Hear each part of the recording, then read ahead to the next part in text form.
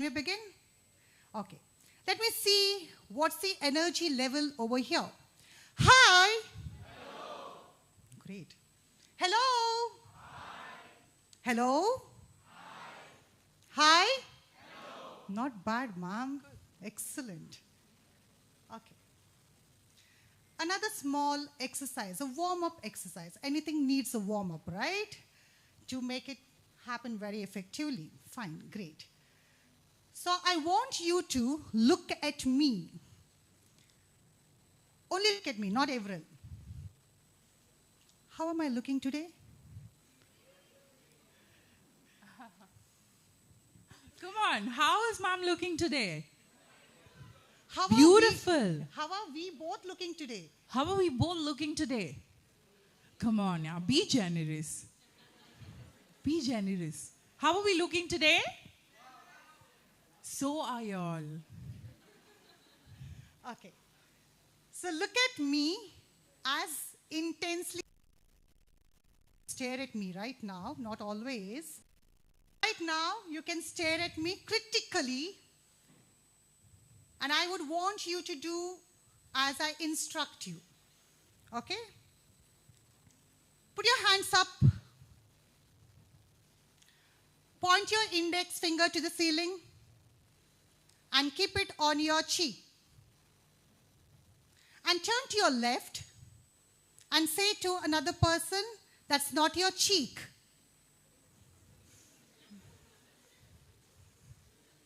What happened?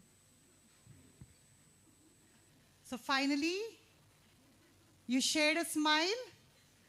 You know who is sitting next to you. Great. That's what we do, right? We go with what we see. Never mind. That was a very good exercise, though, for the day to begin. And we will have right now a couple of small riddles to solve, few small exercises, so that we will have a very good kickstart to the event which is going to follow up. Over to you, ma'am. Yes. So first turn to your neighbor and shake them really hard. Come on. If they're sleeping, they will be awake. Come on, shake them, shake them. Say, wake up. Wake up, wake up, wake up. Come on, all of you, just wake up, wake up, wake up. Come on, wake up, wake up, wake up. It's time to wake up. It's your day, actually. It is your day today, okay? And you have to take the maximum out of it. Now, how many of you are good at solving riddles? How many of you are good at solving riddles? Don't worry, I'm not going to pick you out. There are no marks assigned. No, absolutely no. You want it to be graded? At your own risk. But we want it to be timely submitted. Is that okay? Okay. So the first riddle, you're not allowed to just whisper amongst yourself, okay? You can raise your hand and just give out the answer. I speak without a mouth and hear without ears. I have no body, but I come alive with the wind. What am I? What am I? You want me to repeat? You can tell. Ma'am, please repeat. Yes. I speak without a mouth and hear without ears. I have no body, but I come alive with the wind. What am I? Who is that? What an answer. Whoa. But sorry, not even close. What am I? I just gave you. You want the mic around? What am I? I speak without a mouth and hear without ears. Think, think, think. I have no body, but I come alive with the wind. What am I? What am I? What am I? Mobile? No, not a mobile. Anybody? Do I come alive with the wind? Thunder? Okay. Somebody said the answer out loud. Echo. Echo, that's right. Can we give it a round of applause? What's your name, ma'am? Vrinda. Vrinda, how did you guess it? My husband told me that. Oh. A very obedient wife, though. Good job. So, you understood. What's your moral from this? Partnering is good, right? You can partner. Okay. One more. What can travel around the world while still staying in the corner? What can travel around the world while still staying at the corner? Good job. Is that you all again? I think we'll separate them. Sir, can you please come and sit here? I see a lot of obedience there. Very good. Good job. Who was that who said stamp? Again, Vrinda. Vrinda? This is not fair, Vrinda. No partnering now for the next question. I am alive, but I grow. I don't have lungs, but I need air. I don't have a mouth, but water kills me. What am I? Water kills plants? What am I? Fire. Very good. Give her a round of applause. What's your name?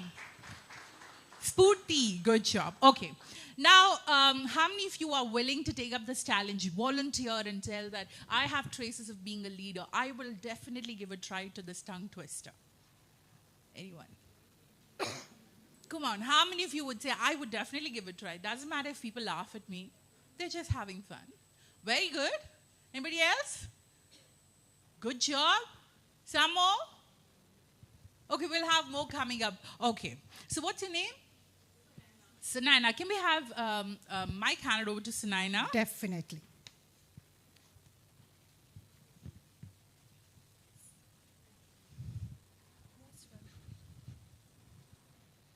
How can a clam cram in a clean cream can?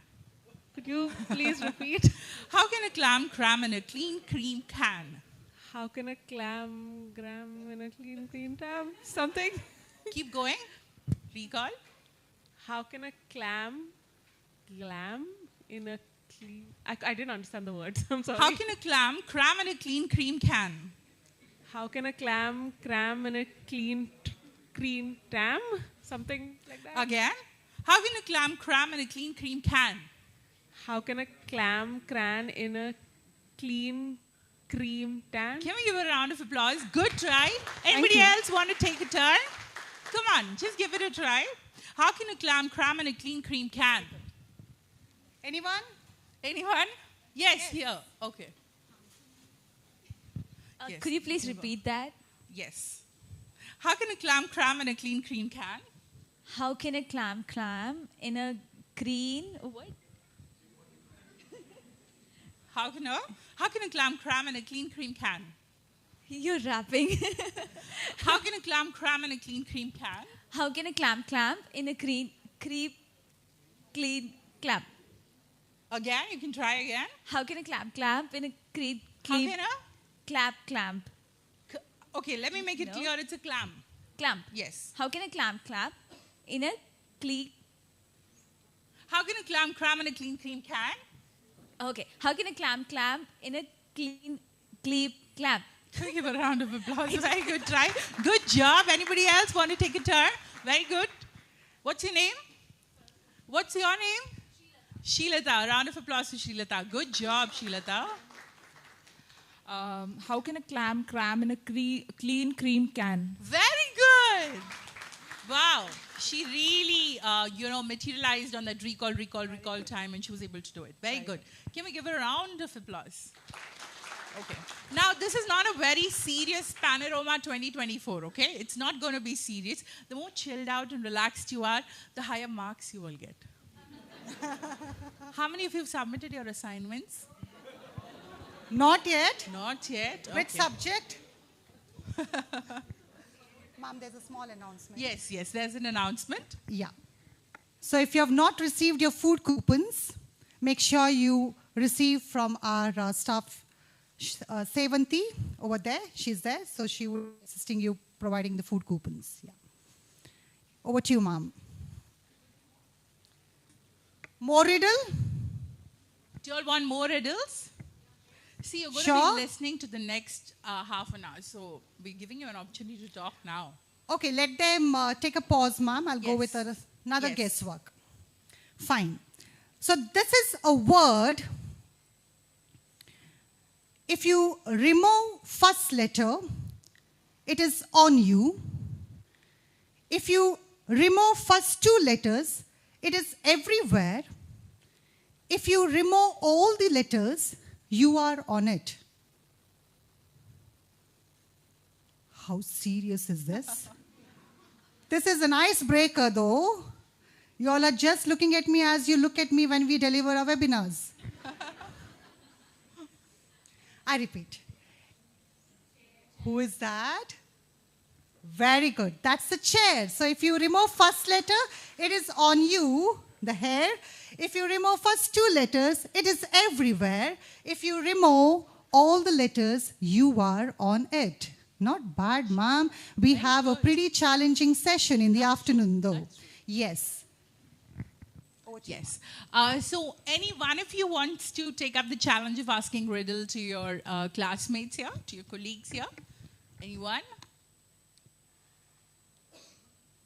Okay, let's do this. Can somebody whose birthday is in the month of April stand up?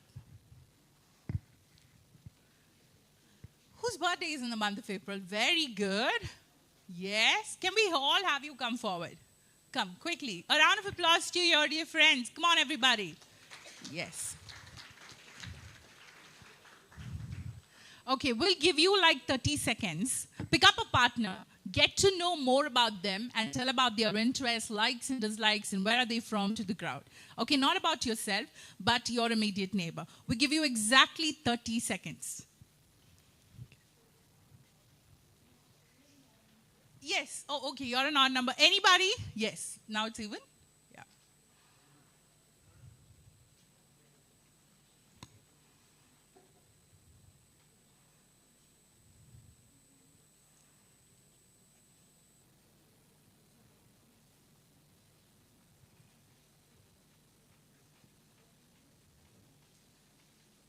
Give me a heads up when we're done with 30 seconds, okay?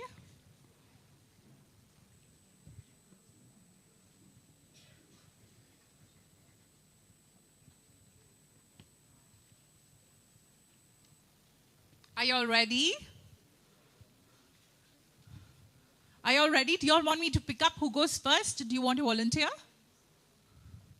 Come on, yeah. I'm just Avril ma'am. Just Avril ma'am. Yeah? Are you all ready?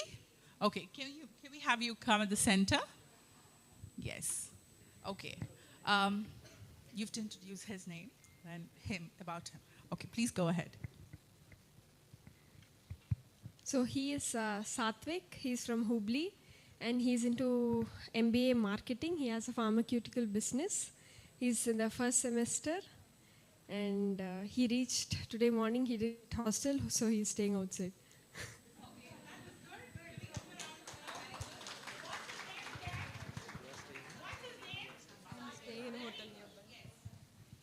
Yes. Her name is Dhanashri. She is from Coimbatore. She reached Manipal yesterday. And she's a doctor. She's doing MBA in healthcare management, and she's staying in nearby hotel. Okay. You find out where? Very good. What's her name? What is she by profession? Yeah. So you know where to go if you are in need. Okay, pass it on.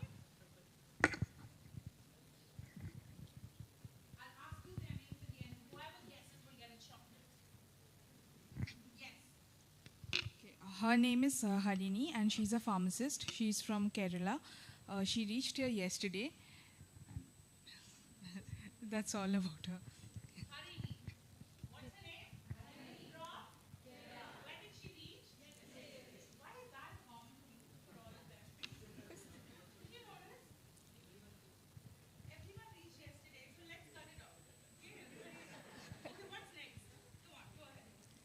She's Josna and come from West Bengal, and she's a echocardiologist and doing MBA in second sem in healthcare management. Very good. What's her name? Josna. And what is she by profession? Very good. Echocardiologist. Good job. Okay, can we just pass it on?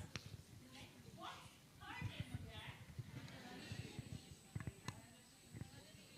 Somebody said Harini. Who's that? Minus 5. Yes, please go ahead.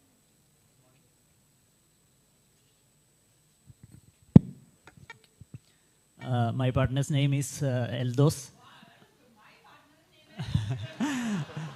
Okay, Eldos. He's hailing from Cochin, Kerala. He's a practicing pharmacist based in Mangalore, and he's into the MBA pharmaceutical management.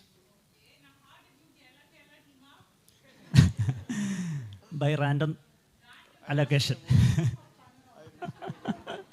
Maybe. His name is Dr. Ijaz. He's a nephrologist from Calicut Medical College, and he's into MBA healthcare management, and he reached yesterday night. And he likes to play cricket, and he's not getting time for that. He likes to travel and read books. No.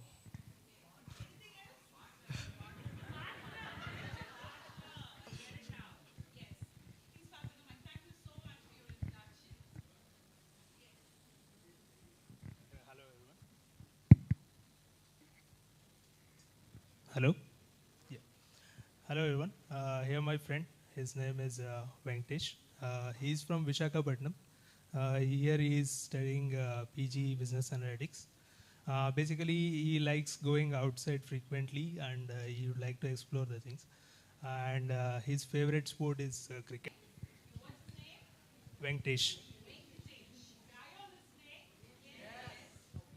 Yeah, his name is Adarsh, and he's from Mysore, and he has just completed his B, and he's also a software developer, and right now he's studying MSc Data Science, and he likes to watch movies, and he likes to read books, and he's not much into social media, it seems, where youth are into social media, but this is the special thing in his. That's all. Thank you.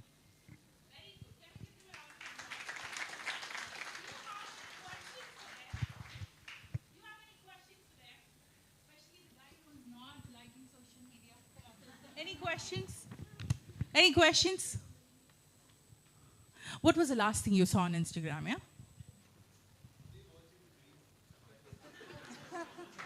Reels and not on social media? I don't like social media for interaction. Yeah, we neither like social media. We just see it and scroll down and all of that. Yes, that's it. That's put up on social media. Yeah, today I went to... See? Okay, today? I went to a temple, Krishna temple nearby. So that I put it as a story. Okay, very good. Can we give him a round of applause? Yes. So thank you so much for sharing about yourself, about your colleagues, and also interacting with us today. Do you all have some questions for us? Any questions for us? Any questions for the faculty here? No, you want to reserve it for faculty interactions? Okay, can we give them a round of applause? Thank you so much. You can be seated. So they look like they've come all decked up and prepared for faculty interaction. A little alert to my team members, though, for the next session. Yes. So now, again, I want few volunteers. Let me pick up one who have just arrived now. Can I have 3 volunteers from the left corner of my hand? Volunteers? Yes, yes. Come on, come on, come on. You look good. Come. Yes. 3 volunteers. Wow, women empowerment. So we have 3 beautiful ladies here. You can keep your bag, please. Feel free. Yes. Wonderful. See how beautiful they look? Right? Louder. Okay. Fine. Can you please come here, Mom? Yeah. So the game is pretty simple. It's all about tongue twisters. Okay? So I will read out a tongue twister. So who repeats multiple times for more number than your counterpart wins the game. Okay? So we all have probably used this tongue twister when we were little, and that's the very reason why I have chosen this to have a recap of our childhood. I don't know about you all, but this was definitely my famous riddle or tongue twister. So Betty bought some butter, but the butter was bitter, so she bought some more butter to make bitter butter better. Somewhere connected? Yes. Betty bought some butter, but the butter was bitter, so she bought some more butter to make bitter butter better butter. It has to be fast. Okay? You want me to give a try once again to have a little understanding? Fine. Betty bought some butter, but the butter was bitter, so she bought some more butter to make bitter butter better. Can we begin? You need to encourage them.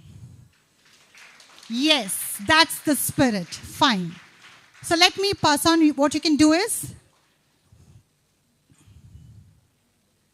bitter butter, better butter. Yes. You can introduce yourself first and then you can start with the tongue twister. Okay? Yes. Hello everyone. My name is Shaila from MSc Data Science batch. Okay, let me start. Betty bought some butter to make it bitter.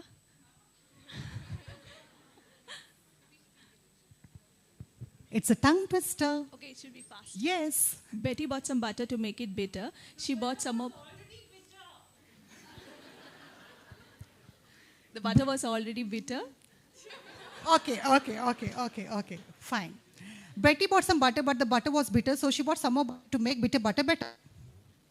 Betty bought some butter, the butter was bitter. She bought some more bitter to make the butter bitter. Some more bitter? We don't want bitterness, we want all the sweetness for the whole day. Betty bought some butter, but the butter was bitter, so she bought some more butter to make bitter butter better. I can't give you my script. Betty bought some butter, the butter was bitter. She bought some more butter to make the butter bitter. You can try, give a try once again. Last sentence was correct, no? Okay.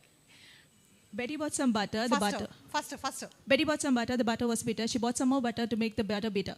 Better. Not bad, good. Yes, the next learner. You can introduce yourself and then you can give a try. Hi, I'm Kavya. So I'm doing MSc Data Science and I'll proceed with the tongue twister. Betty bought some butter, but the butter was bitter, so she bought some more butter to make the bitter butter better butter. Wow, close enough. Excellent. Okay. Hi, myself Rachna and I'm from MSc Data Science. Yes, Rachna, you can go ahead. What's the start? What's the starting? Betty. Yeah. Betty bought some butter. Butter was bitter. She bought some more butter to make it better. Okay, want to give a try once again? Let's do it together. Betty bought some butter, but the butter was bitter, so she bought some more butter to make bitter butter. Fine, great. Give a round of applause to them for being so sportive and coming here to be so cheerful as well. Thank you so much. Over to you, ma'am. Anybody from the audience would want to take a try? Very good. I knew you wanted to, with a very interest in your eyes. Betty bought some butter, but the butter was so bitter, so she bought some better butter to make the bitter butter better. Wow, good. Betty bought some butter, but the butter was so bitter, so she bought some better butter to make the bitter butter better. How much you all graded? Out of 10? 9. Okay, 8.5. Who's that? Huh? Betty bought some butter, but the butter was bitter, so she bought some better butter to make the bitter butter better. Can you say that in the speed? Yes. All together. Very good. Okay, all together? Can we? Yes. First, we'll proceed with the learner here. She wants to come forward and give a try. Yes, definitely. You can come forward. Betty bought some butter, but the butter was bitter, so she bought some more butter to make the bitter butter better. Very nice. Faster, okay, faster. Betty bought a butter, the butter was bitter, she bought better butter to make bitter butter better. Very better. Good job. Good job. Anybody else? Can we try that together? Yes, please come, please come.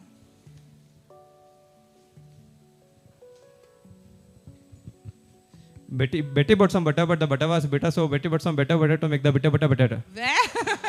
Very good. I just heard batata. How many of you heard a batata at the end, right? Yeah, batata. Bitter butter. Okay, yes, we'll give you that. All right, we'll say that together on count of 1, 2, 3. Louder. Betty bought some more butter to make bitter.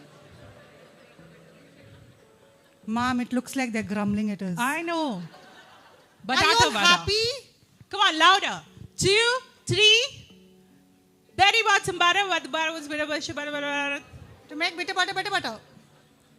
Come on, louder. Again. It actually activates your brain cells, okay? Last one more time. Yeah, one more time. Betty bought some butter. Are you all happy with your performance? How much you all graded? 10 out of 10. Why not? That's why Very we good. don't have peer evaluation. Round of applause for yourselves. Good job, everybody. Good job. Excellent. Yes. Right. So now we leave you all among yourselves to just acquaint yourself with your colleagues whom you're sitting next to. Just 5 minutes, interact with them at your lowest possible voice. Hi, how are you? Come on, go ahead. Yeah. Yes. Beautiful. Very good. Just interact, get to know one another. Anybody without partner can come next to me and I will talk to you. Come on.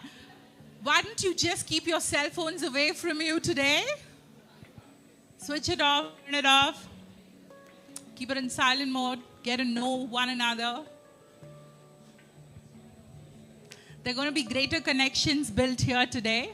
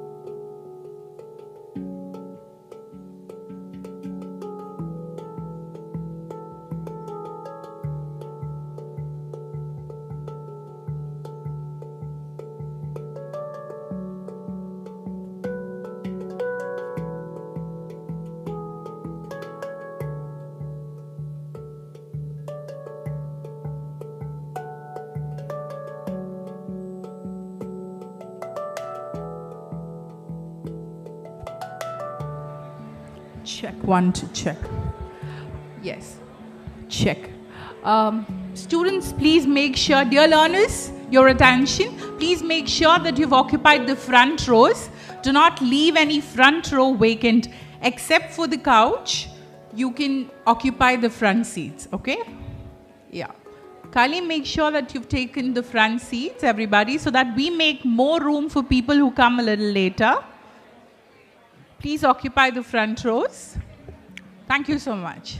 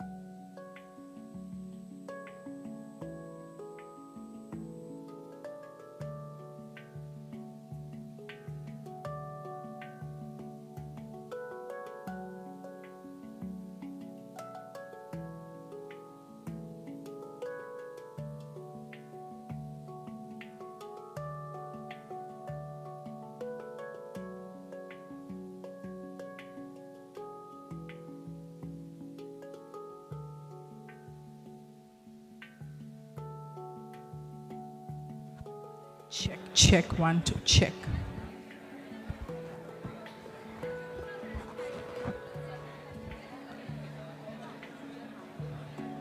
Check. Can we have all the learners quickly settling down? Quickly settle down. Thank you so much.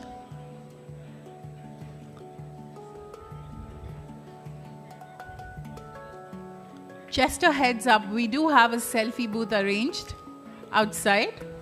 So we can have the pictures taken later. Thank you all. Kindly settle down.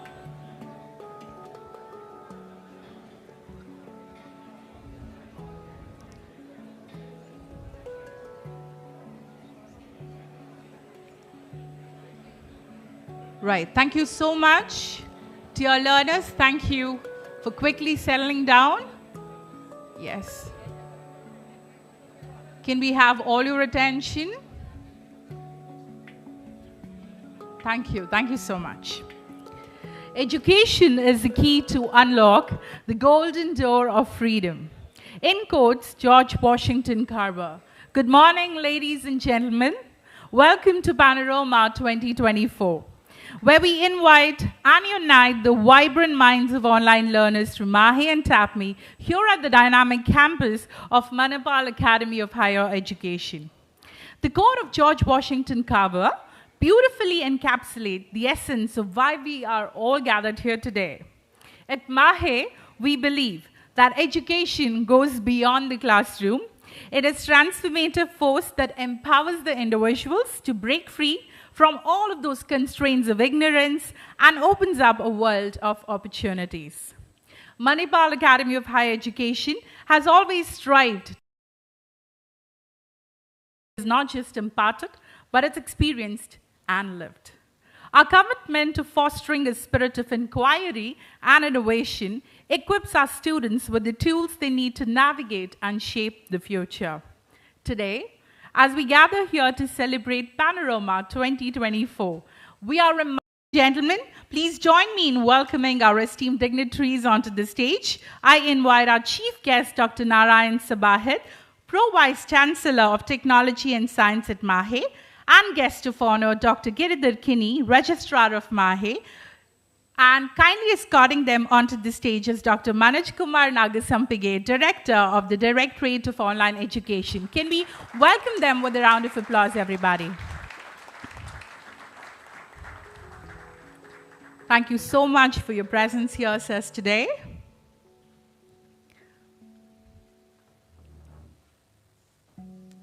As we settle into our seats, it's time to formally inaugurate PANORAMA. We begin with an invocation by Shravya Basri, who will set a peaceful and an auspicious start for today. Can we welcome Ms. Savita Basri?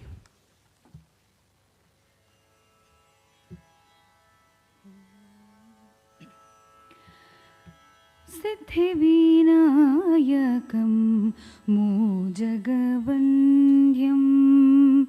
सिद्धिविनायकं मोजगवन्द्यं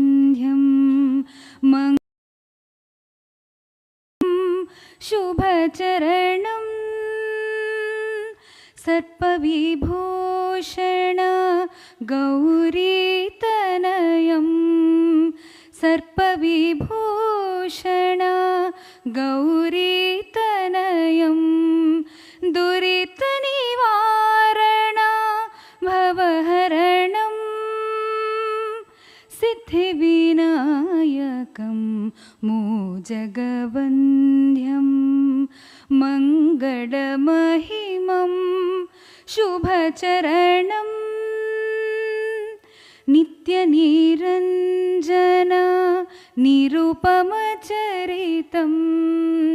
नित्यनिरञ्जन निरुपमचरितं सन्नुतसमुजित गुणगणभरितं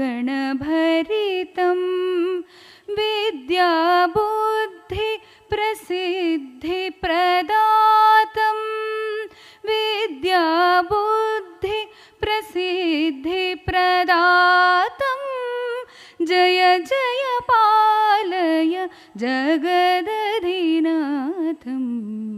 विद्याबुद्धि प्रसिद्धिप्रदातं प्रदातं जय जय पालय जगदधिनाथं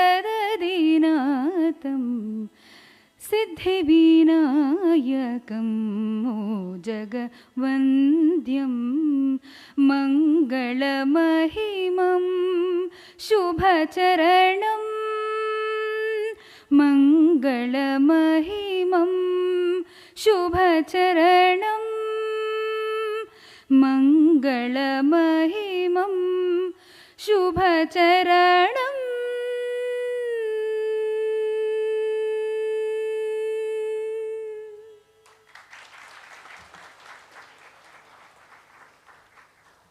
Thank you, Shravya, for this serene beginning. I invite Dr. Manoj Kumar Nagasampage, the man himself, the Director of Directorate of Online Education in MAHE, a man with a vision. 2024, a campus immersion program specially designed for our online learners. We are thrilled to see our students from various semesters of our online programs come together for this unique event at MAHE. Manipal Academy of Higher Education, an institution of eminence deemed to be university, has always been at the forefront of education innovation. In 2020, we were among the first 6 universities to receive approval commission to offer online programs in India and abroad. This landmark achievement marked the beginning of our journey in delivering high-quality education beyond traditional classroom boundaries.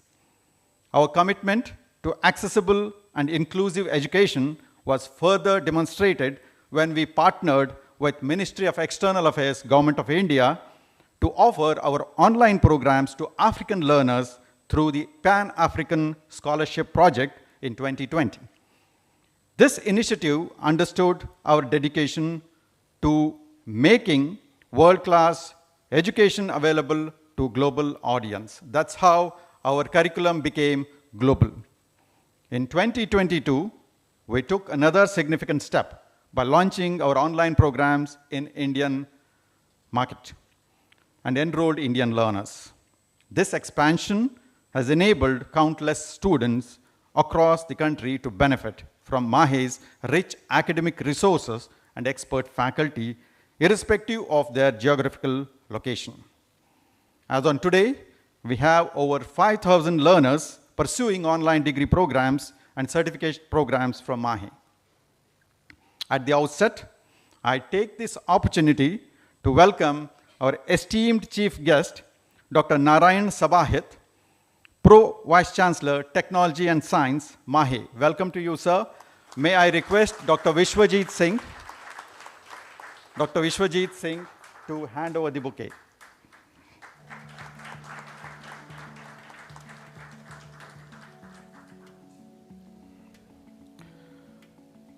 It is my privilege and welcome our guest of honor, Dr. Giridhar Kini, Registrar MAHE.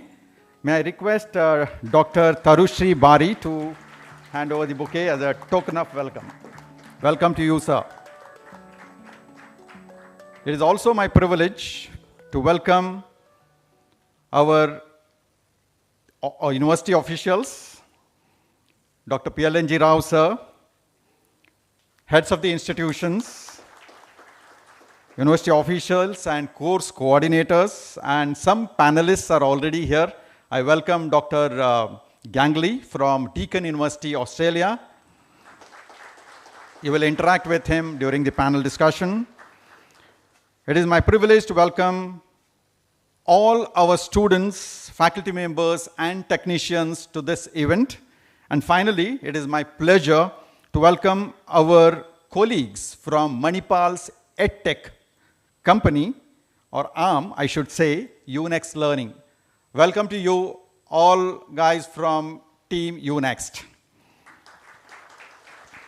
Finally, students, as we gather for Panorama 2024, we celebrate the spirit of learning, collaboration, and innovation.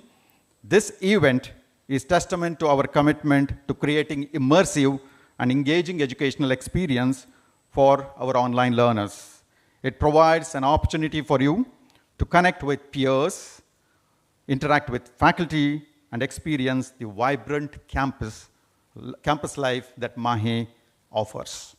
I hope you gain new knowledge, perspectives, and create lasting memories after this event. Once again, welcome to Panorama 2024. Let us make this event a remarkable success. Thank you. Thank you, Dr. Manoj Kumar, sir, for your insightful introduction and also for setting the tone for Panorama 2024. Your words, I believe and I agree, that has laid truly a deeper foundation in enriching all our knowledge jointly. Do you all agree with that? Yes, okay. So I request Dr. Aruna to extend a floral welcome to Dr. Manoj, so we welcome you. Thank you, sir. Thank you, ma'am. As we embark on the very first Panorama 2024, let's illuminate our path forward with the lighting of the lamp. The ceremony symbolizes knowledge, wisdom, and the spirit of learning that we all cherish. I request our esteemed guest to kindly proceed and do the honors of this auspicious moment. We request 2 student volunteers to come forward. You will have the privilege of lighting the lamp and giving a start for Panorama 2024. Yes, any 2. Thank you so much. Yes.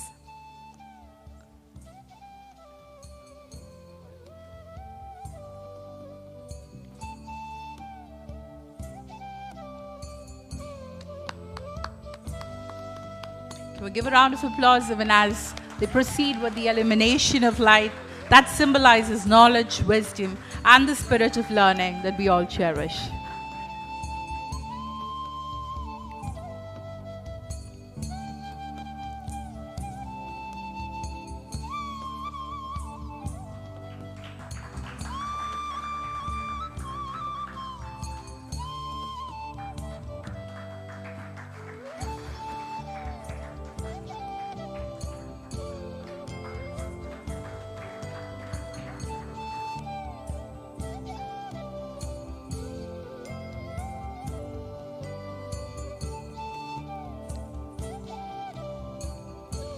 Thank you, dear and esteemed dignitaries, for joining us in the lighting of the lamp. Your presence makes the inaugural of Panorama 2024 truly, truly special. We're honored to have with us today Dr. Narayan Sabahat, Pro Vice Chancellor of Technology, who will share his insights with us. But first, let's welcome Dr. Aruna Doran Menezes to provide a brief introduction about Dr. Narayana.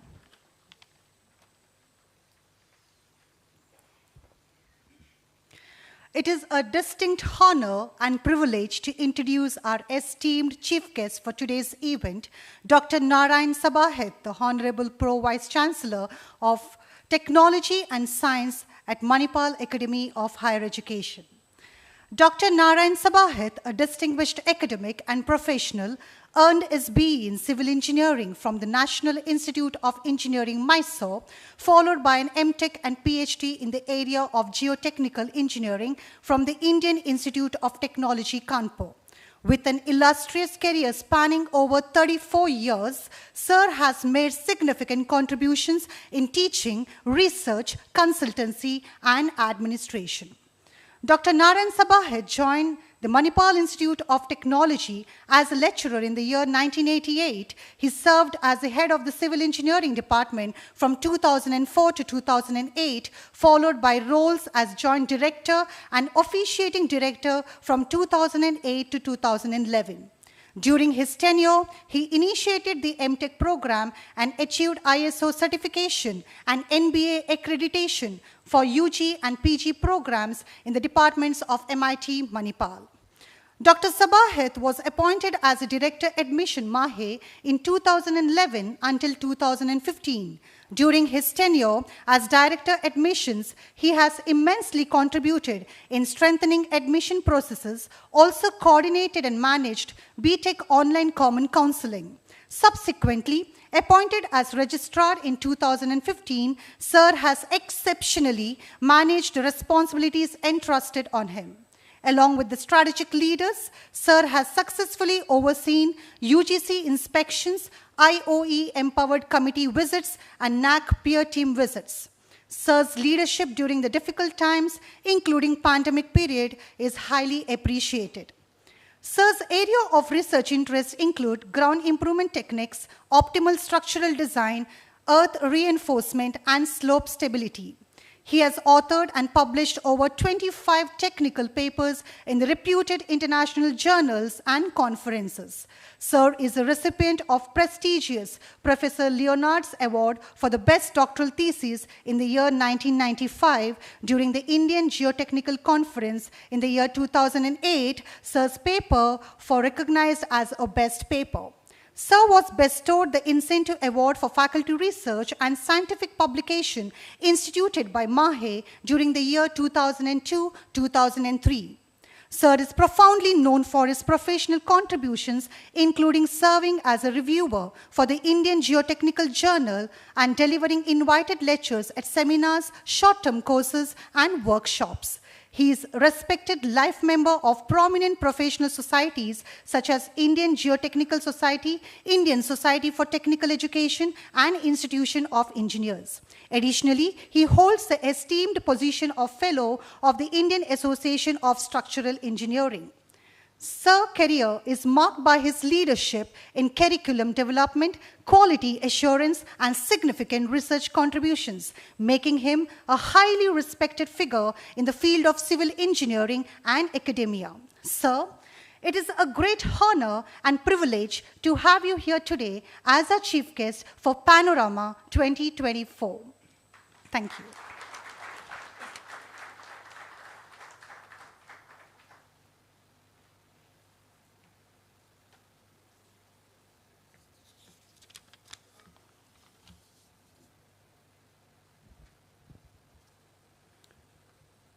Dr. Giridhar Kini, Registrar, MAHE, Dr. Manoj, Director, Directorate of Online Education, officials of MAHE,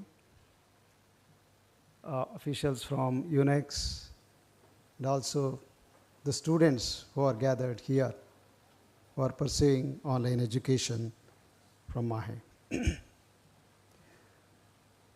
This is a very different crowd, I could say, because any functions when I go, most of the time, they keep their head down. They're looking at the mobiles.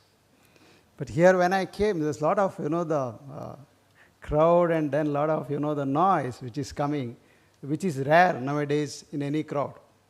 You go to any function, it's quite silent. You go to any, even while traveling also, whether it's you are in the train or you are in the flight, you will see absolute silence because of the usage of mobile. Very good morning to all of you and welcome to MAHE Manipal.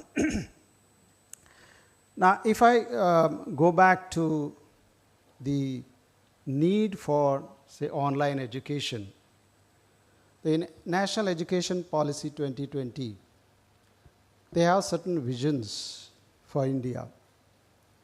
Currently, the GER, gross enrollment ratio of India as per 2021, it's around 28.4%. So the target is by 2035, it should reach 50%. So how to reach GER of 50%? It's a huge, because the population of India is so much that, reaching 50% is not an easy task. The one way is, okay, you go for conventional way of teaching, build the campuses, build the institutions, which probably takes maybe even 2050, we may not be able to achieve that kind of target. One is developing that infrastructure, you need a lot of funds. Government alone cannot do it. Obviously, they expect private institutions to take part in this journey. In addition to that, there is a lack of the availability of the good faculties. expert faculties to teach. Because in a conventional mode of, the offline, in the campus, they expect the faculty to be in the campus. So it's just impossible to reach this target. The only option is the online. Online has many advantages. You need very minimum infrastructure, and people can learn from anywhere. Even today, if you look at India, so most of the even rural areas also now they have got the internet connectivity. So it can easily penetrate into the remote areas also. And it can be easily obtain the expert faculties because they can sit anywhere and they can deliver the online lectures. They don't have to come offline, do the lectures. So that is another advantage. So on this front, I think it has taken a big leap in India, the online education. So, of course, some of you have enrolled for, the various programs here, MBA and other programs, did MSc Data Science, MSc Business Analytics. Similarly, some postgraduate diploma, certificate programs. And I think most of you are here. So this immersion program, I think this is the first time we are having it in this campus. So this gives a lot of opportunity for you to see the main campus, how it is. You have seen only your faculty online, and you are here, you can meet your favorite faculty, take selfies, and meet others, like you must have interacted already online with your peers, but today is the time to meet them personally and engage with them and talk to them and maybe discuss many other things. So that's the idea. Also, you will see the campus, main campus, how it is, how it looks. Of course, it's a very big campus and it's a multidisciplinary campus. You will see most of the courses here. Now, what is the advantage of joining, whether it is online or offline, whatever it is, the Manipal group? It's a very, old group in the sense we started way back in 1953, the first self-financing medical college. So obviously you can see a large number of alumni network. We have around 1.5 lakhs plus alumni network, which has, the lot of advantage. And wherever you go, you will find Manipal alumni. Just go anywhere, you will find that. Just to give an example, it has happened earlier also. Few days back, I think 2 or 3 days back, I was traveling from Bangalore to Mangalore by air. After the meeting in Bangalore, I didn't get time to change my, the jacket. I came with my, the jacket, which has, the Manipal logo. So when I was entered the plane, the first thing what happened, the air hostess came. She asked, "Are you from Manipal?" "Yes, I am from Manipal." So she said, "I know I visited Manipal and unfortunately, I couldn't get the seat in Manipal." Okay, then how come you are there? She said, "My friend got the seat, so I wanted to see Manipal." So she came to Manipal. Just after 2 minutes, in the same row, 3 people were sitting. They asked, "Are you from Manipal?" "Yes," I said, "Manipal." They told 3 people were there. All 3 were from Manipal, alumni. One from KMC Manipal, another from KMC Mangalore, and husband and wife, and son finished his, the hotel administration from Waksha in 2020. So all were, they were very happy to meet me, and of course I have invited them also. This is not something which, something which has happened suddenly. Or you go anywhere with a MAHE logo, I am sure you will be stopped, whether it is train, bus, or whatever air, definitely. Because that is the kind of, the alumni network we have, and that is the advantage for you when you the move further in your career. Apart from that, Manipal is a global brand. It's not like, confined to certain region. And for me, Manipal is in Karnataka, right? So, but if you go to northern parts, you ask where is Manipal, they will say it is in Jaipur. You go to northeastern states, they will say it is in Sikkim. Manipal is in Sikkim. Way back in 2017, I visited once Sri Lanka for some, the marketing purpose. And people there, they were asking, the Manipal is a, hilly area, nice place, the very good environment and all those things, very cold region. I was surprised, how come Manipal is a cold region? So when I, find out, they said that for them, Manipal is in Pokhara, Nepal. Because these people have studied in Pokhara, Nepal, they don't say it's a Pokhara, they say it's Manipal. So that's how, it is Manipal today, geographical location is in here, but Manipal is across the globe. It's not just confined, I can't say that it's only in Karnataka. It's everywhere. You go to even Malaysia, you go to Antigua, you go to Dubai, you will see that they are attached to Manipal and say it is there, it is Manipal. So that's the kind of brand that we have built. But it has not just happened overnight or in few years. It has happened for the last, the 70 years. And we are the pioneers. I'm very, glad to say that, the pioneers in education and healthcare. We are the leaders and others are followers. I can give n number of examples. Very few examples I will give you. When we started, our founder started, late Dr. T.M.A. Pai, the medical college in 1953. It was the first non-missionary self-financing medical college. And it was the 29th medical college that includes the remaining, all government colleges, public colleges. But today, you will see almost 50%, more than 50% of the medical colleges are private colleges. Way back in 1994 precisely, we started a credit transfer program. It's called ICAS. That means, the 2 years the student studies here, takes the credit of this and goes to the foreign universities and completes the remaining credits and gets the degree. Way back in 1994. And today, government is talking about the credit transfer. Academic bank of credit. That means you pull the credits and get the degree. It's a very similar concept. 2004, we started online entrance examination. People were surprised, how can you conduct an other, because till then it was all pen and paper examination. And 2004 we started online. What happened after that?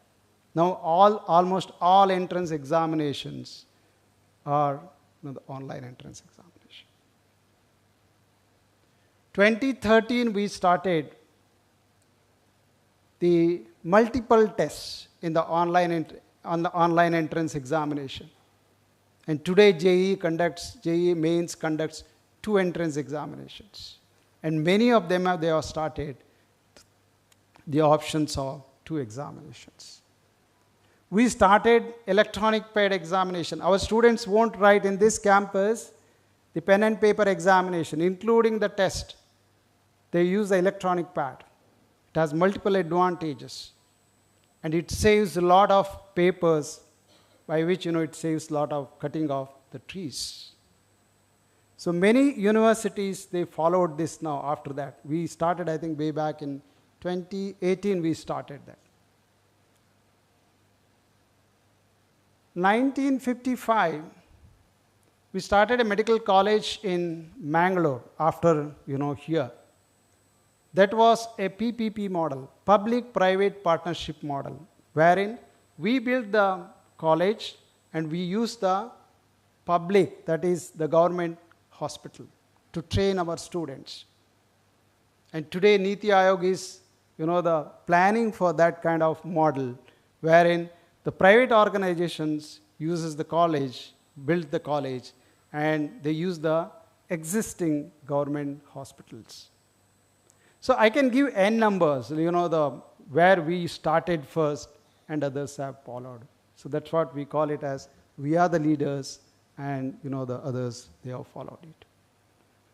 And since you are here, I don't know how many days you will be here, and I am sure you will get enough time to see the campus. It's a big campus. We have almost all kinds of the program as I mentioned. Please visit and see. The climate is very good, but only the prediction is that today and tomorrow it's going to rain heavily. So please carry the umbrella because it rains heavily sometimes. So but then I hope you will enjoy this immersion program and go back with the sweet memories of Manipal campus. Thank you. All the best. Thank you, Dr. Narayan Sabahat, for your enlightening and insightful address as our chief guest for today. Your words have truly enriched the spirit of Panorama 2024. How many of you are now excited to be associated with MAHE? Come on, let me see your hands. Are you all proud? Then give a round of applause. Yes, very good. That's nice. We have the pleasure of hearing from Dr. Giridhar Kini, Registrar of MAHE, who's our guest of honor for this day.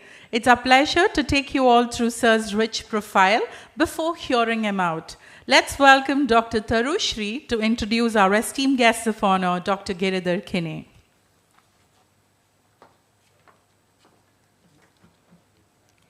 It is my distinct honor and privilege to welcome Dr. Giridhar Kini sir, Registrar MAHE, as our esteemed guest of honor for today's Panorama 2024. Dr. Giridhar Kini's academic journey began at his alma mater, MIT Manipal, where he joined as a lecturer in 1999. Over the years, he has served both MIT and MAHE in various pivotal academic and administrative roles. His dedication and expertise have significantly shaped the institution he has been the part of. In 2012, Dr. Kini was deputed to Manipal University, Jaipur, where he served as the head of the Department of Electrical and Electronics Engineering. His tenure there was marked by the successful establishment of various undergraduate and postgraduate laboratories, contributing to department's growth and enhancing the educational infrastructure for future engineers. From June 2013 to December 2017, Dr. Kini held the position of Associate Director, Industrial Liaison, Placement and Practice School at MIT Manipal. His efforts during this period were instrumental in forging a strong industry connection for both undergraduate and postgraduate students. As the Director of Admissions at MAHE Manipal from 2018 to 2022, Dr. Kini ensured a seamless admission process even during the challenging times of the pandemic. His leadership and innovative approach helped maintain the high standards of MAHE's admissions, facilitating a smooth and efficient experience for all the applicants. Presently, he is serving as a Registrar MAHE. In addition to his administrative accomplishment, Dr. Kini sir is also a distinguished academician. He has over 15 publications in various national and international journals, including 3 notable IEEE publications. His commitment to research is further exemplified by his guidance of PhD students. Dr. Giridhar Kini's exemplary career is the testament to his dedication, leadership, and passion for education. We are truly honored to have him with us today. Please join me in welcoming Dr. Giridhar Kini sir.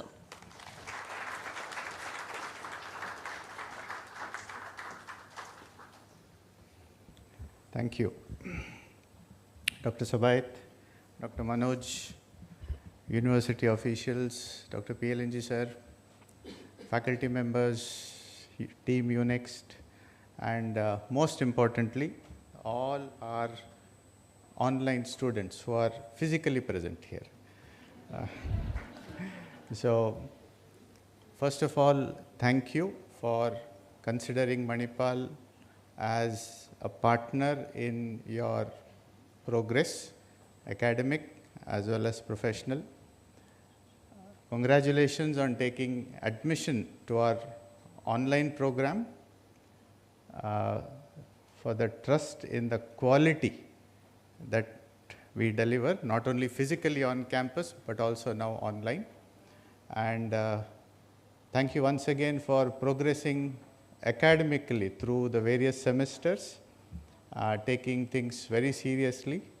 And I'm sure all of you are feeling that the effort was really worth it in not only taking admission, but also making that small space in your busy professional life or your personal life, in making that small place for that Manipal. Now, as Dr. Manoj has already made a few pointers, we started in 2020 with the Ministry of External Affairs African project. We opened up for India in 2022, if I'm not wrong, correct?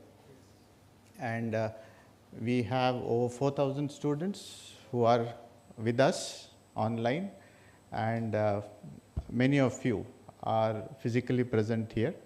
I'm sure this effort that you've made in applying leave, taking a break from your work schedule, I'm sure it is worth the effort, especially with the weather around. I'm sure you'll not get this kind of a weather online. So, but having said that, yes, a break once in a while is good, and this is one such attempt from our side in order to bring you out of your homes or your comfort environment to see how a campus looks, even though we are offering an online program. Some of you would have heard about Manipal through your friends, family, or even your own children, or some of you would have even taken admissions in the previous years.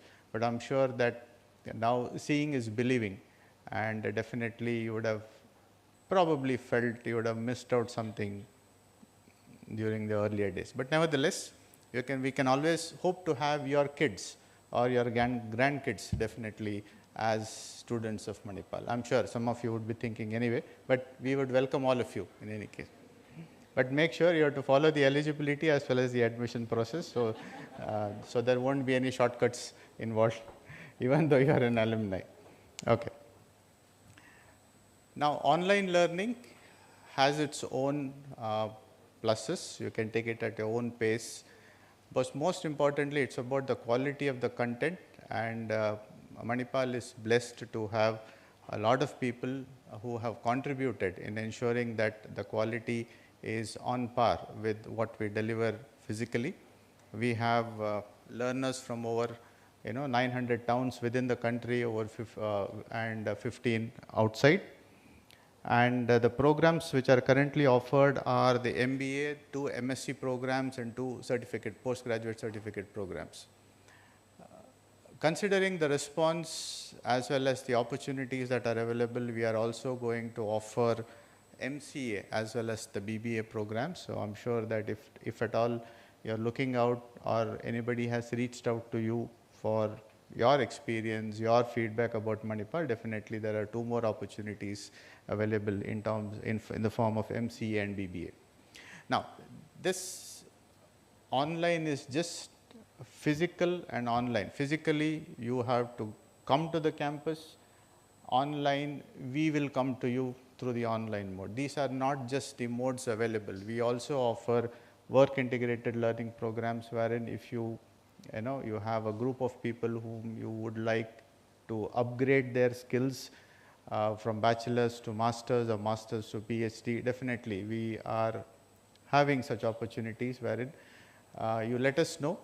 We will definitely be able to design the curriculum and make sure that we will be there physically to deliver these programs for you. Now, from the quality point of view, quantity point of view, ranking point of view, we are always there. You would have seen Manipal's name coming across in various national as well as international rankings. We are always there in the top 5, top 3 in most of the programs, specifically international, whether it is QS, Times, Higher Education, even Shanghai ranking and so on. In terms of specializations on the campus, specializations I'm talking about, over 450 specializations, 24 institutions, around 35, 36 disciplines. That is the broad range of our expertise. Definitely going forward, as and when we have the opportunities, we'll make sure that some of these would definitely be available online. But having said that, please stay connected with Manipal. This is one such opportunity for all of you to network amongst yourself. In addition to that, the main intention is for you to see the campus, what we deliver, what we offer, not only in terms of culture, in terms of food, in terms of the environment. And please take this message back that Manipal is a place of higher learning.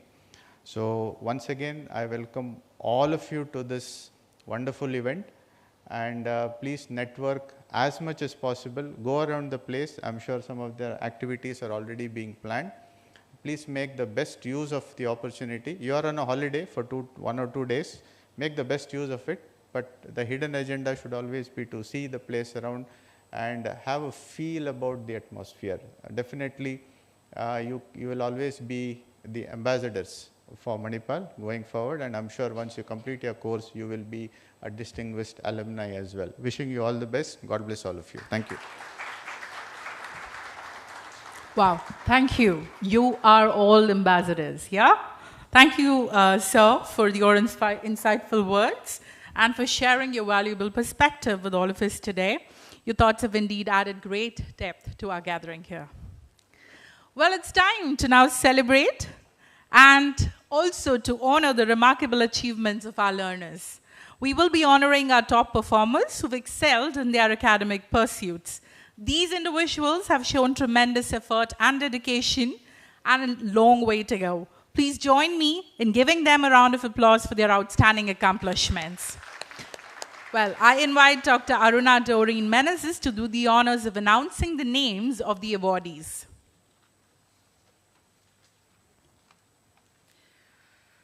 It is a great pride and joy as we invite our toppers to the stage to receive their felicitation from our esteemed chief guest, Dr. Narayan Sabahit, Pro-Vice Chancellor of Technology and Science at Manipal Academy of Higher Education. As I call out your name, please come forward to receive your award and the recognition you so richly deserve. So we have here Shashank N. Shashank N, Batch 1, MSc Business Analytics. Give him a round of applause.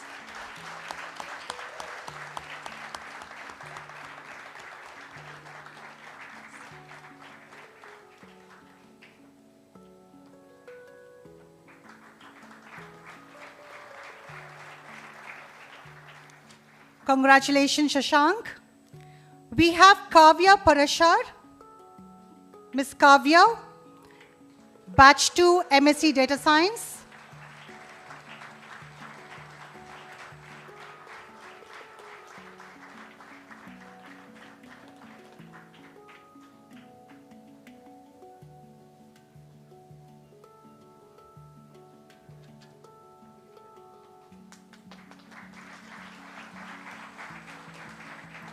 Congratulations, Kavya. Thank you, sir. Over to you, ma'am. Congratulations to all the toppers. All of you know now where to aim at, right? Yes? Yes? Yes, okay. Well, before we proceed further, let's extend our gratitude to all of those who've contributed in making Panorama 2024 possible. Please join me in welcoming Mr. Shrivastha Gudi to express our heartfelt appreciation to all of you.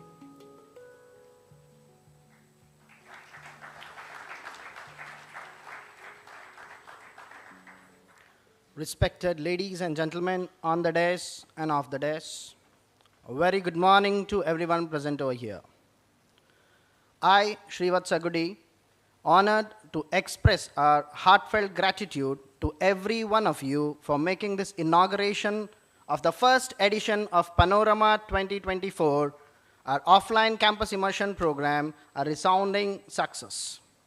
This event is organized by the Directorate of Online Education, MAHE, aimed to bring together our online learners to provide with them a unique opportunity to engage with the campus community. It is my privilege to extend the heartfelt vote of thanks to all of those who have contributed for making this event a grand success. First and foremost, I'd like to extend our deepest gratitude to our esteemed chief guest, Dr. Narayan Sabahet, Pro Vice Chancellor, Technology and Science, MAHE. Your presence and inspiring words have set a high benchmark for us and have added immense value to this program. Thank you, sir, for making the time of your busy schedule and to be with us. A special thanks to Dr. Giridhar Kini, respected Registrar MAHE and the guest of honor of today's function.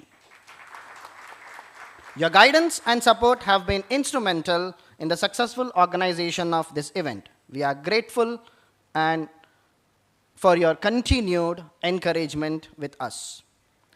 Our heartfelt appreciation goes to Dr. Manoj Kumar Nagasampige, the Directorate of Online Education, whose vision and tireless efforts have been the driving force behind PANORAMA 2024. Your detailed contextualization of the program has provided us a clear understanding of the objective and significance. Thank you, sir, for your leadership and dedication. I take this opportunity to thank Team UNext for their hard work and commitment which has made this event successful. Your efforts in planning, organizing, and executing every detail flawlessly are commendable. Thank you very much. Our appreciation goes to all the heads of the institutions and the guests of various institutions of MAHE for gracing this occasion. Thank you. We are thankful to Ms. Shravya Basri for the beautiful invocation song. It set the perfect tone for this function. Your melodious voice has indeed blessed us and uplifted our spirits. Dr. Avril and Dr. Aruna are MCs.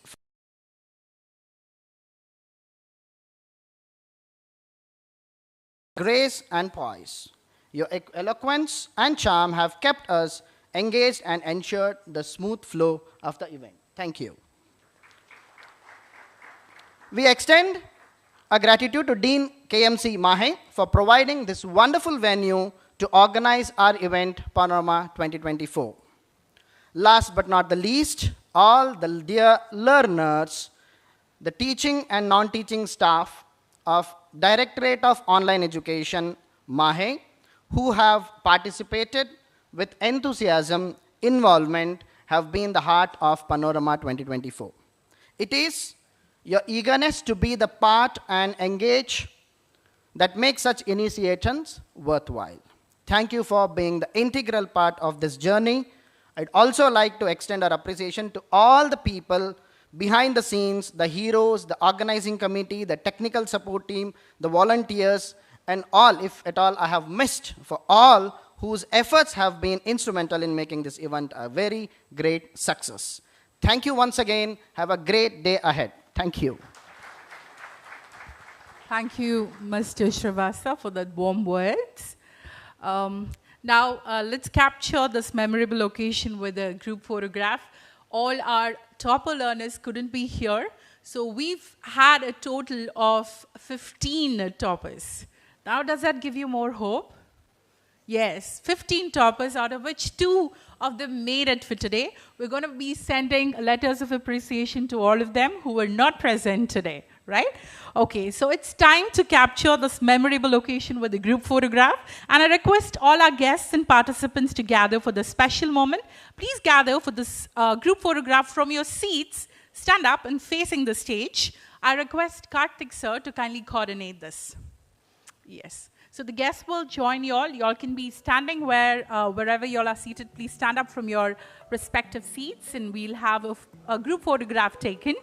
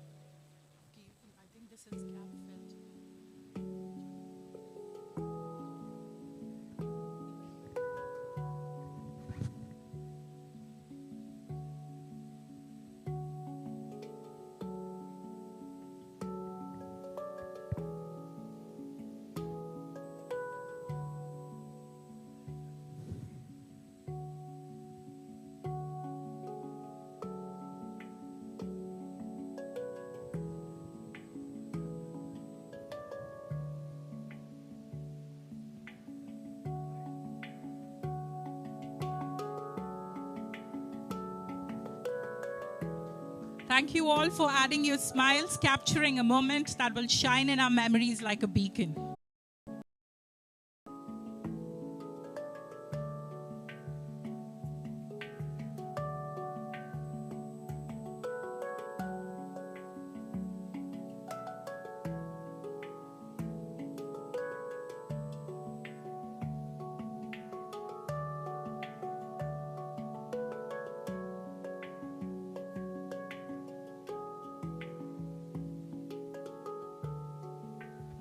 Please assemble back exactly after 20 minutes from now.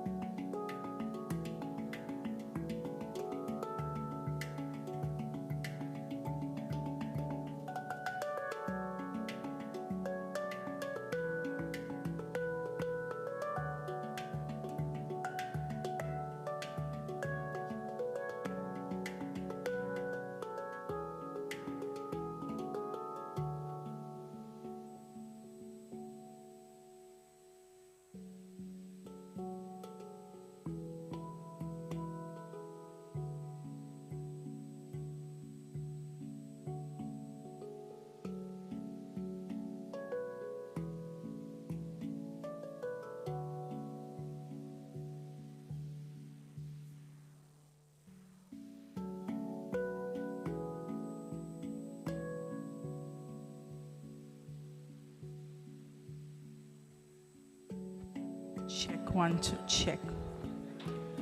Welcome back, everyone. I hope you all have enjoyed your refreshments. We now move to an insightful panel discussion on the topic, Smart Businesses, Revolutionizing Modern Business with AI. Our esteemed panelists bring wealth of experience and knowledge on the table.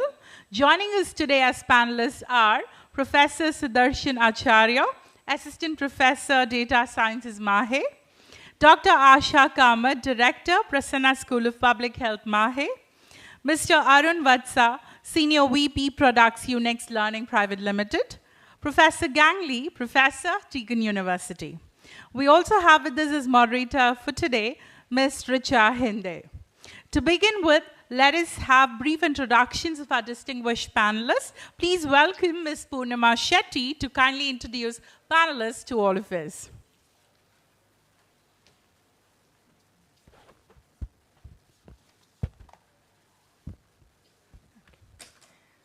Respected dignitaries, ladies and gentlemen, a very good morning to you all. It's my pleasure to welcome you all for today's panel discussion on smart businesses revolutionizing modern businesses with AI. As we enter an era where data is a new oil, AI is becoming driving force behind business transformations and innovations. Today, we will explore how intelligent technologies are not just enhancing efficiency, but also opening new avenues for competitive advantage. This panel discussion will highlight career opportunities in the AI-driven market, the need for curriculum development to prepare next generation of professionals, and industrial transformations. By understanding these dynamics, we can better appreciate the profound impact AI is having on modern business landscapes and prepare for future where smart businesses lead the way. We have exceptional panel of experts with us today, each bringing a wealth of knowledge and experience in their respective fields. It is my great honor and pleasure to introduce them to this august gathering. I'm honored to introduce our first panelist, Dr. Asha Kamath. Dr. Asha Kamath is the in-charge director at Prasanna School of Public Health, professor and head of the Department of Data Science at Manipal Academy of General Higher Education. With over 3 decades of experience in academia, Dr. Asha Kamath has been a pivotal figure at MAHE since 1990. Her expertise in data science and public health has significantly contributed to advancing academic excellence and research. She holds a PhD in Bayesian methods in sample size distribution from MAHE and MPS in Demography and Population Studies from IIPS Mumbai. Based in Udupi, she is a leading voice in data science and public health research. It's a great privilege to have you here, ma'am. May I kindly request Professor Richa Hinde to welcome Dr. Asha Kamath florally.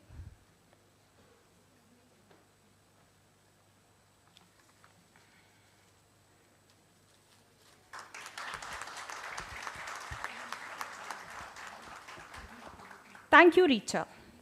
We have with us today a well-recognized academician, Professor Gangli from Deakin University, Melbourne, Australia. Professor Gangli is a university academic board member and the director of cyber analytics of AI in Deakin Cyber Research Center at Deakin University. His research includes data mining, public preservation, group behavior analysis, and business intelligence. His research results have been well cited. According to Google Scholar, his H index is 41 with more than 7,900 citations.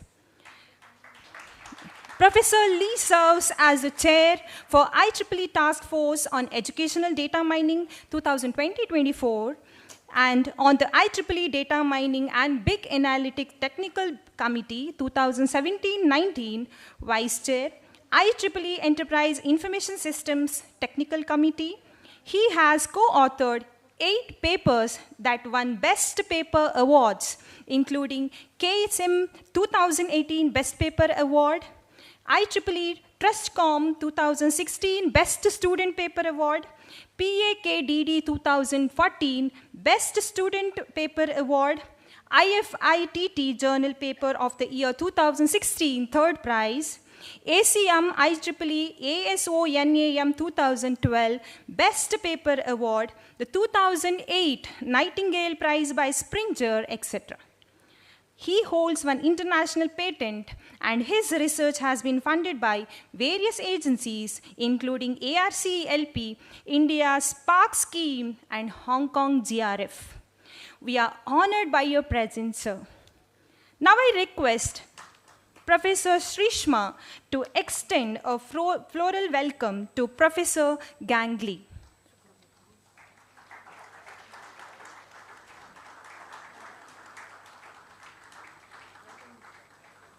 Thank you, madam. Thank you, sir.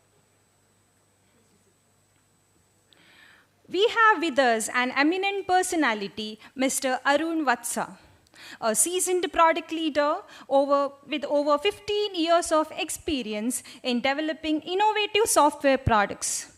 Currently, the head of the product at Unext, Mr. Arun has successfully led multiple software products from MVP to commercial success, generating high revenues.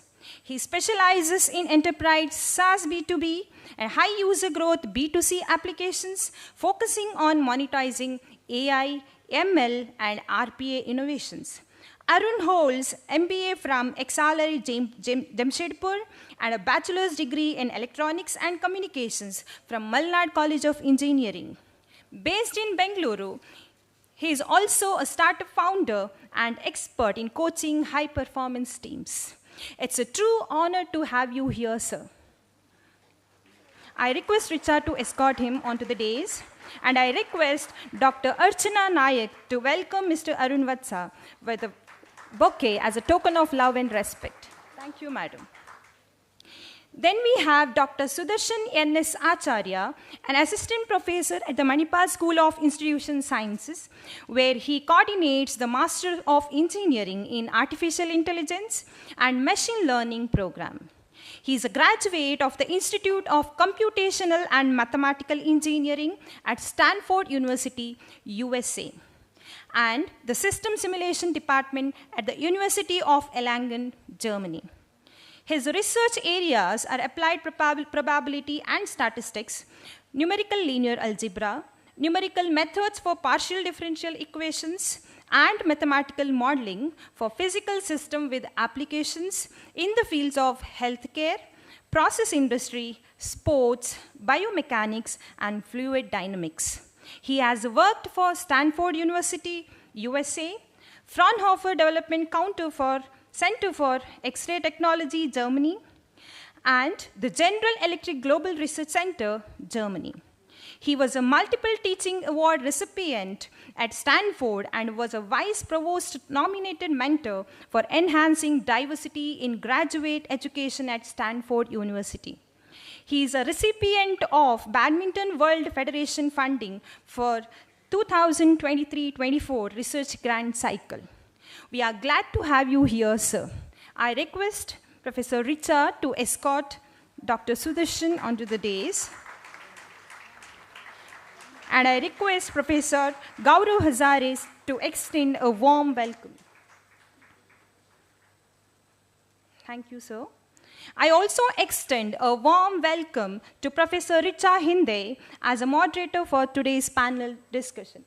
Welcome, madam.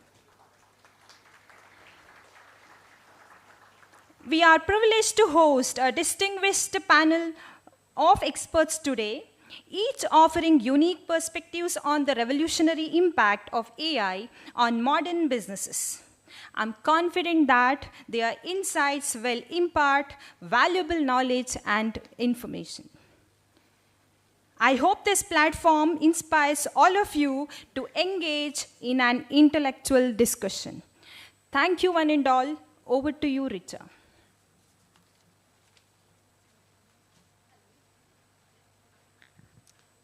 Thank you, ma'am. First of all, I welcome all the dear learners to Manipal. How are you all? I acknowledge this moment to pay my gratitude to all the panelists here for their valuable time. And without much further ado, let's get started with the panel discussion. So the very first thing you all think, like artificial intelligence is taking over the world. What about the jobs that you are trained on? Will they be taking over human beings also? What do you think? Might be. We are replaceable, right?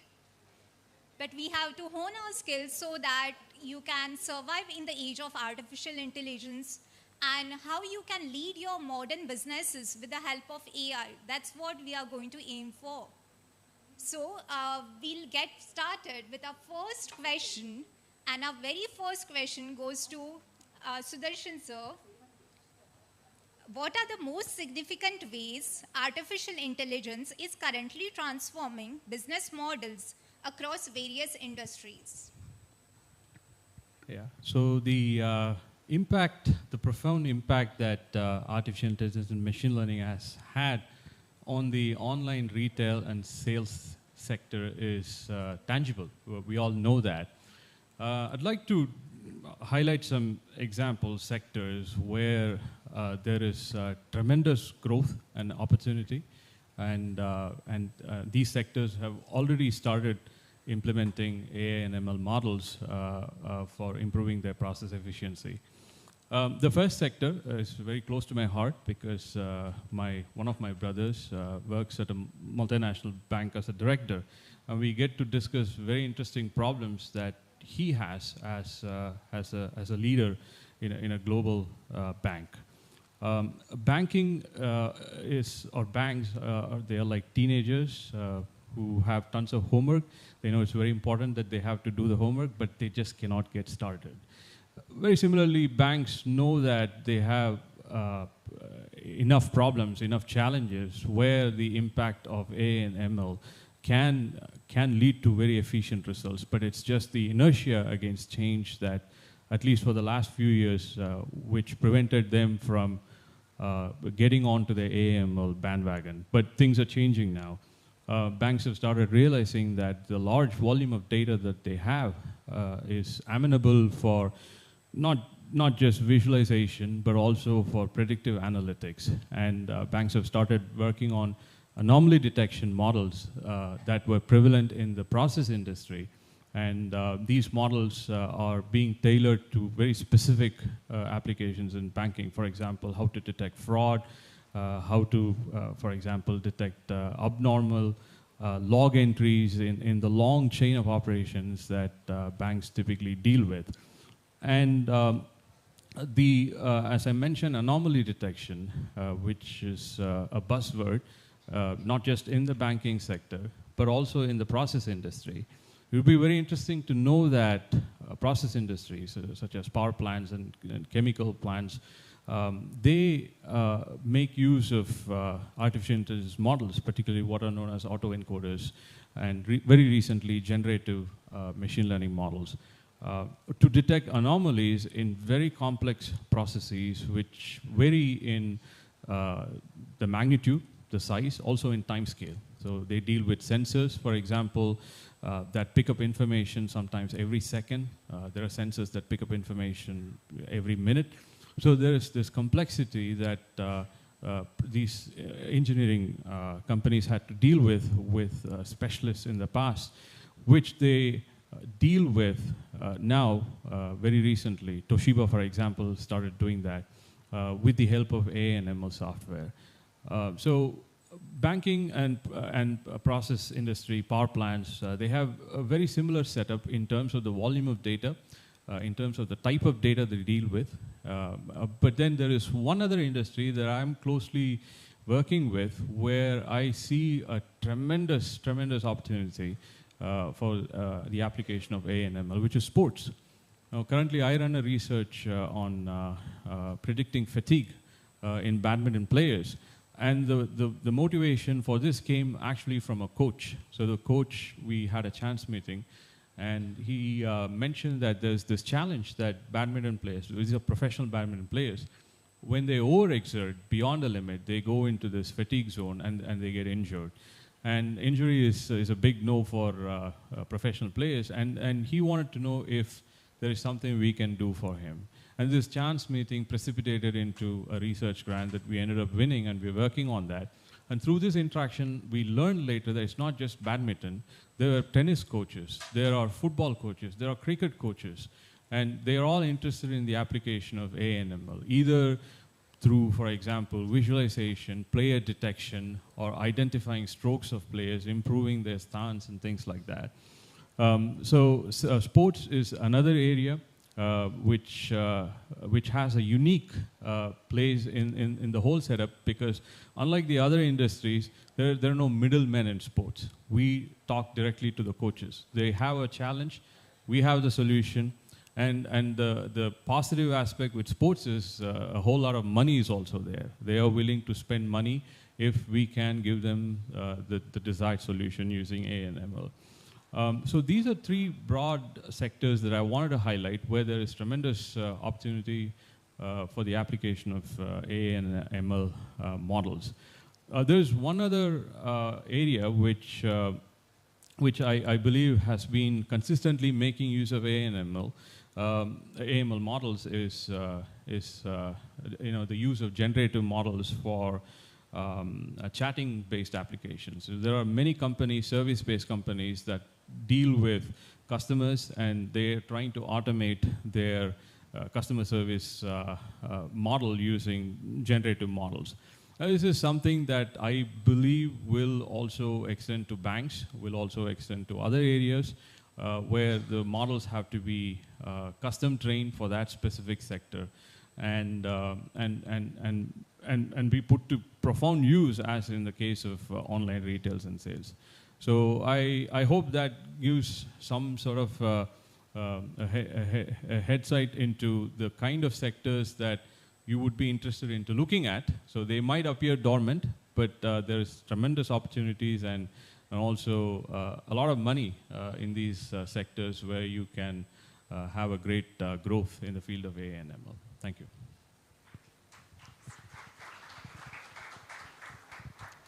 Thank you very much, sir, for that insightful lecture on how different sectors are affected by artificial intelligence.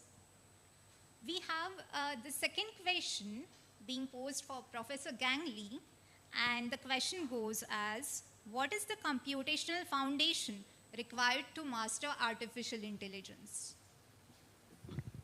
Okay, it's a very good question. I think this question has been asked by quite a number of students and also experts from different disciplines.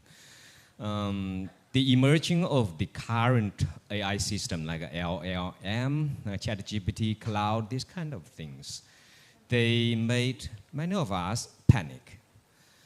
This is very similar to 100 years ago when the car came into the world, and then those drivers, those people who use horse to move things around, they become panic.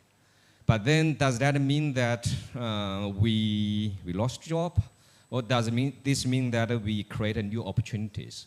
It may be a combination of both. In order to master AI, sometimes we will have to be aware what is the role we want to play in this world that's interacting with AI. At least there are 3 levels. These names may be different because it's not formalized. The first level is AI users. Just like, say, when we have a car, we have the job, like, say, drivers. I can drive the machine such that it can get to the destination. So when we have those kind of AI, the first kind of expertise you may want to become is to be the AI user. And then for this level, currently it's very simple. I believe that from computational purpose, if you want to have the foundation of it, important thing is you need to have some kind of programming knowledge. That you know how the machine works, If you know the structure of those kind of commands, AI expected you will be able to formulate your prompts properly such that you can get the results that's more accurately and more promptly, more efficiently from the AI system. That is AI use at the first level. That's just like a car driver, okay? And then second level is, I want to move beyond the car driver. I want to be car maintenance, car serviceman, okay? And then when the AI is not training well, is not working in this local context, there is another level of the job related to AIs, AI trainer. How can I make sure that the ChatGPT can answer the questions in the local language? They can understand the context, they can understand those kind of knowledge related to, for example, like a Manipal, MAHE group. And then this need AI to be either retrained or fine-tuned. In order to do this, a little bit more advanced knowledge will be needed, still computationally. It will be better for you to know some programming language, not just programming knowledge. So you have to, say, use a particular language like a Python, and then to be able to work with the more powerful system, like say, cloud system that's map-reduce things, and then maybe you can drive the GPU such that you can retrain your model. That's the second level. And then the third level is the AI designer. Just like you want to design a new car or you want to build a new car. And then for AI, in order to do this, mathematically, quite a number of the math, they are very important. For example, I can enumerate some, like a linear algebra, very important, and probability and statistic, like I say, very basic measure theory, and then move up to statistical inference, Bayesian, parametric method or non-parametric methods, and all of these are very important. And the other, also very widely used one is the optimization. How can you make sure that the model can converge, can move to the status that is as our expectation? So that is the third level. And then if you want to move beyond that, I would say for now, we have quite a lot of PhD program that's offered by different universities. I think MAHE also have a very good PhD supervisors in the area like data science and AI. And then that lead maybe something beyond what we have known. For example, like some people use the topology, and some people use the stochastic methods, Gaussian process, the Dirichlet kind of process in this kind of AI building. But I would say, in order to master AI, I think it all depends on who you want to be. I want to be a driver. I want to be a maintenance, or I want to be a designer. They are all different, but currently it is the best time to utilize the AI, to welcome AI into our normal routine, no matter it's, say, you're related to your job or to your everyday life. Thank you.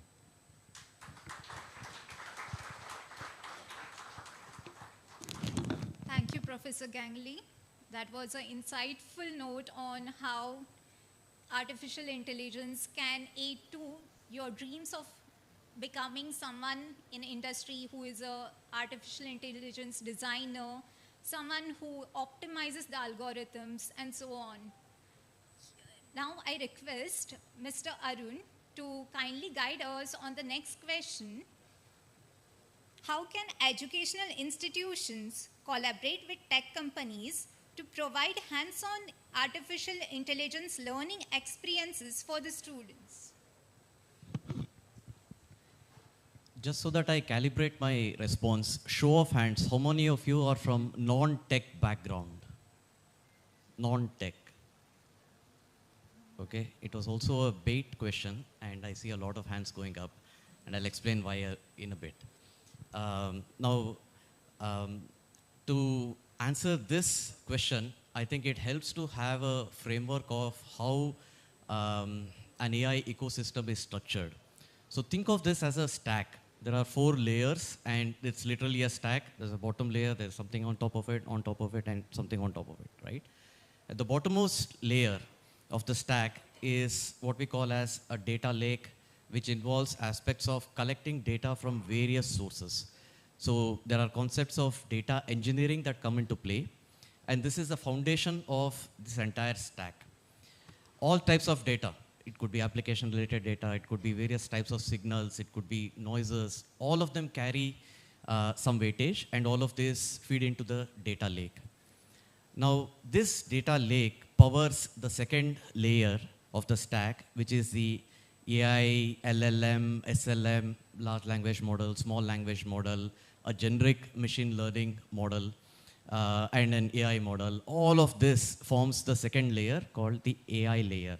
And this is where a lot of computational and statistical R&D work is happening, right? And this is where a lot of multiple disciplines converge. It could be mathematics, it could be computer engineering, it could be statistics, it could be data engineering. Multiple disciplines converge in the second layer.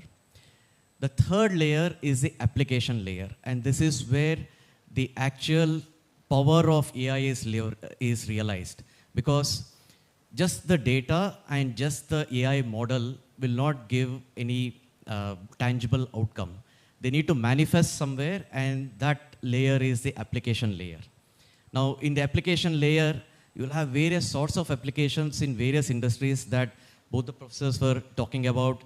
Across industry verticals, there are so many use cases that are already realized via applications. A lot of these are already exposed to you. You're exposed to chatbots.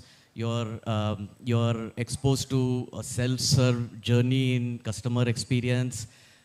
There are various applications of AI in learning. Some of you grudgingly have also experienced live proctoring and remote proctoring in your examinations, right? So there are various applications that are already live, and many of them are getting built.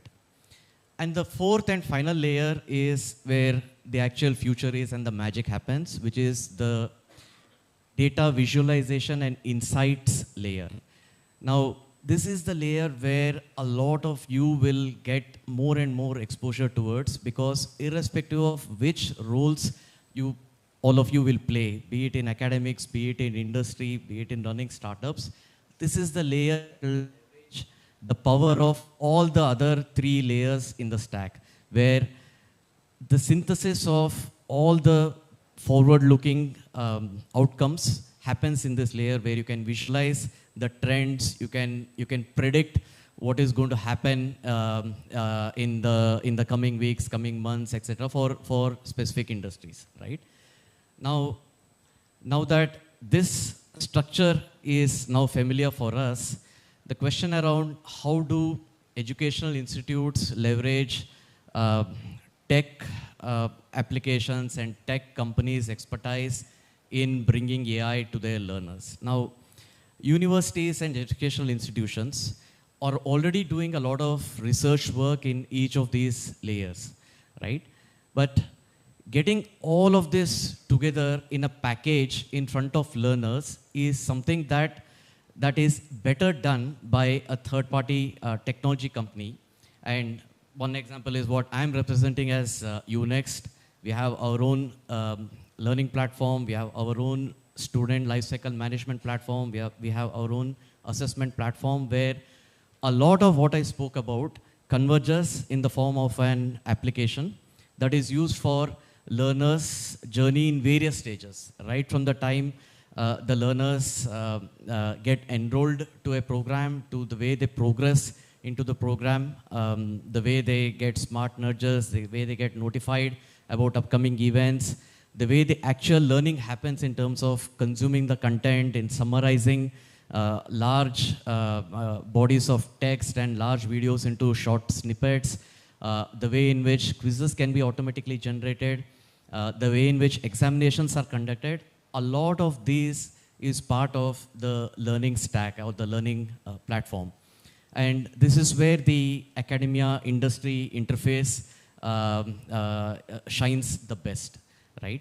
And just a few other caveats. While we spoke about all of these layers as individual parts of the overall stack, think of this as, now I know people who are from this region would be familiar with this metaphor, but people who are first time coming to Manipal, Mangalore, please go to any restaurant and experience the phenomenon called gadbad. It's an ice cream, it's a stacked ice cream. And why I'm bringing that is because each layer has a flavor of its own and brings out an essence of its own. But once you start consuming, you will see the layers mixing up, right?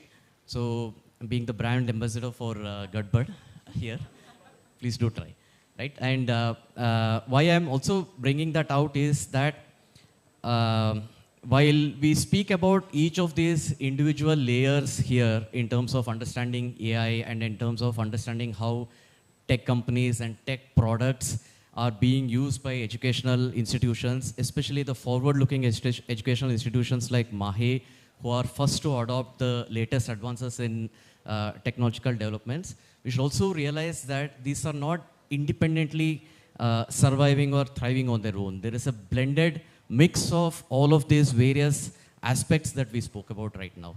So I'll pause now and then we can touch upon some of these aspects as the panel discussion continues. Thank you, sir. I thank Mr. Arun for his insightful guidance on how you can carve a niche in artificial intelligence designing, architecture, and system design.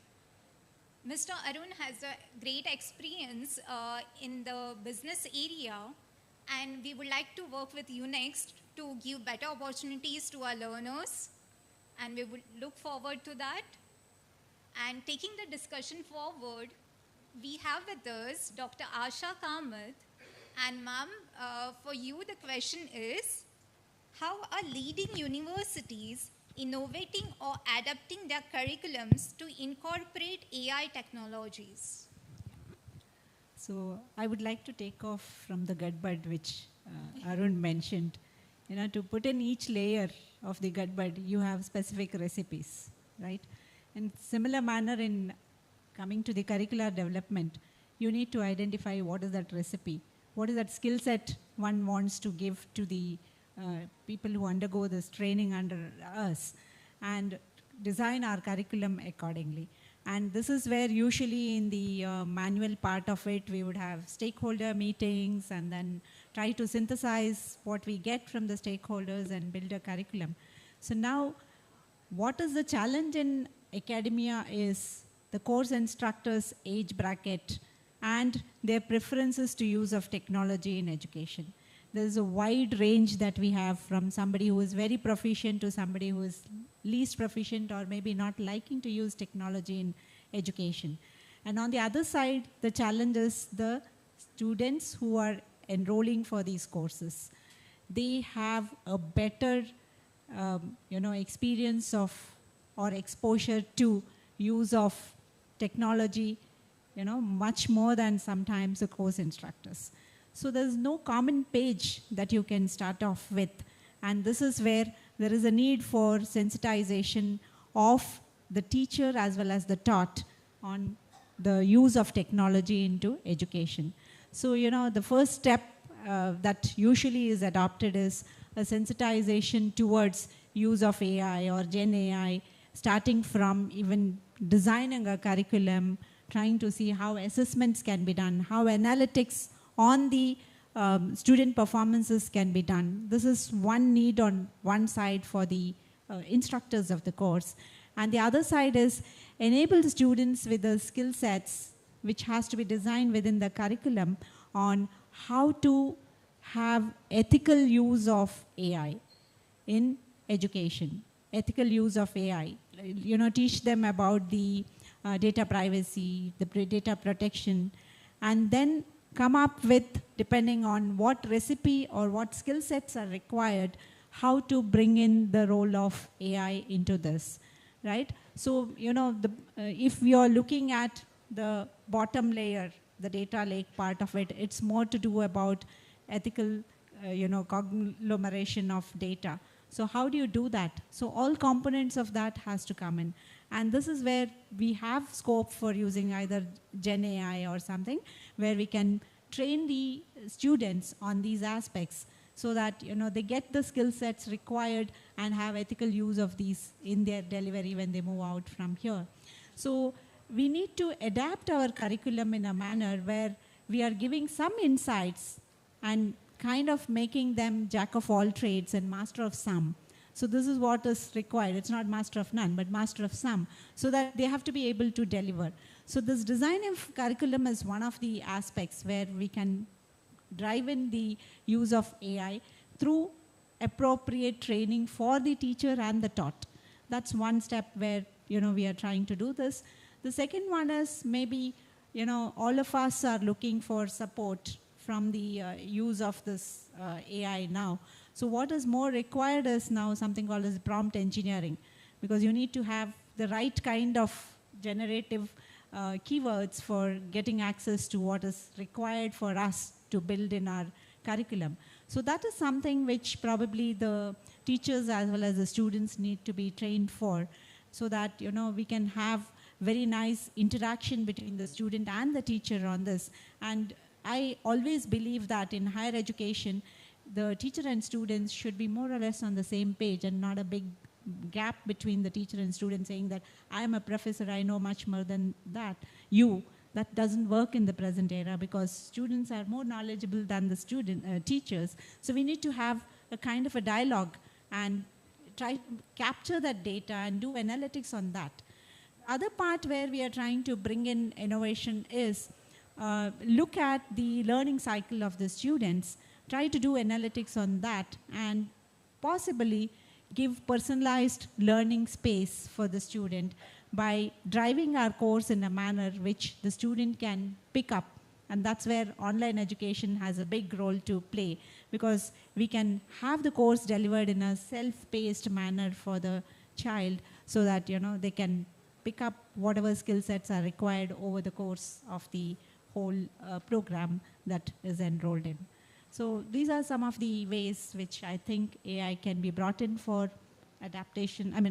Curriculum can be brought in for adaptation of AI by incorporating some of those exposures required to have ethical use of AI in education. That's it.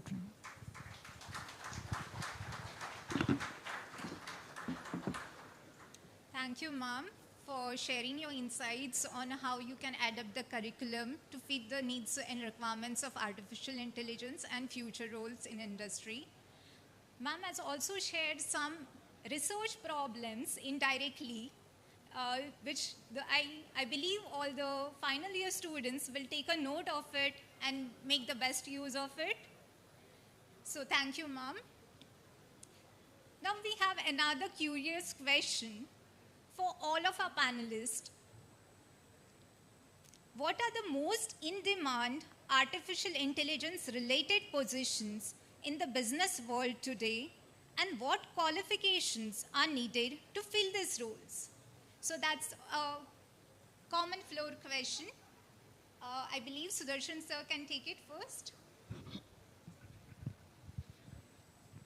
So this is from the experience I have had with my own students who come from very many different backgrounds, and thriving in the industry now.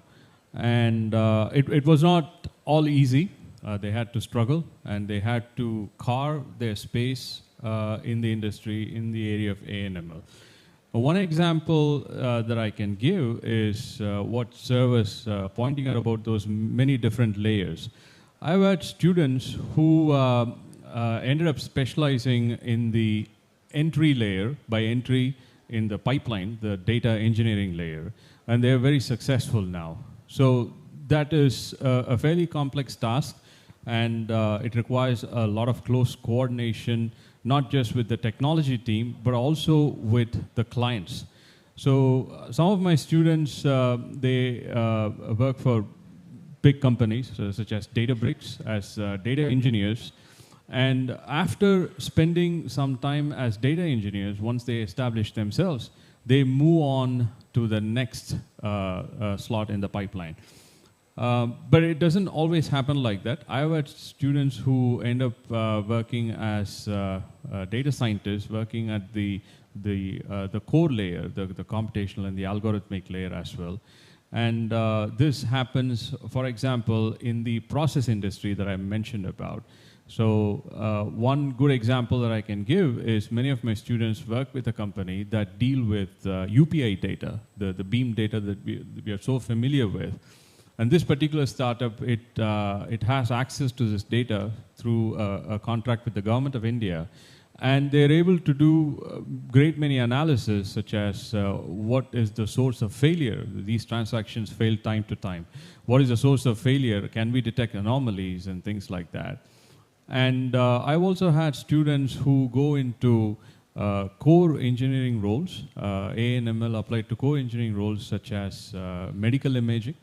And these are also areas where there are abundant opportunities, but then these areas require a background in those core engineering areas. Well, typically these are people who come with the requisite background, or they have some experience, for example, working with medical imaging or X-ray imaging.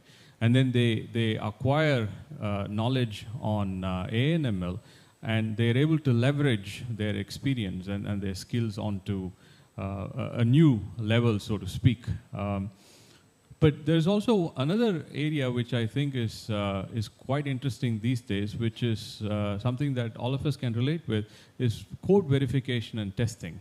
Code verification and testing, at least the way I understood, was done most of it manually. There was some automation in the past, but there is an explosion of not only just interest, but also in the number of companies that are looking at using generative AI for code verification and testing.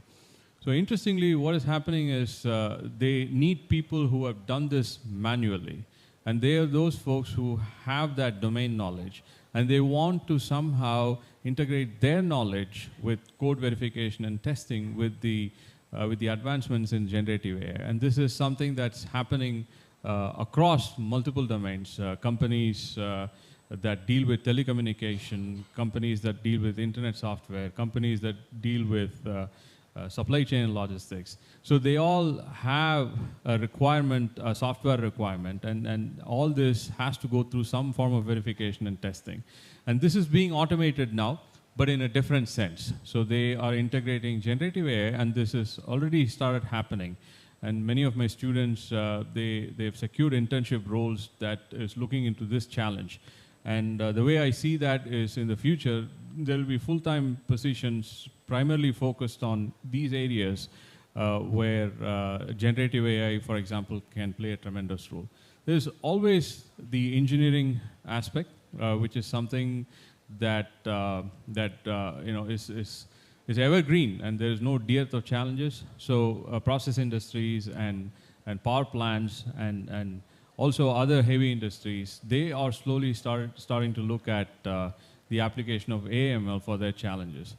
One point that I wanted to mention is when Professor Gangley was talking about the computational background that one needs to have to become a successful AML, he mentioned in one of the layers optimization, right? So that is one area that is actually in need, but not addressed that much in general in curriculums across the world.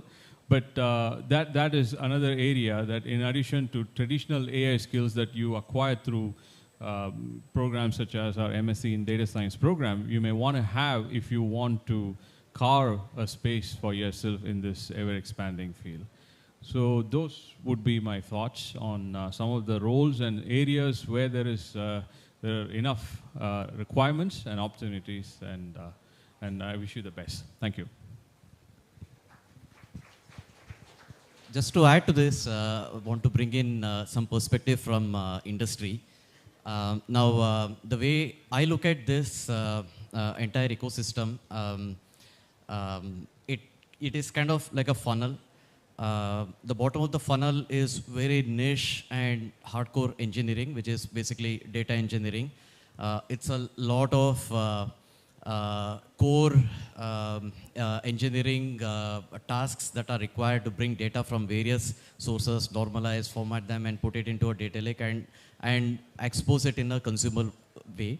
And because of the way this entire space is exploding, the need for various variants of data engineers is now going to grow exponentially, right? But it's still going to be very niche.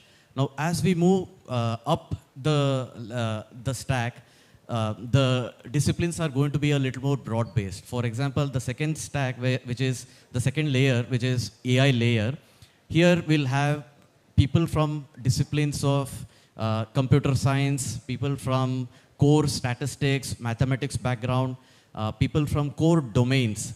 For example, the way to build or tune a model for, say, shipping industry is so different from doing the same for, say, a banking industry or for, say, education sector, right? And this is where domain experts will also play a key role. So the second layer is going to be a little more broader, where people from multiple disciplines can contribute, and there will be so many new opportunities that will open up in this layer.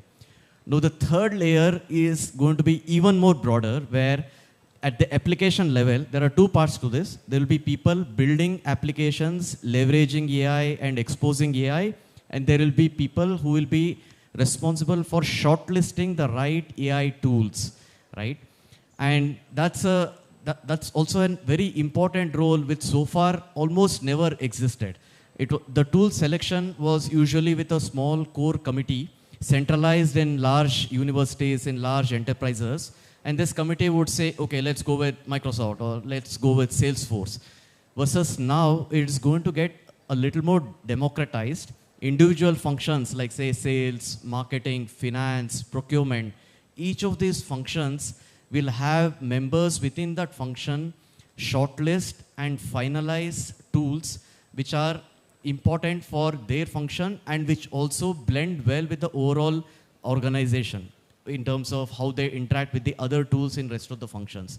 So this need for people who can identify the right AI tools is going to bring out more opportunities for people who have a flair for products and technologies and who can tinker with small experiments with various tools available.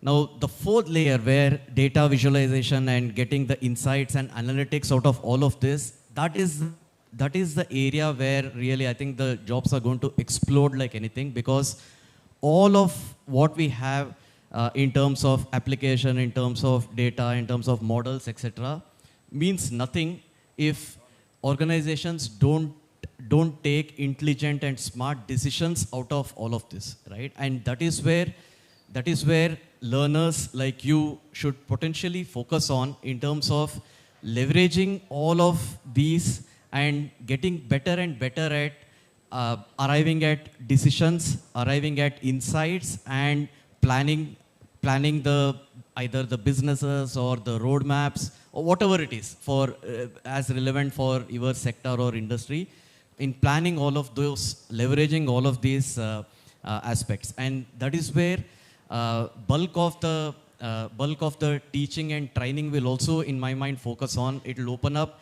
opportunities for professors, for lecturers who are good at leveraging this entire stack and exposing the learners into various aspects of data analytics, data insights, trend formulation, predictive analysis, and aspects like this. And the way I look at it, AI is not going to replace, to your original question, are we replaceable? I don't think so, at least definitely not anytime soon. It is only going to make our lives more interesting and more fulfilling. Thank you, sir. I would like to appreciate the audience for keeping pin drop silence. And on that note, I would like to thank Mr. Arun for his insightful lecture. And also, I would like to cite that sometimes we get opportunities hidden. We just need to look out for them, right? So now that you have come to Manipal, it's a good opportunity for you to interact with such panelists like those from business as well as technology. It's an amalgamation, right? So we have students from MBA, data science, business analytics, supply chain management. we have kept this panel discussion so that all of you benefit something from it. So I would like to request you to make the best opportunity of this, and we keep the floor open for questions to our panelists. So who would like to go first?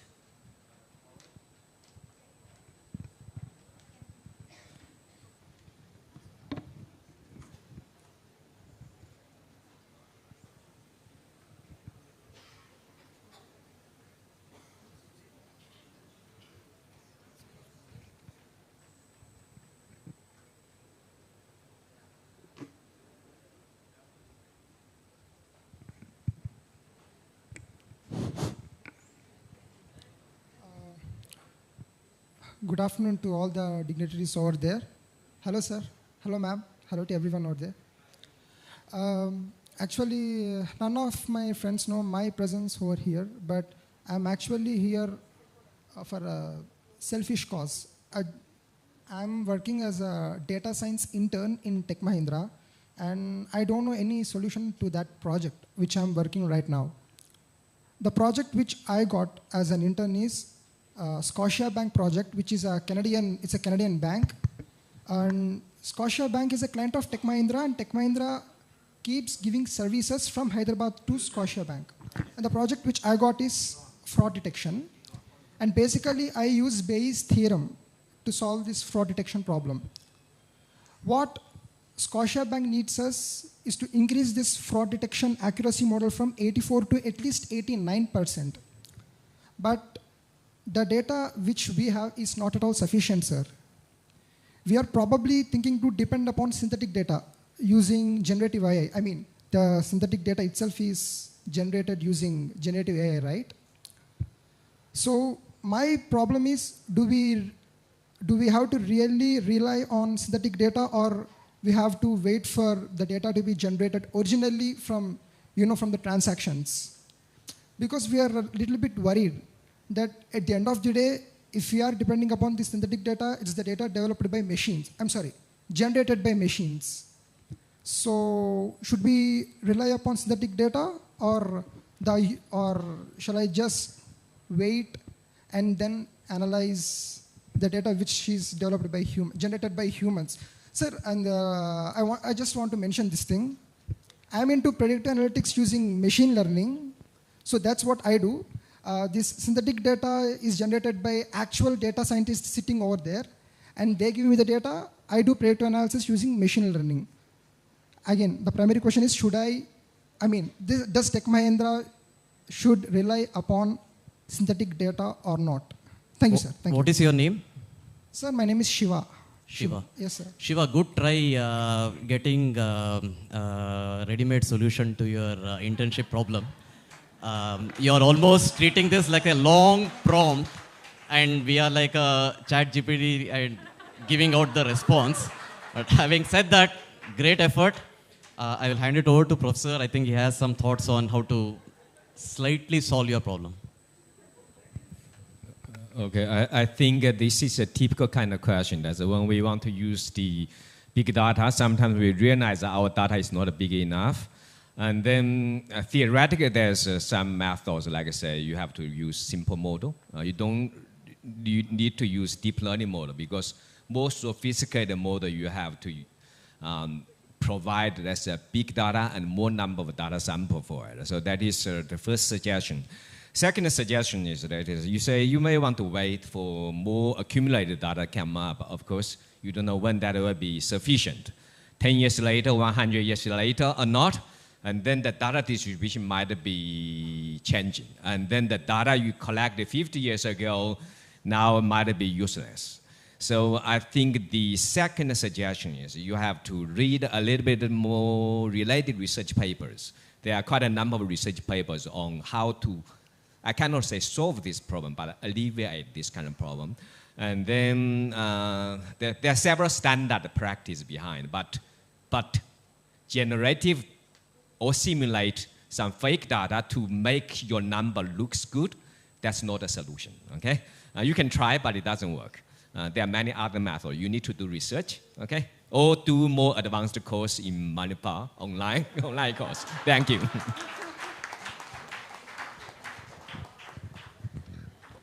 one of the approaches you could perhaps think of instead of augmenting with synthetic data is you could resample from within the data and see how it performs across the multiple samples that you generate.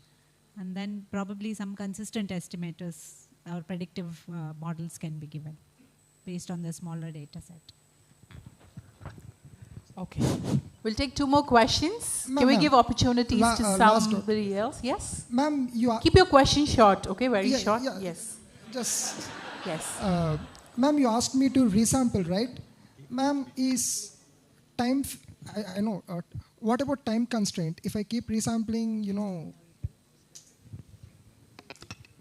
You have methods which are done faster through coding. You don't have to do manually the resampling. You just have to write codes. Using with coding only, ma'am, is that going to be a time constraint or? No, it can be done in a shorter time. Okay, that's it. Thank you. Thank you. We'll take 2 more. Just 2 more. Hello. Ladies first, I can sit down. Okay, I'm audible.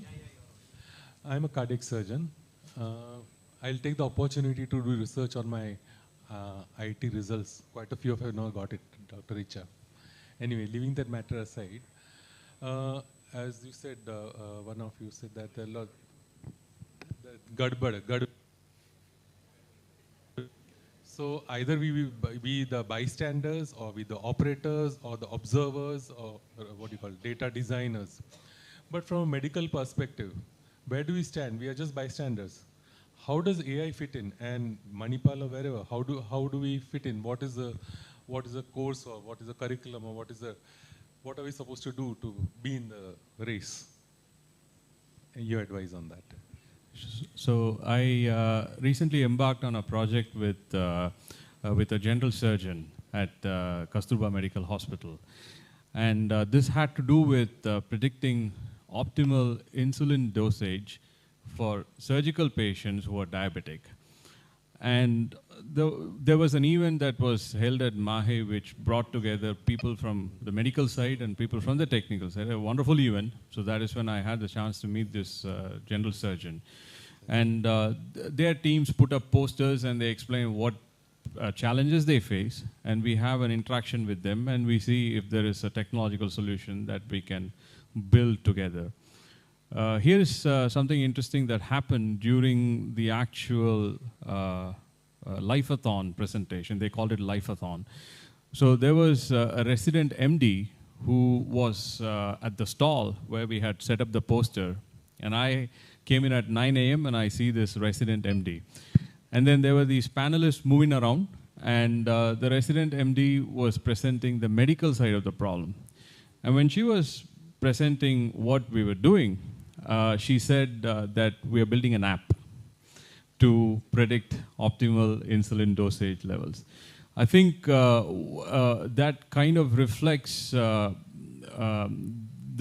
would say the disconnect between the medical and the technical sides, because it definitely is not an app. The algorithm that we are building is also used in rocket dynamics. For predicting optimal trajectories for rockets. So it's very similar. There it has to be fuel optimal. Here it has to be insulin optimal. But then the doctor who gave the problem, or who presented the problem, he knew precisely what he wanted. So he said, this is the challenge we face. And he understood that there is this expertise that we have acquired through years and years of practicing the profession. And can we harness the data to solve the problem? So the question is, we as a team now, so there's this doctor, there's these resident MDs, and we from the technical side. So how do we come together and solve this problem? So clearly, it requires input from all sides. So for example, at the entry level where the data is prepared, so we need to precisely know how the data is acquired. So for example, what's the sampling rate, how frequently they are acquiring the sugar levels, and what are some of the complexities in actual acquisition of the data. So can there be missingness, right? These are things only the doctors know. So for example, is it always possible to measure the creatinine levels? I was told that the creatinine level is a key indicator, but it is very difficult to obtain for patients all the time.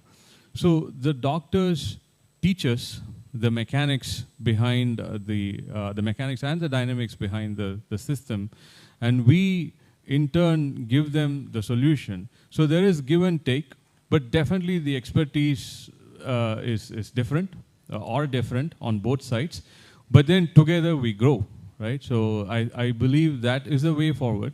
So for doctors or people from the medical side, I feel that collaborating more with people from the technical side and to tackle these kind of challenges will set a trend which will start rolling and have more people from both sides coming together. And I believe that will introduce an organic way of learning from each side, which I believe has a tremendous impact.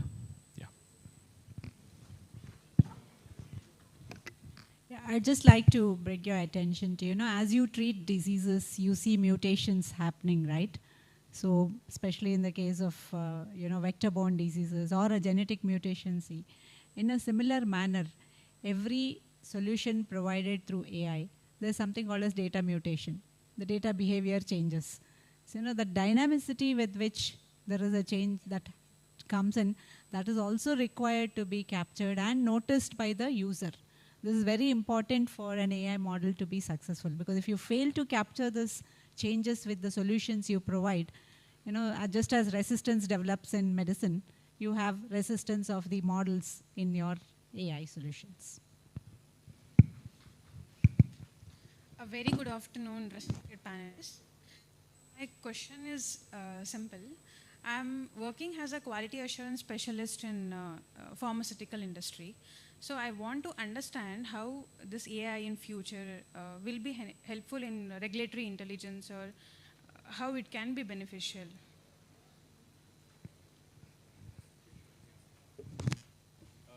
Could you come again with the question? You are from the pharmaceutical industry, and yes. your question is on the... Want to understand how AI will be helpful in regulatory intelligence. Regulatory... Yes. Regulatory affairs and regulatory intelligence. Oh, you're talking... yes, sure, yeah. Yes, yeah. So, very much. So, the potential of scouring regulatory documents, particularly documents related to IP, patent laws, and also legal documents is something that there are several startups that are looking at, actually. So one very good example is if we want to file a patent, and it is a very, very painful process, and it has to go through several layers, and they do several checks to make sure that there is no, for example, similar patent that exists before or similar technology that exists before, but it has to go through several layers.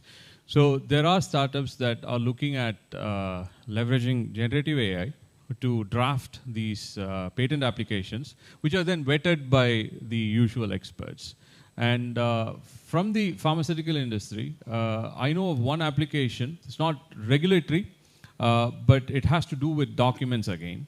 But I believe they have a sort of a similar relationship. And this has to do with antibacterial resistance. So this was a project that won a prize. One of my students recently won a prize. Very similar to regulatory documents, this project was about scouring reports, research reports that deal with experiments on antibacterial resistance. They give a specific medicine, what is the type of reaction people have. There are any number of research articles to that extent. So they make use of, or they made use of generative models to go through all these PDF documents, just like regulatory documents, and they were able to map the population, the gender, etc., with respect to specific medicines and the kind of antibacterial resistance that they generate. So I guess I haven't seen many examples, at least from my side, on the regulatory side, but I do know of startups that are working on automating document generation for legal and patent-related applications. Just to add to this, when I started my points, I asked how many of you are from non-technical background. I'm guessing you would have raised your hand, and a lot of people, I think 2/3 of the hall lifted their hands. But as you can see from this discussion, the reason I asked that question is, in my mind, in 12 to 18 months from now, when this question is posed, there'll hardly be any hands raising. All of you will get very, very familiar with technology, whether we like it or not, right?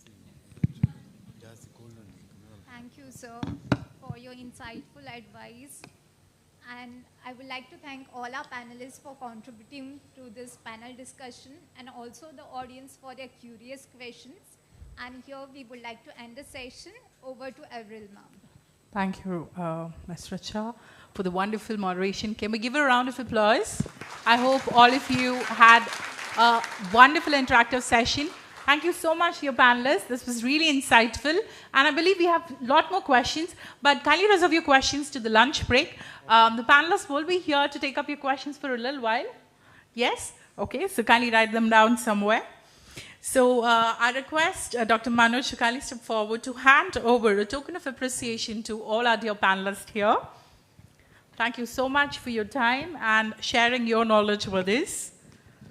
Dr. Asha Kamath, Director, Prasanna School of Public Health. A round of applause to ma'am, everybody. Professor Gangley, Professor, Deakin University. Thank you so much, sir, for your time. Mr. Arun Vatsa, Senior VP Products, Unix Learning Private Limited. Thank you, sir. Professor Sudarshan Acharya, Assistant Professor, Data Sciences, MAHE. Thank you so much. Thank you, Dr. Manoj. Can we have the panelists and sir joining us for a group photograph?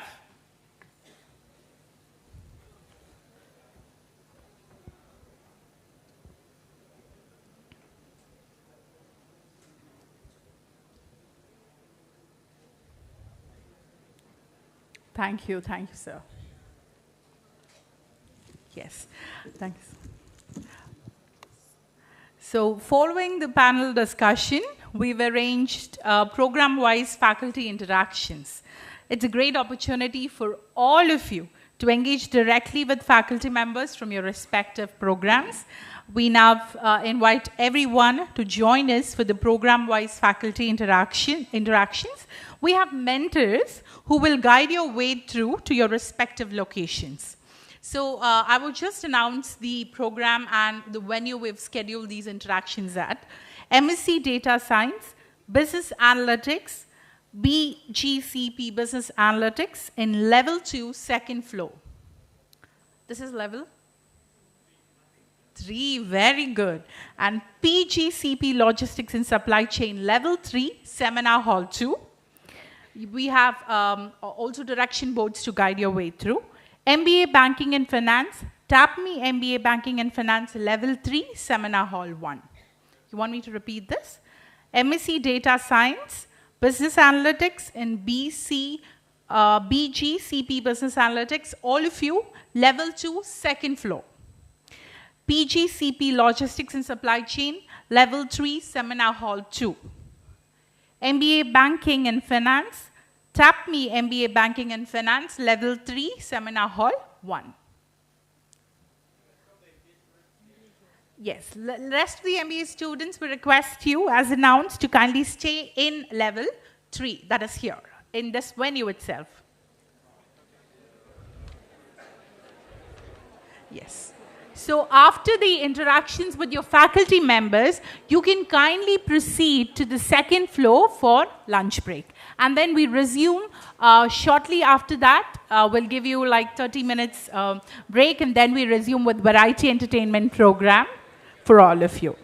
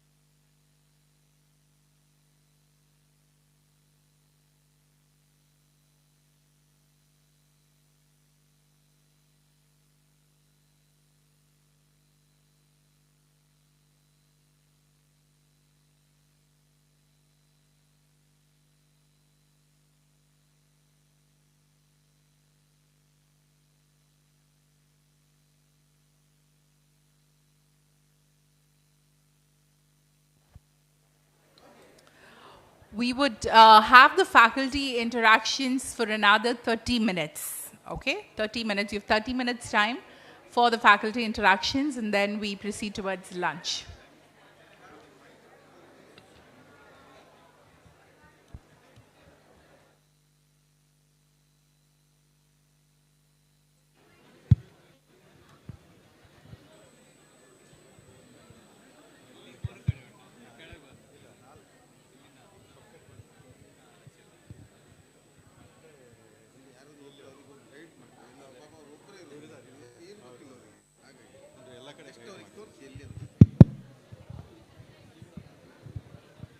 Come, Suman.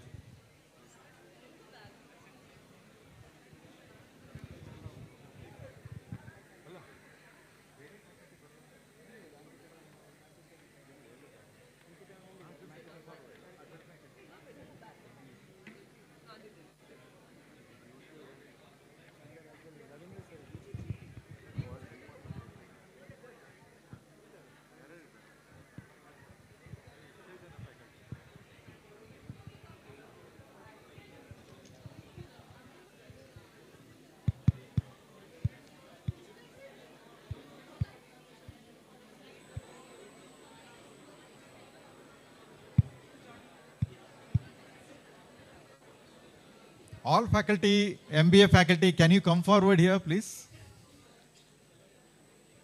All are MBA here? Fantastic. Archana? Ankita? Just to kind of... Students, can you come forward, please? I should not be saying students, friends. Friends, please come forward.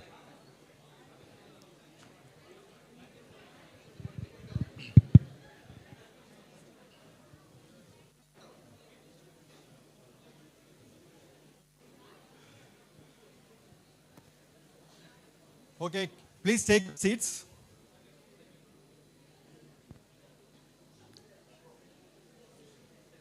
Okay, so can you raise your hand who are in SEM 1, just SEM 1? Very good, very good. SEM 2? Right. SEM 3? Okay. SEM 4? Not too many.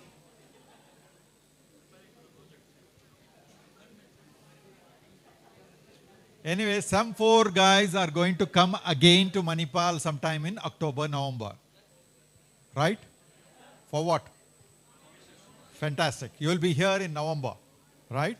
November you are going to graduate and receive your, hope you guys will come to Manipal to receive your degree. I want all of you to come and receive degree in person. Okay?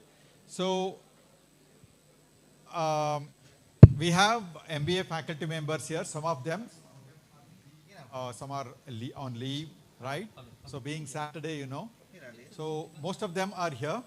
So I want them to introduce, some of you already know, and some of them have they are going to start the course shortly. One, Dr. Sumod, let me introduce him. Dr. Sumod, he is going to handle sustainability for you, which is to start for 4th semester, and he's going to kind of start this course sometime next week. All right? So I'll hand over the mic to people who they can introduce. Yes, hello all.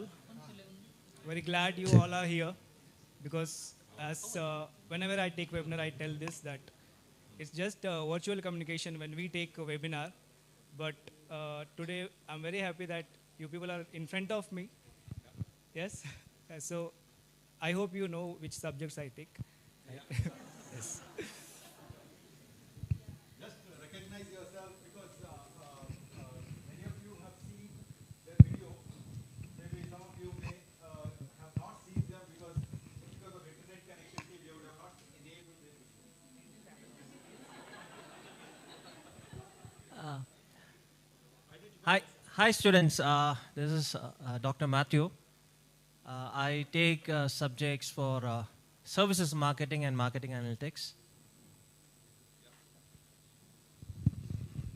Hello all, I'm Ravindra Shanai. I'm taking classes for Enterprise Resources Planning ERP. Hi, good afternoon. I'm Dr. Ankita. I handle classes on research methodology. Good afternoon, learners. So I'm Dr. Aruna Dorian Menezes. I'm taking up strategic management paper. So good to see you all here. Hello, learners. Good to see you here physically. I'm Dr. Archana Nayakini. I take up subjects such as marketing management for second sem and digital marketing for third sem and integrated marketing communications for the fourth sem. Thank you. Hello everyone, I am Gaurav Hazare. So I am course coordinator for healthcare and pharma specialization. I think we have students here who are from healthcare and pharma also. So I'm handling health education and communication in third sem and health infrastructure in fourth sem. Thank you. Okay. Very good afternoon to all of you. I'm Dr. Avril Fernandez and I handle. Yeah, thank you. I'm Sampath Dorai Rajan. I take business leadership for second sem. Thank you. Thank you. Thank you so much. Now the floor is open. Okay? Whatever you feel like. If you want to complain. I started with complain. I know because as a student, I'm also doing some course. If I have complaint, I will raise my voice. Right? You have every right to raise concern if you have. And you must realize that technological learning has its own challenges sometimes. We must be mindful of the challenges that we come across in online learning. But we are happy to hear you and support you wherever possible. Right? I want you to complain, suggest, comment, compliment. What else? Very important. Right? Thank you. So please raise your hand. Somebody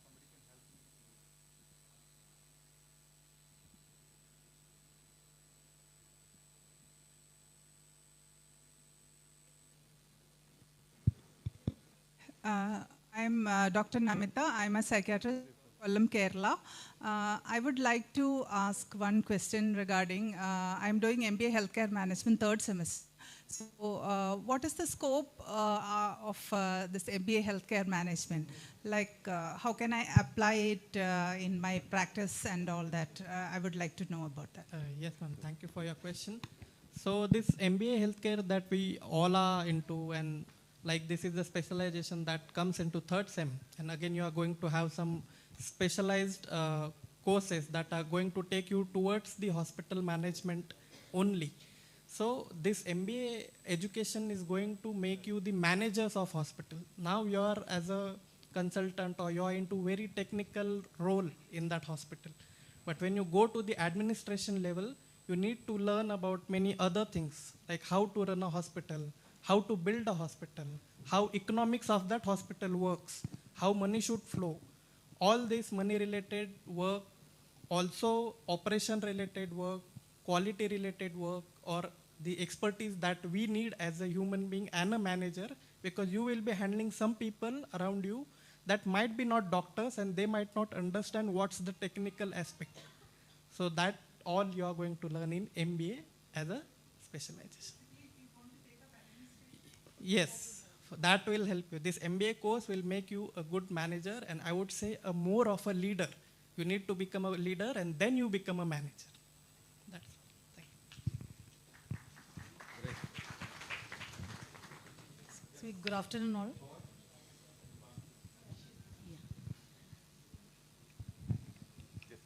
Good afternoon all.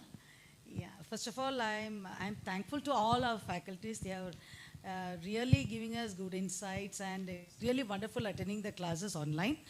And only one, it's a request. I always ask for this. Last time also I had raised this thing ask the coordinator to continue, because whenever we won't get time to study always. So whenever we study, we'll get doubts. So we could raise the doubts as the coordinator. I would request all the faculties to respond at the earliest, so that we'll be able to continue. Otherwise, it will be blocked there. So that's the only concern. Thank you very much. taken. Point taken. You are in which semester, may I know? Second sem, is it? You are not getting responses, is it?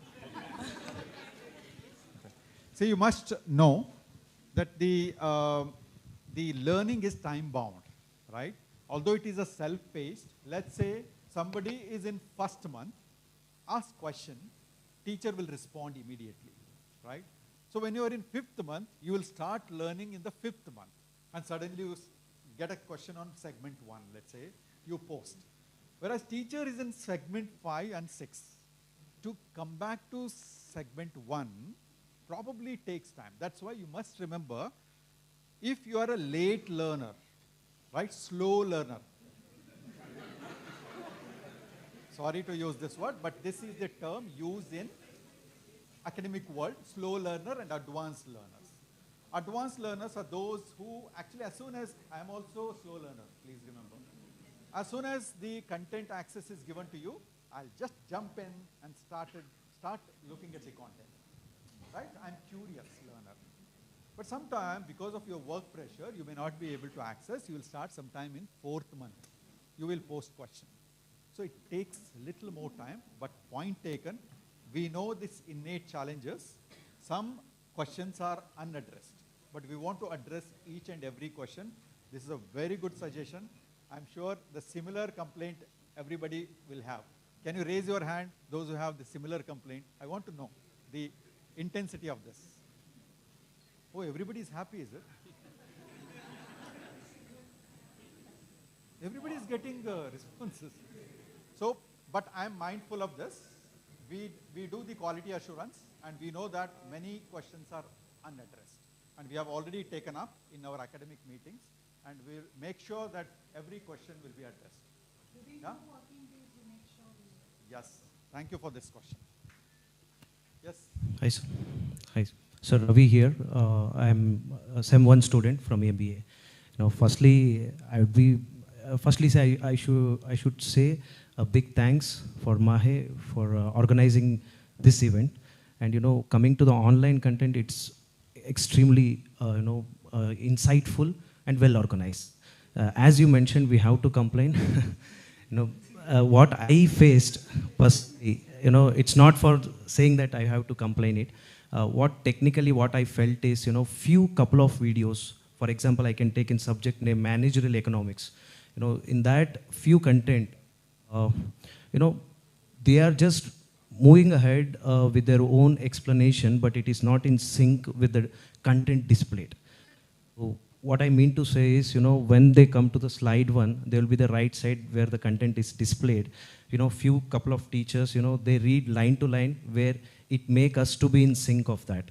Few of them, the display will be XYZ, they will say their own experience. That doesn't make making us sync to us, and it is very difficult to follow. What we have to do is, we have to come back again, what was that actually written and what she or he was saying. What I suggest is, whatever the either content is presented, either they should be in touch with that content only, or else they have to explain in their own examples, then that slide should be blank. So I think that might be faced by some other colleagues as well, but personally I felt, it makes us a little more difficult to follow it, because the effort will be very, well deserved to listen from us, but because of this not in sync, we are facing the trouble. That's my question. So you're essentially saying there's a mismatch between the content and what teacher delivers in the webinar. That's what you're trying to say?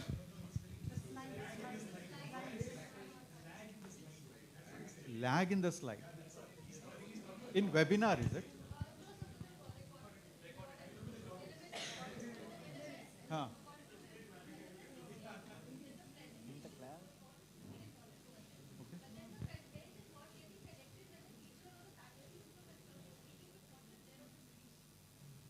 I don't know. Is there the internet issue? I'm not sure.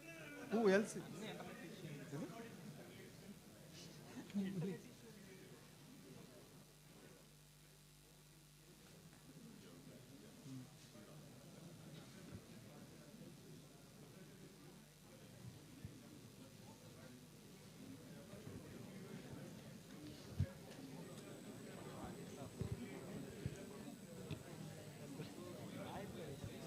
Written text and video? Let's look into this, okay. Huh? Only for managerial economics. Okay, so point taken. So in fact, we have received some tickets on this, definitely. Yeah, we will definitely look into this. We'll do the needful. Yeah, there is no sync, that's what you're trying. Yeah, okay. We will look into this. Thank you for this. Hello, I'm doing MBA SEM 1. So I would just want to request whether we can get some reading material like book, physical, because most of the time we are all working. I cannot attend the Saturday seminars at all.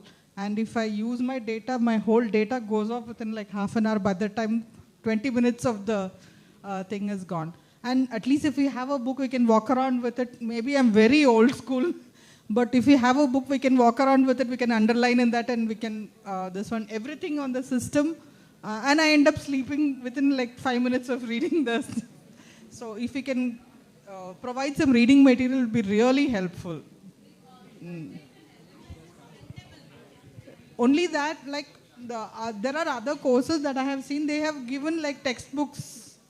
So is it possible? What we do is we give references for additional reading. We do not want to burden the students. So we have actually spoon-fed the students by giving them important questions, not just that, also the reading material. So I would advise you So can reading print it material out. is enough Yes, is what yes, you're saying. yes. Okay, fine. Because you can get lost if you read textbooks. Okay. And, Thank you. because we referred multiple authors, Because this right? is very new and Yes. it's very difficult like Yes. for us to do. Maybe Yes. many of them are So younger. try downloading and printing. Yeah, that I've seen. Thank you. Let me take a minute, because this is a very important question. You must remember that there is a difference between distance education and online education. Can you raise your hand who knows the difference? Distance education and online education. Nope, I don't see many hands. Let me clarify this. Till 2018, we had distance education and campus education. Government of India introduced online education in 2018.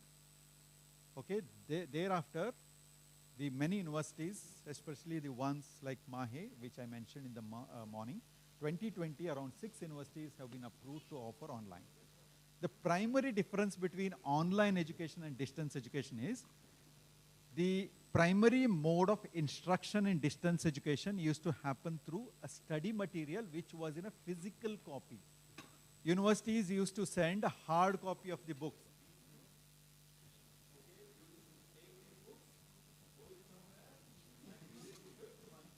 Fifth month, you used to refer those books.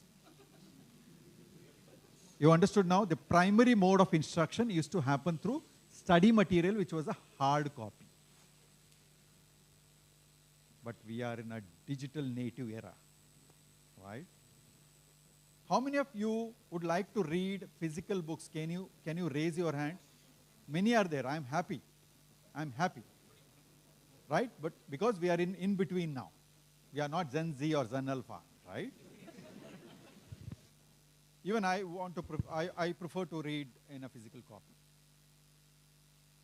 But I don't want to carry these bulky books, right? Hence, I prefer either iPad or maybe on mobile phone. So in online education, the primary mode of instruction happens through video tutorials. Please remember this, video tutorials, not even reading material. Hence, we put lot of effort to create these videos. And we want you to kind of go through these videos. That's how the online education has reduced the gap between campus education and distance education. It was truly distance. But now you can see your teachers. Earlier you never used to see your teacher. You don't know who has written that book. But now you can see all our faculty online. Some of them will switch off. Right? So, hence, physical copy, there is no provision. However, as ma'am already said, you can print the PDF copies that we have given and you can keep it handy. It's possible. Right? You can keep it on your handheld device, refer to these PDF files anytime you would like. Am I clear on this? Thank you so much. Next question, please.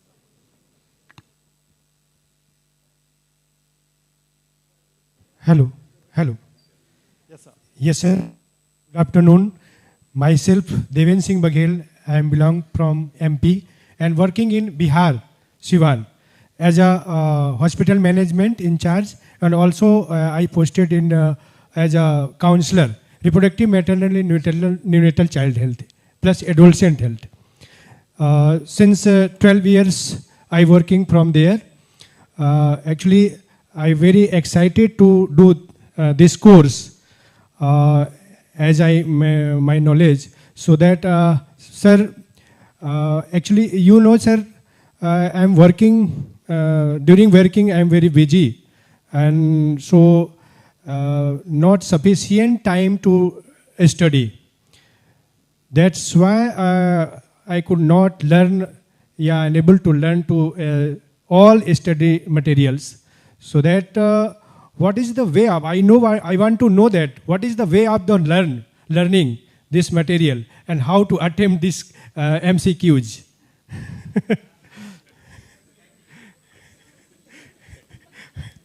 Any types of idea, what is any way of the learning? So please tell me. Before I answer, can I ask someone to volunteer yourself and tell your way of studying? Nobody is ready, I'm sure. You would like to? Fantastic. My experience, I don't know, I'm looking for my classmates. I don't know if anyone's here from operations management 3rd semester. Hey man, hi. What's your good name? Finally one classmate. Anyways, originally I'm from batch 1. I came out with batch 2 finally. I'm right now in 3rd semester, supposed to be in 4th semester. But instead, just to get what you're trying to say, I was jobless and still I had no time to study the subject. So it doesn't matter. Looking for a job, I had no time to study. That's what I meant. So finally I got a job since 1 month. But to come back to what you're saying, I know that it's difficult to get into the subject and all. My learning style was just like what Sir said in the beginning. I learned to the last, think of learning at the 5th month. But that was not the case for my 1st semester. I had, searching for a job, I had no time to attend one single class. So I lost my 1st semester. So because I did not know what are the, the conditions apply for, not meeting your minimum marks to be eligible for the, so I lost my eligibility. So in the end, bro, I'm just telling you, as even ma'am said that, we don't have material in hand. I just say simply this, download whatever you have on your phone. Read casually 24/7 on the bus. Okay, that's the only time you've got. Other than that, videos are just very cool and casual, chill. I don't know what Sir is trying to incite and what I did with my examination, but I wrote only 3 papers of my 1st semester and somehow I went to the 2nd. I'm still trying to find time to learn that managerial economics.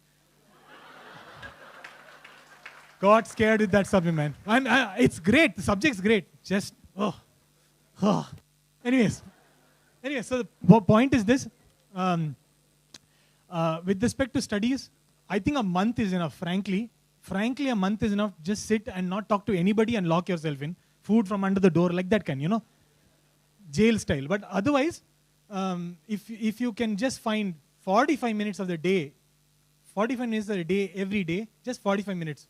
In the last 3 months, you should be easy to pass. Easily pass. 70%. Easily, 70%.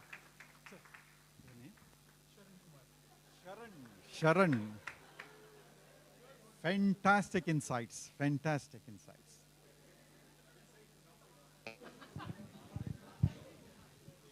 Excuse me, sir. Yes. Hi, I'm Dr. You're asking question? You're asking question? Yes, sir. Just hold on. Sure. Just hold on. I'm doing a course from IIT Madras. I'm in 3rd week. Tomorrow I'm supposed to submit assignment.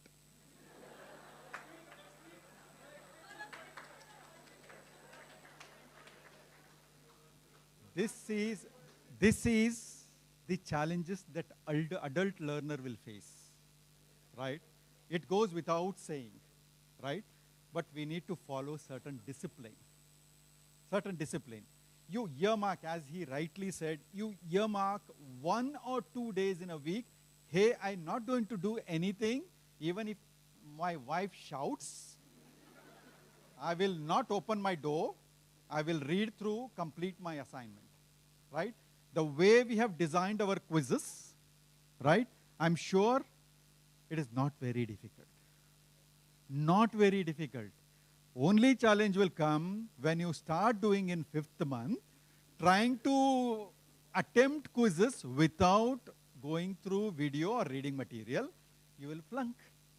When you flunk, you will not be eligible. When you are not eligible, you will not appear for exam. When you are not eligible for examination, if you don't appear for exam, you will lose interest, demotivate, drop out. Correct, no? This is the process. So in order to avoid this, you must, this one day in a week, as he rightly said, it requires just 1 month preparation spread over 6 months. Correct? Just 30 days of effort. How many weeks you get in a semester? 16 to 18 weeks to be effective, right? 24 weeks, 6 months. We do teaching learning for 16 to 18 months. If you kind of spend 1 or 2 hours every week, which is good enough to kind of complete all quizzes, all assignments effectively. And you will not flunk in examination. There won't be any backlogs. You will go to the next semester with the same motivation. Isn't it? Right? So this is how this self-discipline is very important. I'm sure in most of my jump start sessions, I normally have one slide on this, have a self-discipline, because we know we are not just campus learner. I have family, I have work, and this is addition. Correct? Now I have to toggle between these three. It's left to you how you manage these 3 tasks. So for this, you need to earmark few days in a week to effectively complete this. I'll stop here. Go to the next question, please. I'm Dr. Varun. I'm a urologist from Coimbatore. I'm doing my MBA first semester. First of all, I would like to thank all our faculty members here for taking excellent classes for us. Please give them a big round of applause. My particular thanks would go to Professor Ujjwal sir for taking financial reporting in such a beautiful manner. It happens to be an alien subject for healthcare professionals like us. So he's made it quite simple, and we all enjoy his classes. Similarly, managerial economics. This is one topic where we have a lot of discussions in our WhatsApp groups about this managerial economics. So that still remains an enigma which has not been solved yet. So first, we would like some tips on how to go about this managerial economics. That's one question. The second one is some topics in all these subjects. If we take a particular segment, we have 7 or 8 videos clumped together, and then we have a reading material. Would it be possible to have 1 video or 2 videos and 1 reading material, then 2 videos and 1 reading material? Because we go through these 8 videos, and by the time we come to the reading material, what we learned in the first video doesn't probably stick into our mind. So these are 2 queries where maybe it can be addressed. Thank you. Looks like managerial economics is a nightmare.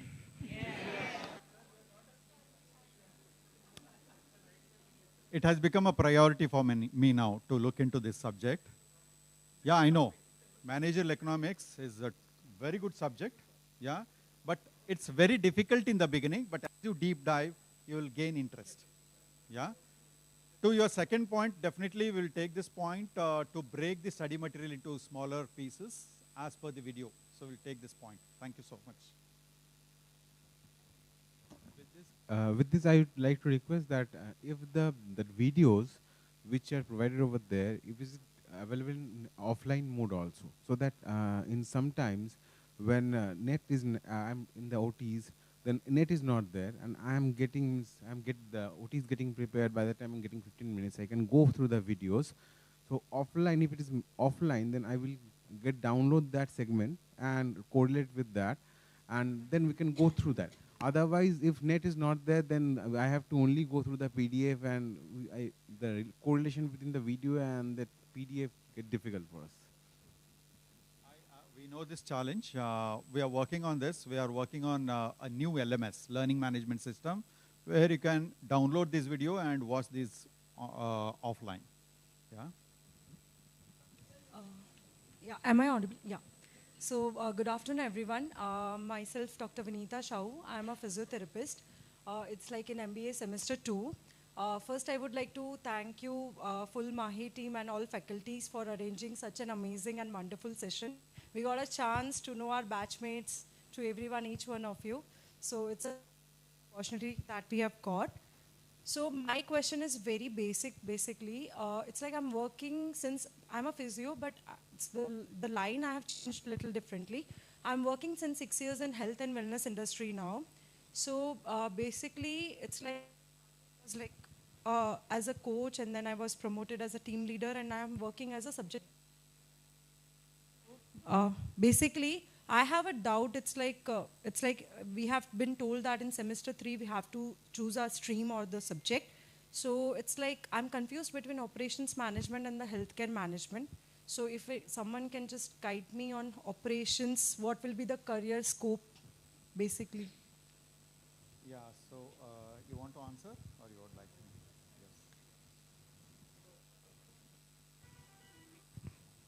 As you're working as a, now you're working as subject matter expert in health and wellness industry. So Correct. basically we handle all industry related service metrics or KPIs like a daily. So it's kind of a little operations only, okay, basically. so you're Service department. service department, and yes. also you're working as a subject matter expert in service department. In service only. department. Yeah. So mostly operational things you administer. Like as yeah, a manager. basically as a metrics or the performance KPIs. Yeah, process related, right? Yeah, process related. Yes. So even operations as a specialization is great, I would say. Okay. But also you will get good insights in healthcare. Okay. Because it's MBA in healthcare. So you're a business, like a Master of Business Administrator in healthcare. So that would stick to the your degree or the graduation that you did. So your healthcare specialization would give a better elevation for what you're doing. Your experience in operations, that's great. But also we have many subjects that are very related to operations, and that might help you in sticking up and getting elevated in propelling in your career. All right. So I would say, one question related to this. I don't have an experience working in hospitals, basically. Yeah. It's like I'm working in like corporate environment only. So during the placement, is it going to affect if I choose the healthcare management? not at all. Okay. Like healthcare MBA, usually it doesn't depend only on hospital. As we have, if we were only concentrating on hospital, we would say it is Master for Hospital Administration. We do have a MHA here also. Okay, okay. So healthcare means all healthcare sectors that are related, also supportive healthcare services that are also coming in that whole spectrum. Right. So it won't affect any kind of, or it won't be a barrier for you. All right, okay. If you're totally interested in trying to get into that spectrum also, all it's right. great. Even that will help you, but healthcare will give you better additional support. All right, yeah. Thank you so much. Sir, just one thing, if I'm allowed to give one feedback or small suggestion. Yes, please. That's important. So basically, in the material is like quite good for us. It's like being a medical background, as everyone appreciated Ujjwal sir. Finance was for me, it's like it was like an alien subject for me, being a medico. So it's like in the second semester, I'm seeing it's like a lot related to the business and everything we are learning, like marketing, IT. So if we can get more examples related to the current industry trend or something, so that would really help. For example, in the first semester, in the communication subject, ma'am taught us like, Johari window, it's like skills of communication. So it's really helping me to groom my team, to analyze SWOT analysis, everything I'm doing as a subject matter expert. So if we can get more examples related to the current trend, that's a just thing, it really help us. It's like people who are working in their daily, it's like situation, it really helps us. Thank you very much. It's for my faculty. I'm sure they will take this feedback. I'm sure most of our webinars are case-based. Possibly, most of the teachers, they use case studies. Professor Sampath is here. How many of you attended his lectures? Can you raise your hand? Right. So this subject, leadership, you must have realized this subject is completely live. There is no recorded Yes, exactly. see, the reason why we do a live sessions is professor will cover a current cases. If I cover leadership style, which happened sometime, you know, in 1980s, it doesn't work now. Yeah, it doesn't work. Right? Leadership in post-pandemic is something challenging, right? Right. Right. So essentially, the business leadership, intentionally we have kept it a very synchronous type of delivery. Yeah. It's not a recorded lecture, right? Yes. So I'm sure most of our professors use the case studies, but we take this feedback. I'm Yes. sure they will implement this. Yeah, because strategic management is also very good, because the field I'm working, it's like strategic leadership helps me a lot. Yes. So Your madam is that is also, yeah. Yes. So that's all. Thank you so much. Yeah, Thank like you. I want to Yeah. add, like I am a B Farm. As Okay. you said, you are a physiotherapist. Yeah. I am a B Farm. Yeah. I did my MBA healthcare from same college, Okay. but offline. All right. And I had my business. I was working for IT companies, and then I came into in this field. Like sir gave me an opportunity, so I had added. Right. So being a B Farm, coming to doing MBA healthcare, starting a business, working in hospital also. So not only it's not only for hospital. Our MBA healthcare is not only for hospitals, I would say. We have public health subjects. We have in fourth sem we have quality. We have operations, healthcare operations. We have quality. So we are a mix of all. So you will get help from that. Thank Yeah, you. got it, Thank sir. you. Thank you so much. Thank you so much, sir. Next question, please. Hello. Yes, please.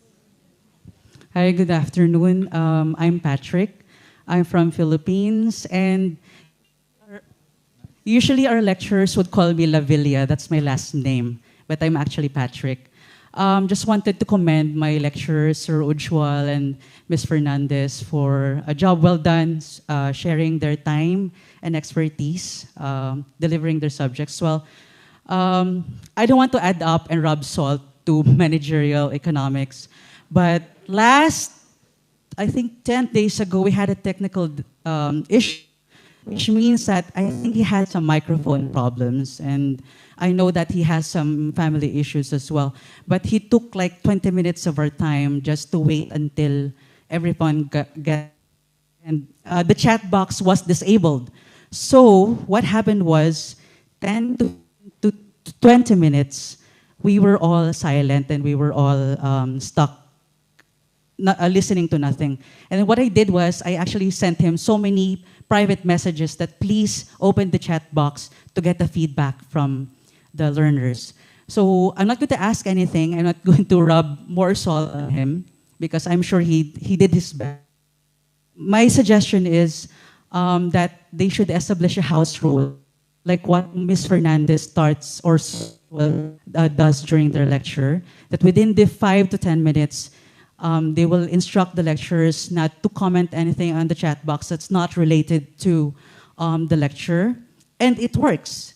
And, well, that's her expertise, business communication. And it's Sir Ujwal as well, when he takes a 30-second sip of his water. So I think it's also going to work with some of our lecturers that take his time, establish the house rules, means that put off the microphone, turn off the video, do not talk, do not use the chat box, so that there'll be feedback between the lecturer and the learners as well. So if there are late entries during the lecture, he can do it like after 30 minutes of his lecture.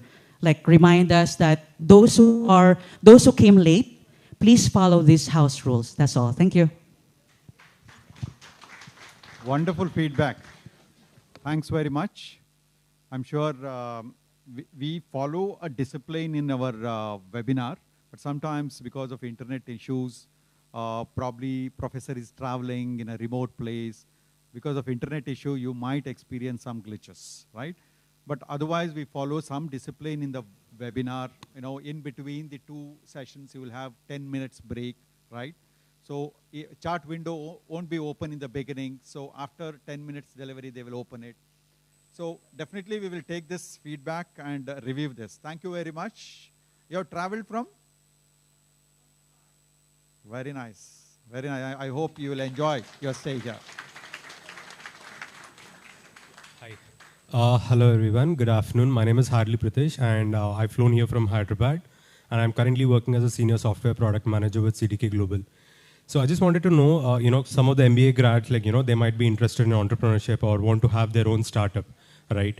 And is there any incubation center here at Manipal, where I can connect with different skill set of people, especially like I wanted to understand more on the AI and ML concepts. Like I lack those skills, but if I can connect with those skills and work out on some of the ideas that I have, that would eventually might turn up to be another startup, or I can pursue that sort of a journey. That's my first question, and I want to leave a feedback for the faculty here because I'm also a very slow learner, or I would rather say late learner, but a quick learner. So I started playing the videos in like 1.5x or 2x speeds, and I was like, capturing, trying to understand the lectures. And there, I think the faculty did a great job there because I was, even though I was playing it in like 2x speeds, I was able to understand all the concepts and learn really quick. So good feedback. I mean, I just wanted to compliment the faculty there. And lastly, I wanted to give a shout out to Dr. Avril. I'm her cousin, by the way. And while enrolling into this program, I did my own research, and from Dr. Avril, and also I got an opportunity to talk to Ujjwal sir then. And based on that, like, I opted for this program, and I'm really enjoying it. Thank you so much. Thank you for your feedback. To answer your first question, I think you contacted me during the webinar, one of the webinars. Are you from Mumbai? No? So, okay. Somebody asked me whether they have an opportunity to incubate their company in MAHE. Right? We have 2 incubators, technology business incubators.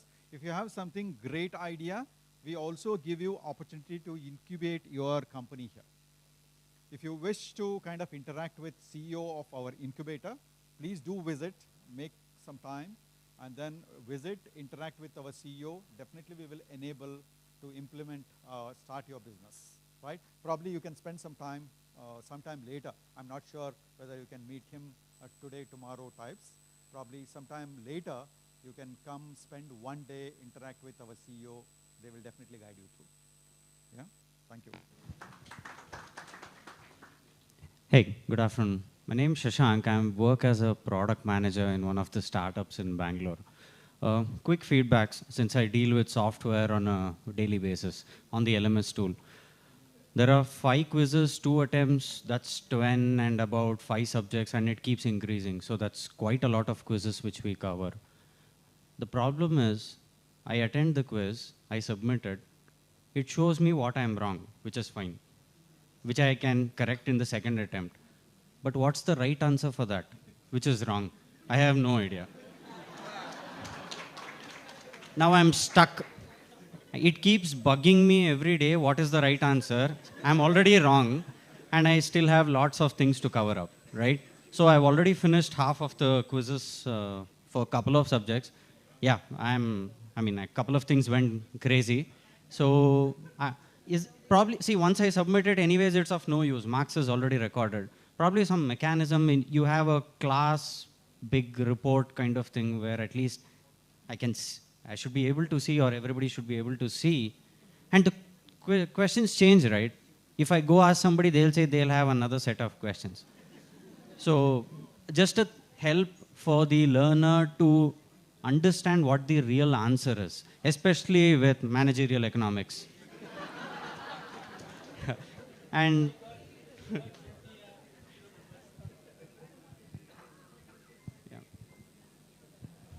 and probably I'll just take another 30 seconds. For all those who have just joined here, I understand from the seniors that exam is proctored. We know that. It's just like how we take interviews. It's all strict and scheduled. And taking it in a house, it's a nightmare. I work from home. If a cooker blows, I'm also blown. So it's blown. So it's very difficult. Do you have some kind of a mechanism, some common area where we can go bring my own device and probably sit there peacefully? And do you have a arrangement? I definitely agree that not in all cities you can give, but some scheduled locations where we can just bring peacefully and take the exams? 2 questions then. Thanks. Yeah, to answer your first question, where you spoke about answers are not visible, but only incorrect answers are visible. Do you know why we have done this?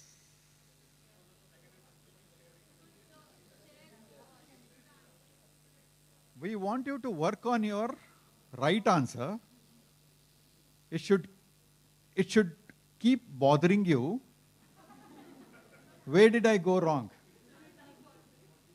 And this is the best practice. As I said earlier, just 15 minutes ago, I'm doing a course from IIT Madras. Same process. Be it Stanford, MIT, they follow the same process. You have to keep searching for the answer. That's where this is. You please remember, these quizzes are not for grading. These are for learning, grading. You should dive into the content, right? See, your incorrect answer should motivate you to go back to your study material and read more. I may be wrong. You must remember the objective behind internal assessment. In the education system, internal assessment is to check my own progress, correct? It is not the final exam. Internal assessment will decide whether you are progressing in the course or not, correct? That's the reason this is the best practice. But at some point in time, we are going to release the answers, right? But before the examination. Do you agree? That's good enough, right? And that's 1 month time. You can go through. Some of the questions may repeat in the examination, right? That's good enough. 1 month in advance, we release the answers. It's not that we are not showing you answers forever. No, correct? This is answer to your first question. Second, you asked about examination. I'm afraid it's difficult to kind of conduct in a physical locations because there are some challenges, right? That's why we insist that you should kind of take out time, identify a silent place where you can take examination, just 2 hours. Can't you do that? How many of you feel that taking out 2 hours is difficult for examination? No one. But to tell you, I'll tell you our own experience. We offered programs to African learners for almost 2 years, from 2020 to 2022. I've seen people writing exams in a petrol bunk, a noisy place. And our AI tool will recognize the sounds and generate a credibility score. There used to be a lower credibility score. I cannot book that student for malpractice, because I know the challenges in some countries in Africa, right? So they used to take out time, go to a silent place there. Some of them used to take exams in car. I was surprised. I can't stop them taking exams because they have challenges, internet issues. Some of them are posted in the border areas because they serve for military there. They have to come to a place where there is internet connectivity. They used to take examination. So our challenges are not as challenging as theirs. Do you agree? So we can take out time and then probably 2 hours into 5 subjects, just 10 hours in a semester. I think it's doable, right? Next question. Hello. Good afternoon, sir. It's me, Shiva, again. I'm into MBA Data Science. Sir, Online Manipal has already started posting placement updates in LinkedIn. 2 to 3 weeks back, I have seen Ernst & Young and ICICI data scientist positions, but there is no actual link to access it. I've been searching whole post, head and tail, everything, front, back, everything. No, sir, but I couldn't access it. I should thank you for this question. Otherwise, we'll miss this particular aspect. Sir, same thing happened with LinkedIn verification also. No, I think we have rectified this. Yes, sir. Yes, sir. No, but are you aware of superset? Sorry? Superset. No, sir. I'm not aware about. Sir, so, batch 3. I'm into batch 3. Batch 3. Yes, sir. So you're getting into batch 2. Batch 2. Yeah. 2. Sorry. So those who are getting into batch 3, you will have a sensitization session on placement, where our placement team will ask you to create your profile on Superset. Superset is a placement portal. 4th semester folks, how many of you have registered on Superset? Anyone? See here? Few of them, at least, right?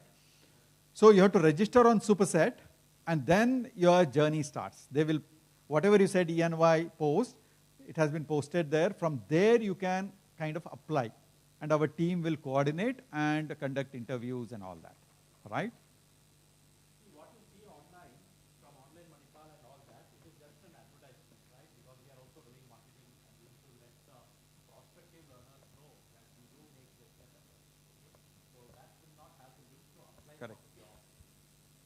The actual job you can apply only through Superset. Superset. Okay? So that's what, and there are sessions conducted to, you know,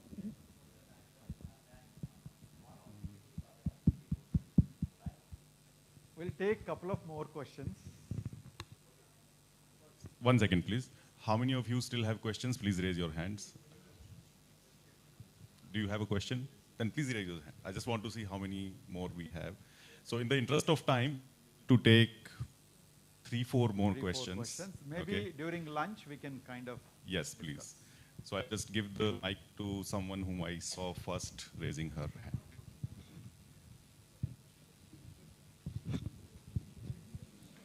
Hello. Hello. Yeah, my name is M. Ramya. I'm doing MBA third semester. First of all, I would like to thank all the faculties, especially Ujjwal sir.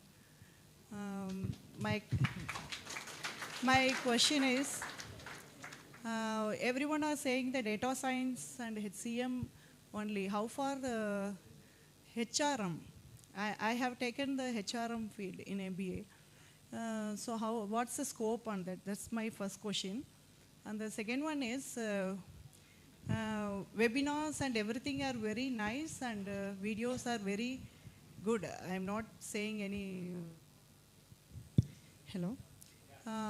But my only concern is, why can't you give the PPT along with the explanation?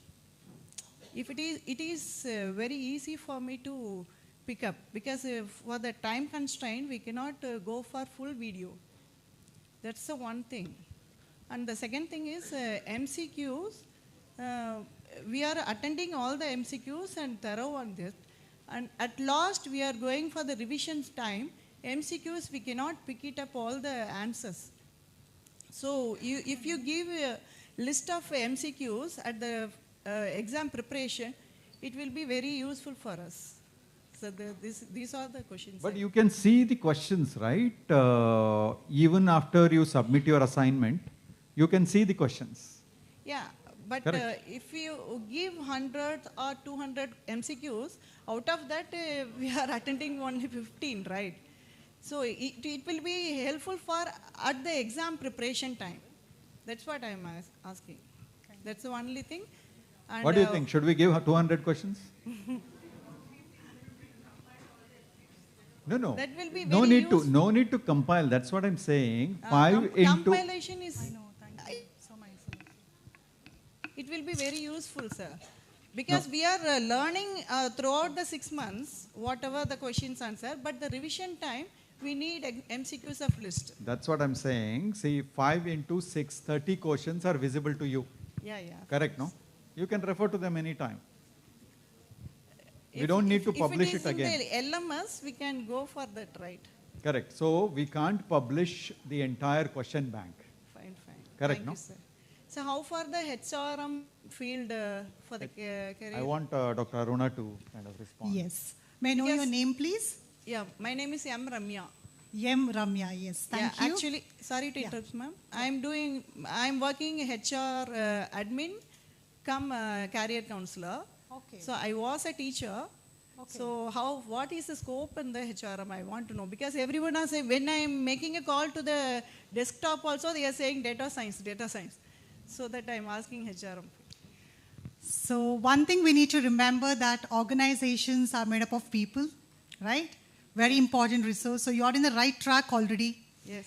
So being in or having a background of HR and with our courses and subjects that are aligned will definitely pave a way for you to grow in terms of taking administrative positions, managing people, leadership, That's where you can make use of the insights that you gain.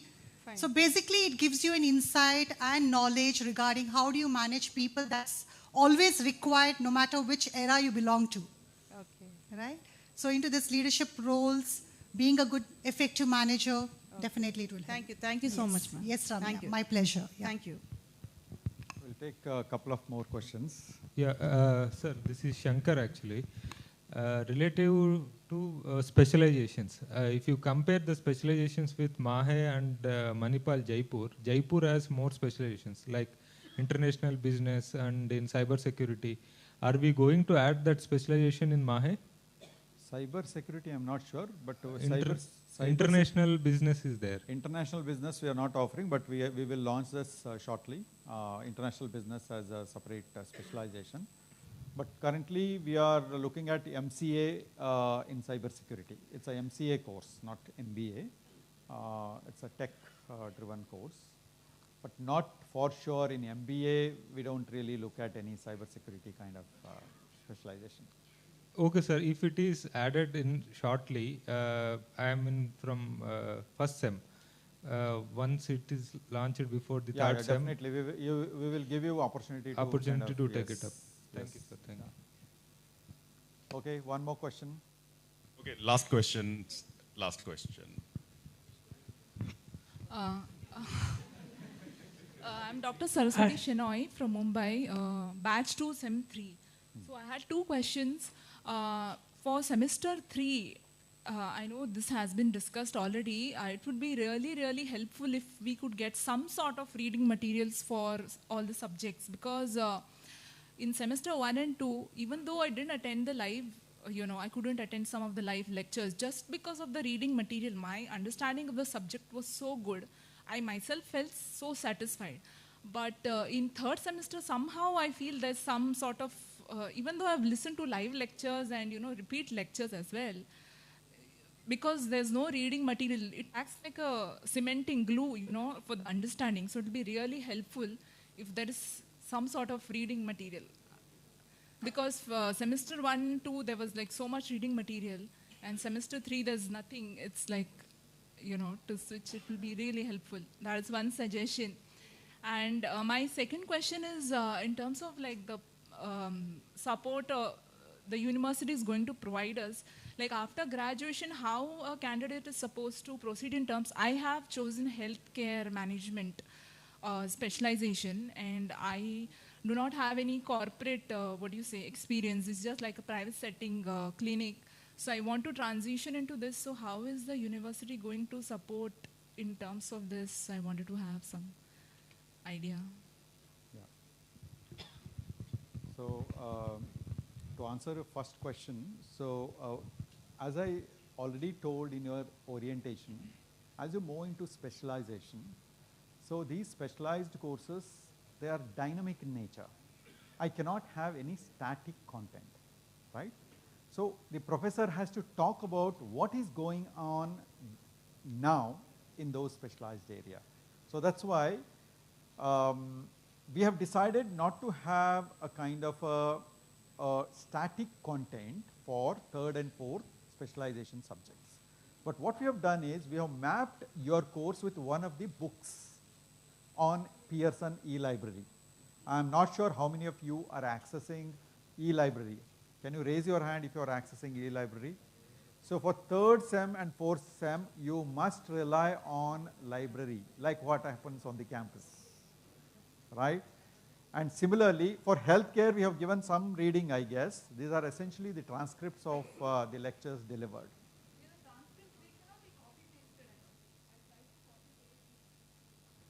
No, these are all PDF document you can kind of download and read.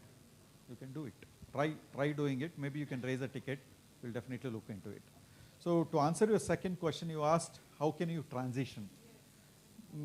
Not sure what's your aspiration, right? So you want to kind of continue as an entrepreneur in your area, or you want to take up some job. If you want to take up job after healthcare, MBA healthcare, probably you can look into some administration in hospital setups or any, the setups related to healthcare, right? So that's where our team will kind of help you to identify your aspiration, do the assessments. You are in which semester now? Third. So third semester, I think they are going to start the placement-related webinars, all these sensitization programs. So you'll get to know what we do, and probably based on your aspiration, whether you want to continue in the same track where you are in, or you want to kind of transition and take up some job in healthcare sector, it depends on you. But our team is going to help you. They will interact with you. Every week there is a placement-related webinar. How many of you have attended? Nobody. You must attend placement-related webinar. If you do, at least you should go through the recording. You will get to know what discussion is happening, right? So I think for third semester they are going to start. Please attend the webinars, right?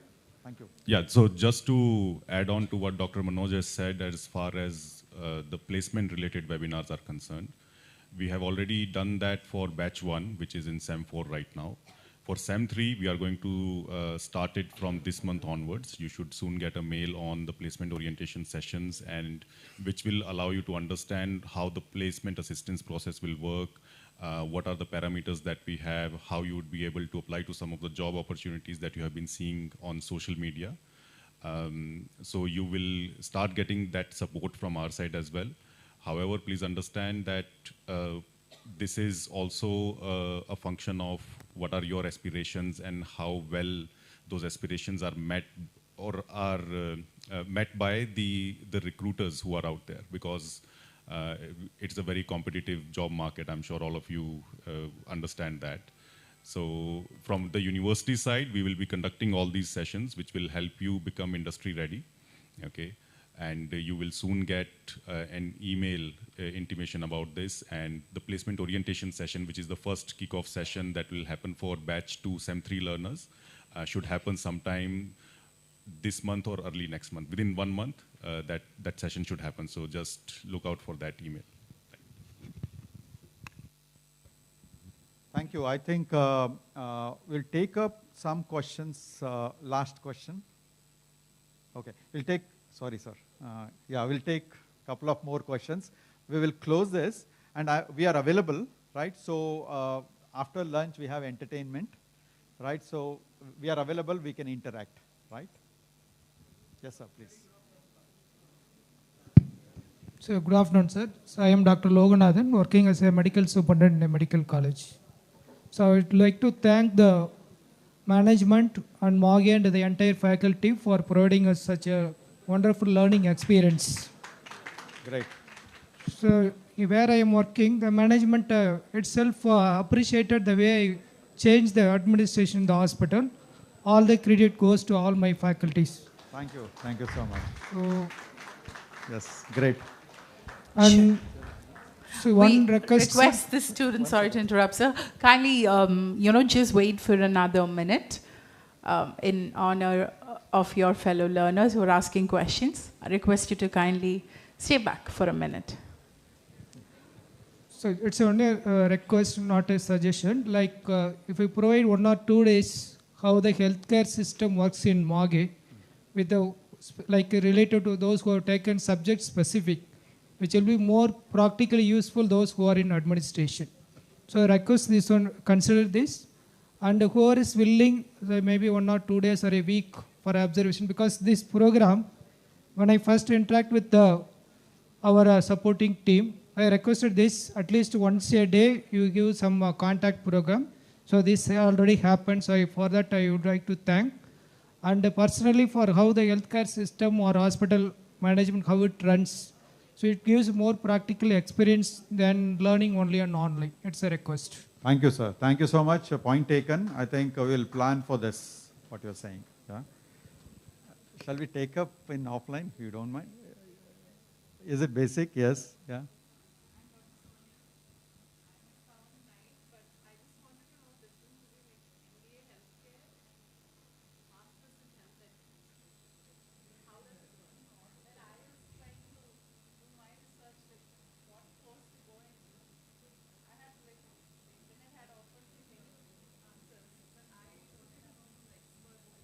Difference between MHA and MBA healthcare, right? See, it is change in the nomenclature. UGC has nomenclature. Masters in Health Administration. If you see the curriculum, it essentially talks about the functional areas of the management and more areas related to healthcare, right? You are going to study there also HRM, finance, marketing, but with respect to healthcare, correct? So whereas in MBA Healthcare, you will, first 2 semesters you will learn the functional areas, and the last 2 semesters you will learn healthcare subjects. In terms of curriculum, it is essentially same, but in terms of nomenclature, they are essentially different. But when it comes to the placement, let's say employer, he will kind of choose between the MBA Healthcare and MHA, but they will not differentiate currently. MHA cannot be offered in online mode as per the regulations. So hence, many universities, including MAHE, we offer MBA Healthcare as a specialization to help the medical practitioners or healthcare professionals to pursue career in administration. Thank you so much. Yeah. So I think we'll stop here. We'll take up some more question.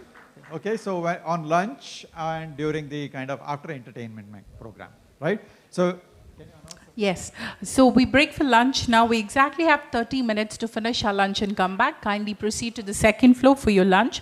Post which we have variety entertainment program by faculties and all your fellow learners arranged for you. So please make sure that you're here in the next 30 minutes. Thank you.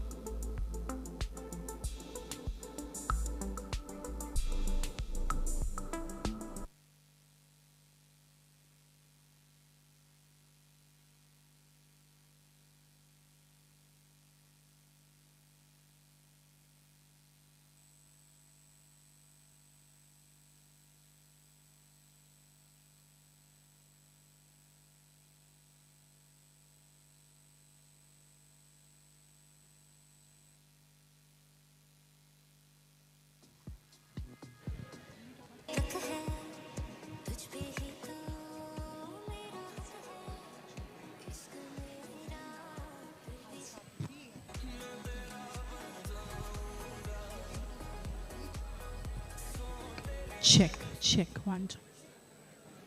Mic check. Check.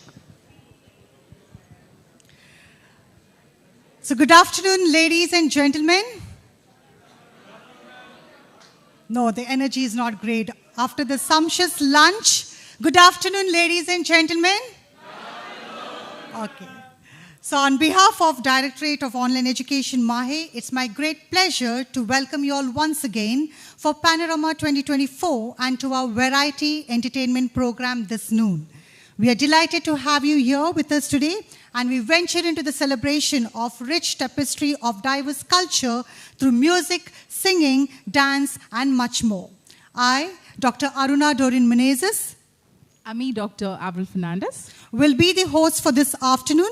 We have an exciting lineup of performances that will take your journey around the diverse cultures, showcasing talents and creativity of the learners, the teaching staff, and the technical fraternity of DOE MAHE. So without further ado, let me begin this afternoon started with the first performer, the dance performance. To witness the talent and energy and enthusiasm of a dear learner, we begin calling a person who is presently working as a chartered accountant at JP Morgan and having a distinct corner, a passion for dance. Let's put our hands together and give a warm welcome to our talented learner, Miss Shravana Komuru.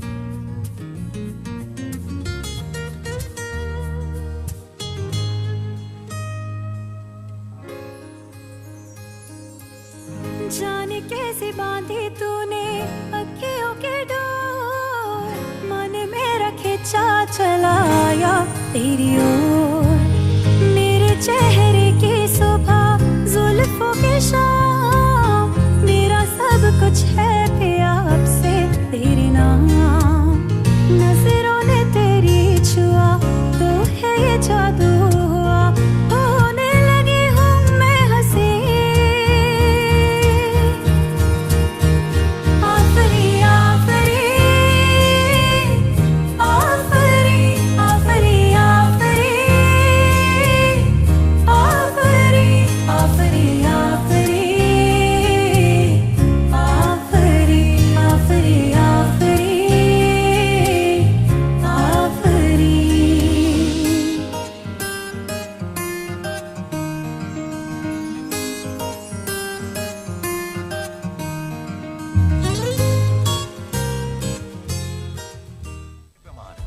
चमेट मार।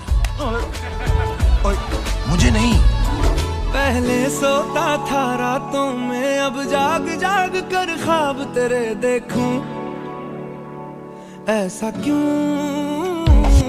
मैं तन्हा तन्हा रहता था, अब बेगानों से भी पूछूं हाउ डू यू डू, ऐसा क्यों ए दिल तनवा इमोशन पूछदा है मैनू क्वेश्चन की, चंगा भला सी क्यों लुट पुट गया, मैं तो दुम चिक पक दुम लुट पुट गया, लुट पुट गया, मैं तो गया, मैं तो लुट पुट गया, लुट पुट गया, लुट पुट गया।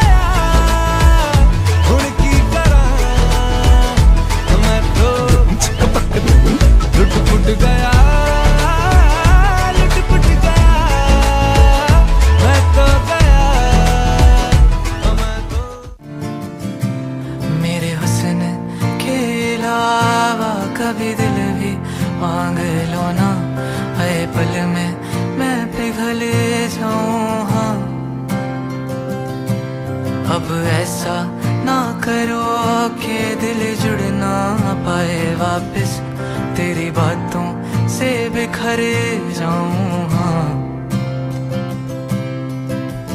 माना जमाना है दीवाना, इसीलिए तूने ना जाना, तेरे लिए मैं काफी हूँ।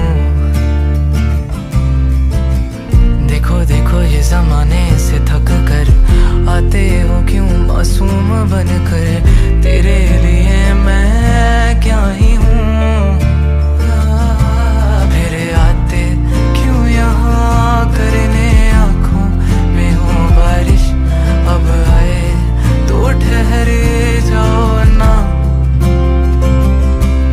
और पूछो ना जरा मेरे दिन के बारे में भी, बस इतने में संभल जाऊं। हाँ एक दिन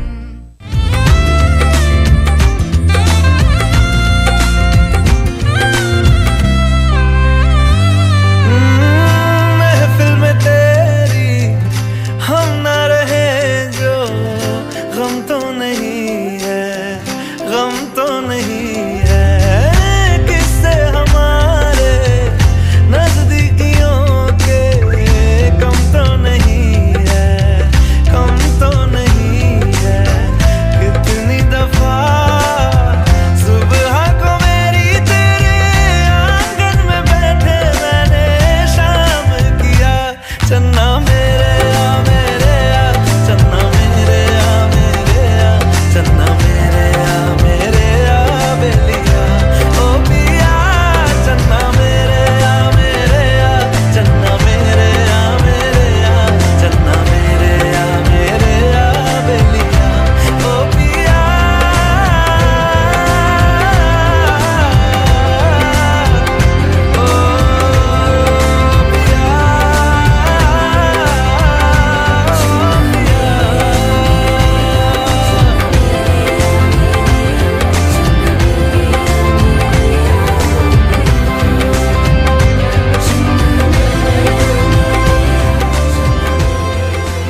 Check, check. Amazing performance, right? How many of you want to have or see Shravana perform again? Woo! Was it wonderful? Yes. So thank you so much, Shravana. A round of applause for her for this beautiful, graceful performance. And we, if time permits, we're going to have this one more round later, right? Next up, we have a special treat that will touch your hearts and inspire your minds. And we have Ms. Zenal Sebastian Lobo. And she would be reciting a beautiful poem. Excited? Yes. So let's hear it out for Zenal Sebastian Lobo. Come on, everybody, louder.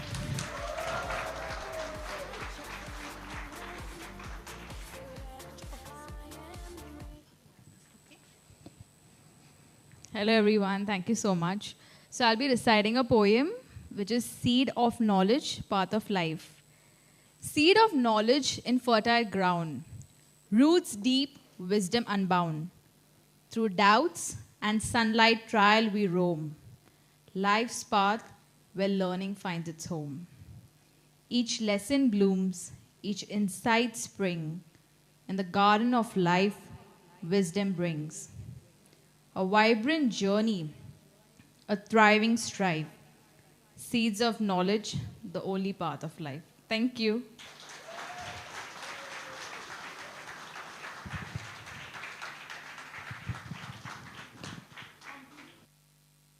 Thank you, Zenal. That was really beautiful. So we are delighted today to introduce a versatile professional with a rich background in healthcare and a remarkable passion for acting. Beyond his medical expertise, Mr. Abhiram is a talented actor who embraces diverse roles and explores his creative interest in singing, photography, and many more. Please join me in welcoming our next performer, Mr. Abhiram, as he presents a song to us. Over to you, Abhiram.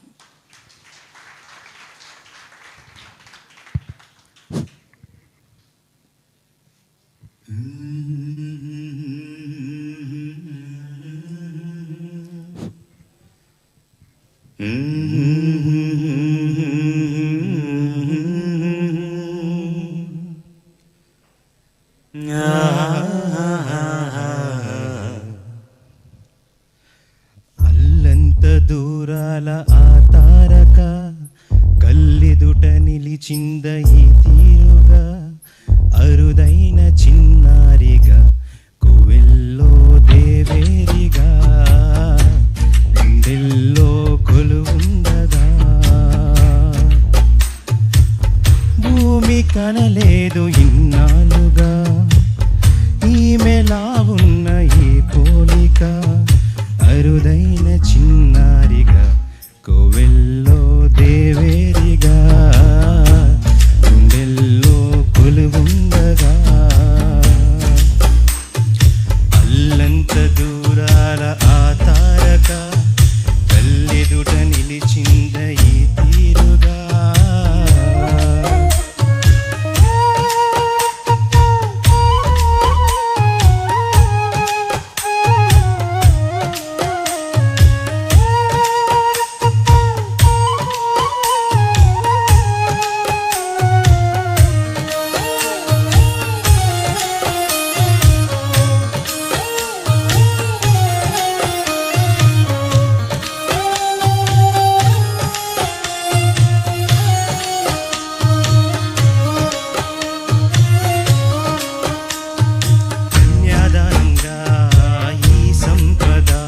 చేపట్టే ఆవరుడు శ్రీహరి కాడ పొందాలనుకున్నా పొందే వీలుందా అందరికీ అందనిది సుందరి నీదా ఇదేదే తీయని కలగా పంచిన మమతనే సాక్షిగా విరిసే నందరమవగా అందానికే అందమనిపించగా దిగి వచ్చేనో ఏమో దివి కానుక అరుదైన చిన్నారిగా కోవెల్లో దేవేరిగా గుండెల్లో కొలువుండగా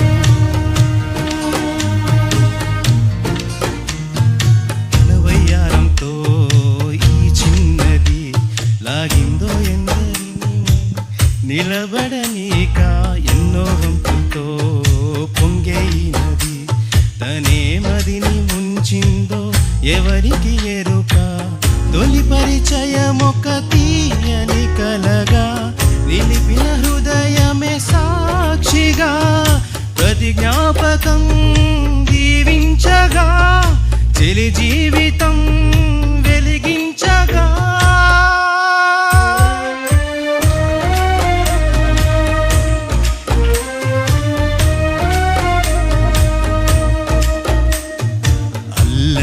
దూరాల ఆ తారక కన్నెదుట నిలిచింద ఈ తీరుగా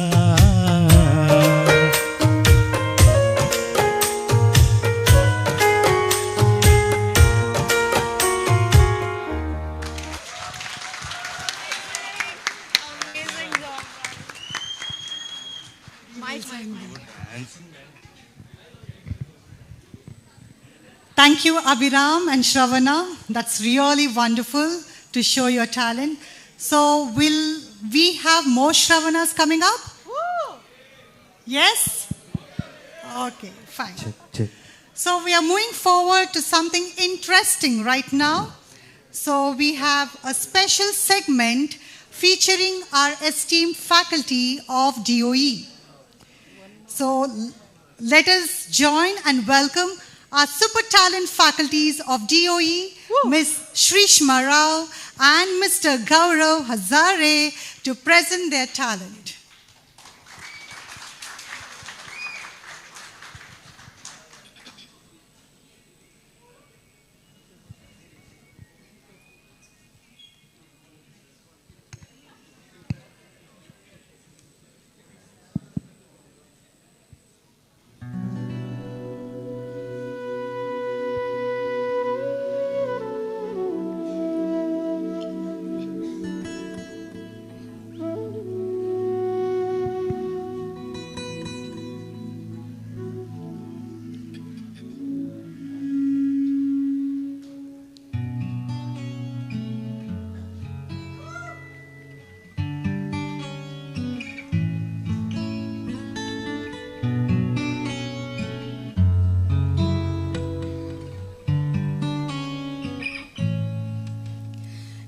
हंसी वादिया ये खुला आसमां, आ गए हम कहाँ ये मेरे साजना। इन बहारों में दिल की कली खिल गई, मुझको तुम जो मिले हर खुशी मिल गई।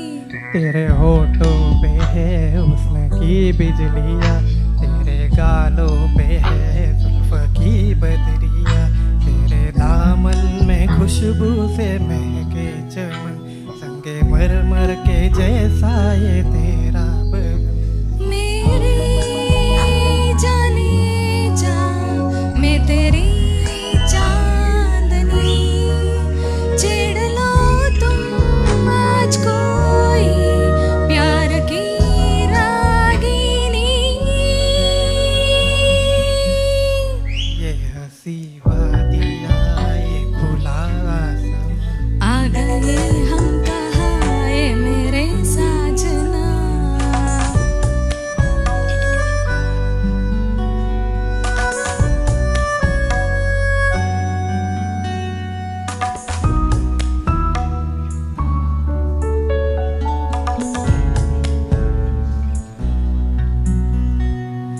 ये बंधन है प्यार का देखो टूटे न सजनी। ये जन्मों का साथ है देखो छूटे न सजना। तेरी आंचल की छाँव के तले मेरी मंजिल मुझे मिल गई।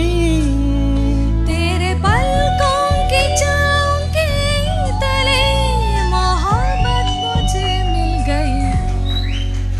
ये हंसी वादियाँ ये खुला आसमां, आ गए हम कहाँ ये मेरे साजना।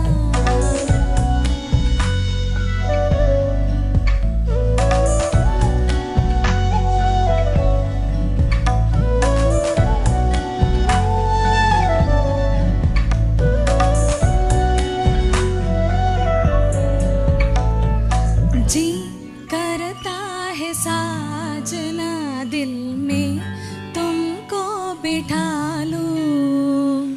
आ मस्ती की रात में अपना तुमको बना लूं। उठने लगे हैं तूफान क्या मेरे सीने में सनम। तुम्हें चाहूंगा दिलो जाने से मेरे जाने जा तेरी। ए हंसी वादियाँ ये खुला आसमां, आ गए हम कहाँ ये मेरे साजना। इन बहारों में दिल की कली खिल गई। मुझको तुम जो मिले हर खुशी मिल गई। मेरी जाने जा ये तेरी चांदनी, छेड़ दो तुम आज कोई प्यार की रागिनी। ए हंसी वादियाँ ए खुला आसमां, आ गए हम कहाँ ए मेरे साजना। Thank you.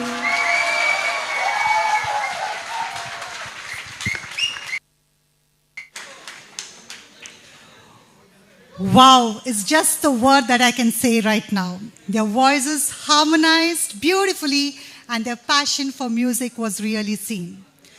Up next, we have the next talent of DOE, a very talented statistician, Dr. Vishwajit Singh, to present a poem on Krishna Ki Chetavani. Over to you, sir. Thank you. Hello, everyone. So I'll recite a poem, Krishna Ki Chetavani. It's a part of Rashmi Rathi, written by Ramdhari Singh Dinkar ji. So, वर्षों तक one में घूम घूम बाधा विघ्नों को चूम चूम, सह धूप घाम पानी पत्थर पांडव आए कुछ और निखर। सौभाग्य न सब दिन सोता है, देखें आगे क्या होता है।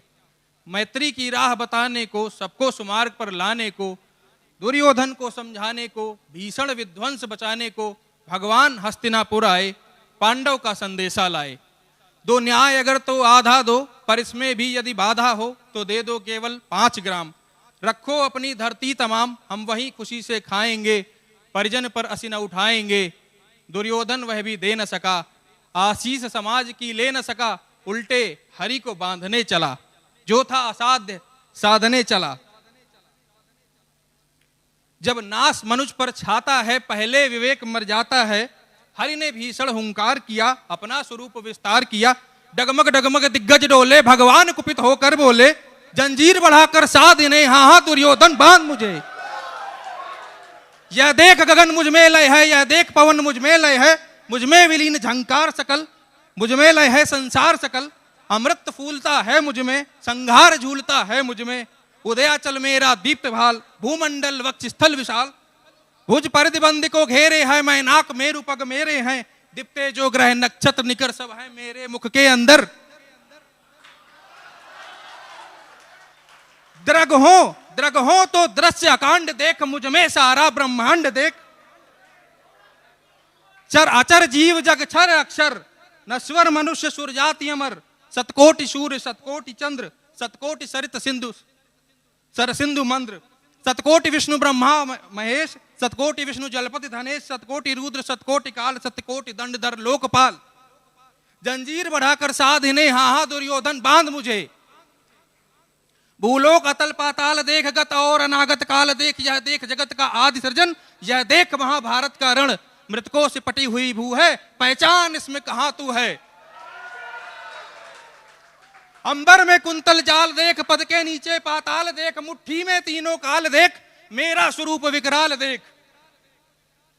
सब जन्म मुझी से पाते हैं, फिर लौट मुझी में आते हैं। जेवासी करती ज्वाल सगन, सांसों में पाता जन्म पवन। पड़ जाती मेरी दृष्टि जिधर, हंसने लगती है सृष्टि उधर। मैं जभी मूंदता हूं लोचन, छा जाता चारों ओर मरण। बांधने मुझे तू आया है दुर्योधन, बांधने मुझे तू आया है। जंजीर बड़ी क्या लाया है दुर्योधन, बांधने मुझे तू आया है। जंजीर बड़ी क्या लाया है। यदि मुझे बांधना चाहे मन, पहले तो बांध अनंत गगन। सूने को साध न सकता है, वह मुझे बांध कब सकता है। हित वचन नहीं तूने माना, मैत्री का मूल्य न पहचाना। तो ले मैं भी अब जाता हूं, अंतिम संकल्प सुनाता हूं दुर्योधन। याचना नहीं अब रण होगा, जीवन जया की मरण होगा। टकराएंगे नक्षत्र निकर, बरसेगी भू पर वाणी प्रखर फल। शेष नाग का डोलेगा, विकराल काल मुंह खोलेगा।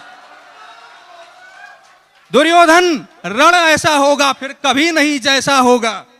भाई पर भाई टूटेंगे, विस्वाण बूंद से छूटेंगे। वाय सुगाल सुख लूटेंगे, सौभाग्य मनुष्य के फूटेंगे। आखिर तू भूसाई होगा, हिंसा का परदाई होगा।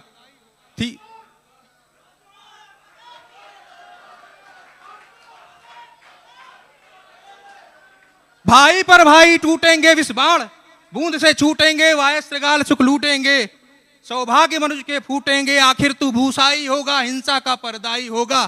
थी सभा सन्न, सब लोग डरे। चुप थे या थे बेहोश खड़े, केवल 2 नर नाघाते थे। धृतराष्ट्र विदुर सुख पाते थे, कर जोड़ खड़े प्रमुदित निर्भय। दोनों पुकारते थे जय जय जय Shri Krishna.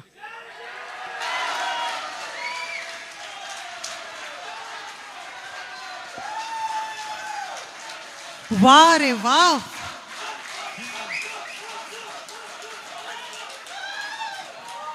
So have you ever seen this face of Dr. Vishwajit Singh? Excellent song. So moving on to the next performance, known for her expertise and significant contributions as a regional medical advisor, Ms. Juhita Bhattacharya is a true professional in her field. Please join me and give a warm welcome to her as she takes the stage to share her musical talent with us.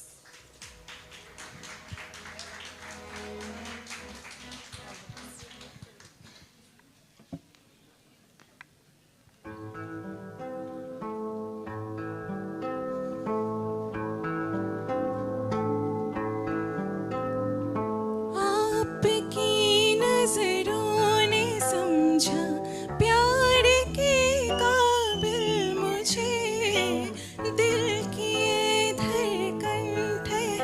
जा, मिल गई मंजिल मुझे, आपकी नजरों ने समझा।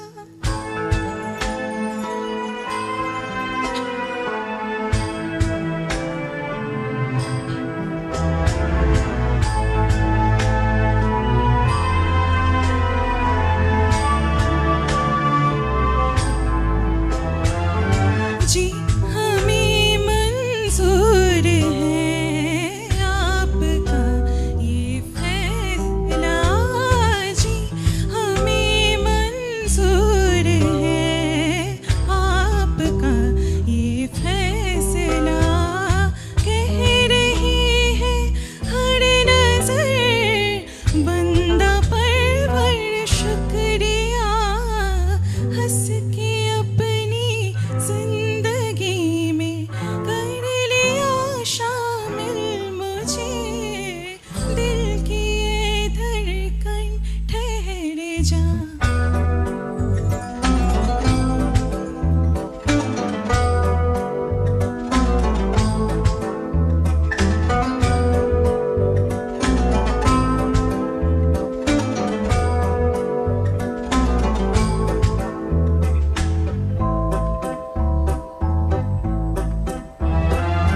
आपकी मंजिल हूँ मैं, मेरी मंजिल आप है।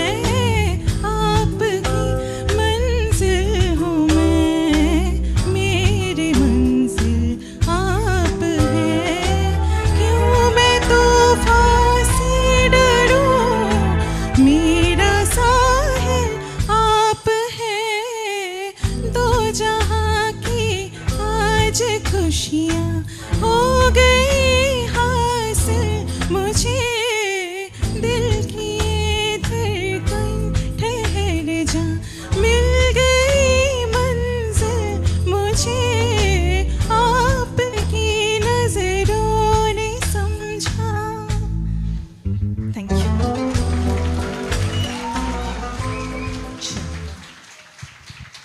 टैलेंट तो हमारे बच्चों में उभर उभर कर भरा हुआ है ना? Yes? A round of applause for her once again for that beautiful render. Well, are you all up for some Bollywood mashup of both old and new songs?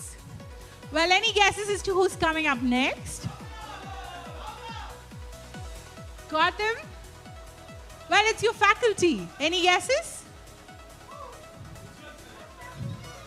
Okay, we have Dr. Aruna Doran Menezes on stage, who's going to perform a beautiful mashup of Bollywood songs for all of you. A round of applause for ma'am, everybody.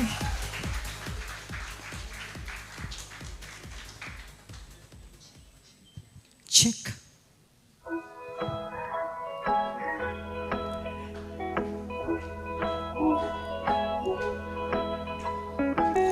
अजीब दास्ता है ये, कहाँ शुरू कहाँ खत्म, ये मंजिलें है कौन सी, ना वो समझ सके ना हम। अजीब दास्ता है ये, कहाँ शुरू कहाँ खत्म, ये मंजिलें है कौन सी, ना वो समझ सके ना हम। ये रोशनी के साथ क्यों दुआ उठा चिराग से, ये ख्वाब देखती हूँ मैं कि जग पड़ी हूँ ख्वाब से। अजीब दास्ता है ये,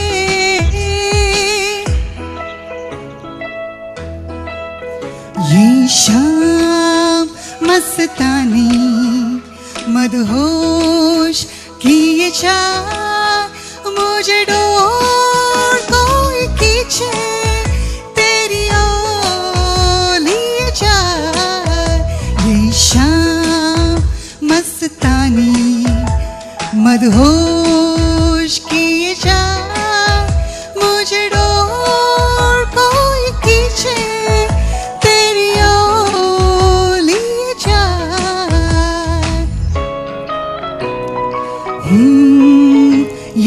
लड़की भीगी भागी सी, सोती रातों में जागी सी, मिले एक अजनबी से कोई आगे ना पीछे, तुम ही कहो ये कोई बात है।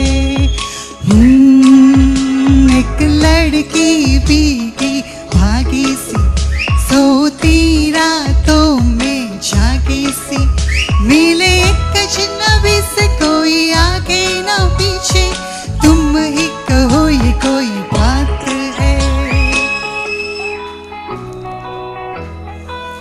एक अजनबी हसीना से यूं मुलाकात हो गई, फिर क्या हुआ ये ना पूछो, कुछ ऐसी बात हो गई। एक अजनबी हसीना से यूं मुलाकात हो गई, फिर क्या हुआ ये ना पूछो, कुछ ऐसी बात हो गई।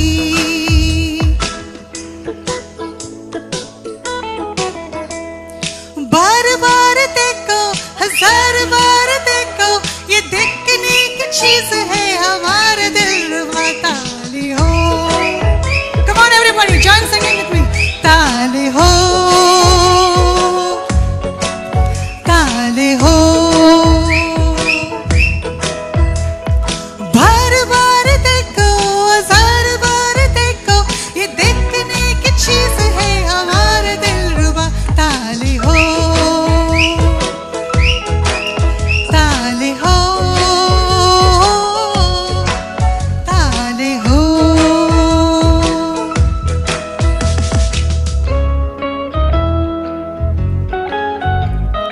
बेकरार करके हमें यूं ना चाहिए, आपको हमारी कसम लौट आइए।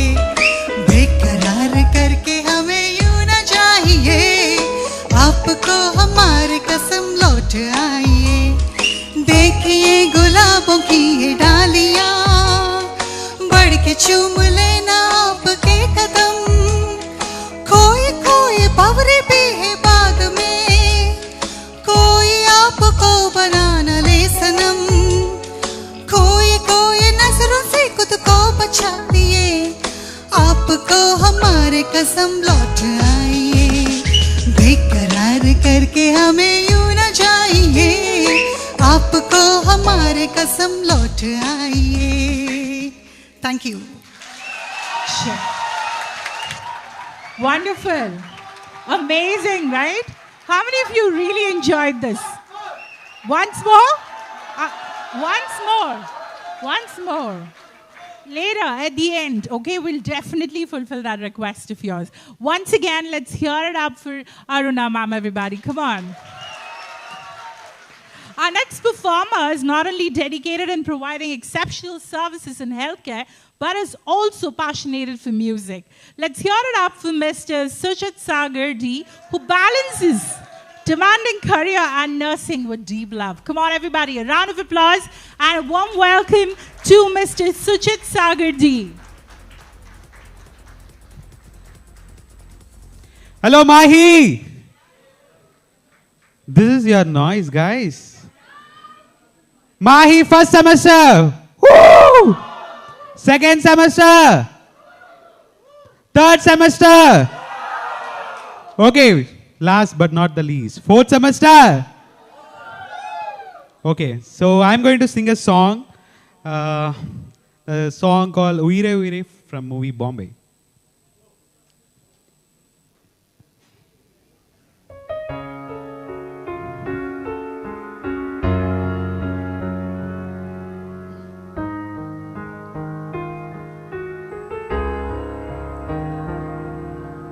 என் சுவாச காற்று வரும் பாதை பார்த்து உயிர் தாங்கி நான் இருப்பேன். மலர் கொண்ட பெண்மை வாராமல் போனால் மலை மீது தீ குளிப்பேன். என் உயிர் போகும் போனாலும் துயரில்லை கண்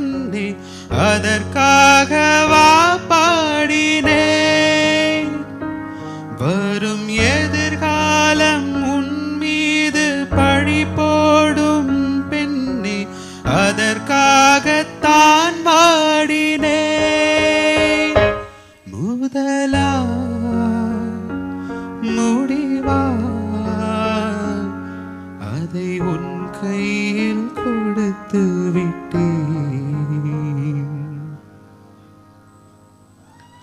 உயிரே உயிரே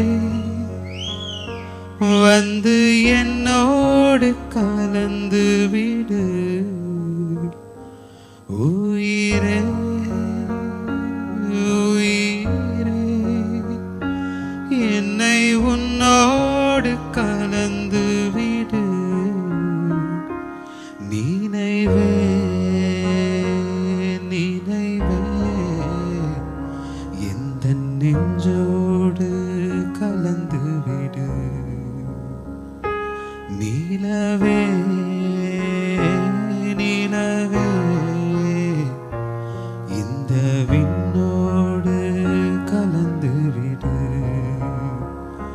காலம் தடுத்தால் எந்தன் கண்ணோடு கலந்து விடு.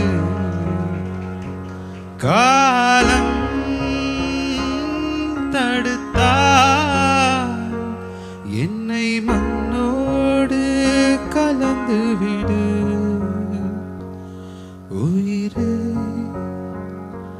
உயிரே வந்து என்னோடு கலந்து விடு.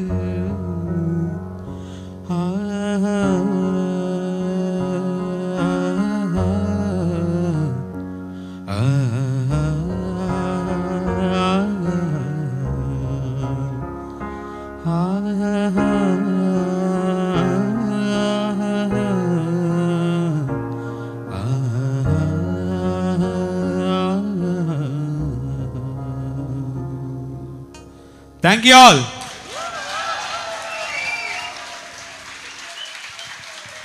Thank you, Sujit, for such a beautiful rendition.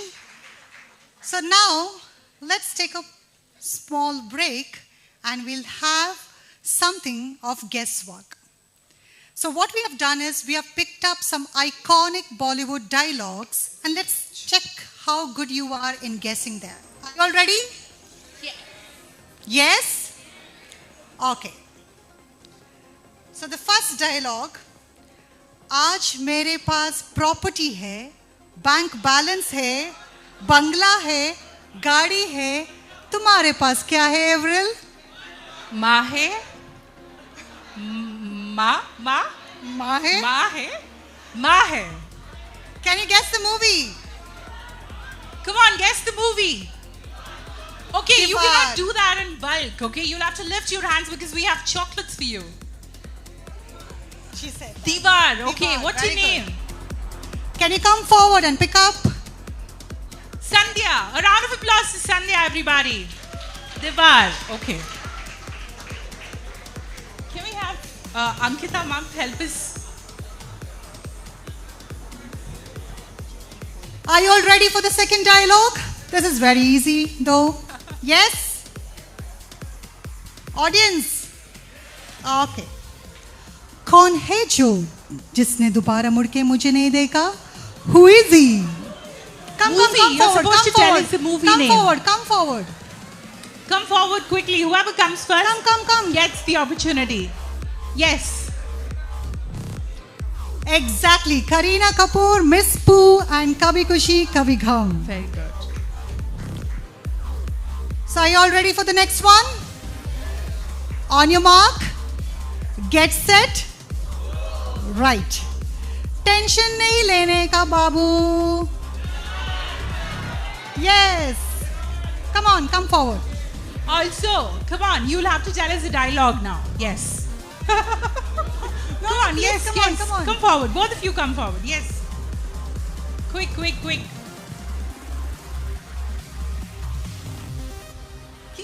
Please come forward. Yes.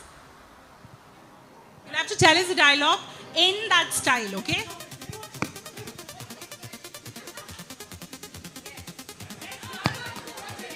Shankar. Let's hear it up for Shankar, everybody. Come on, Shankar. अरे बाबा टेंशन नहीं कर रहे देने कर रहे बाबा. Oh, excellent. Excellent. Thank you, Ankita Shankar. ma'am, I think he deserves 2 munch chocolates. And also, madam, thank you so much. So this is the last one for the crowd. Listen very carefully, okay? प्यार दोस्ती है.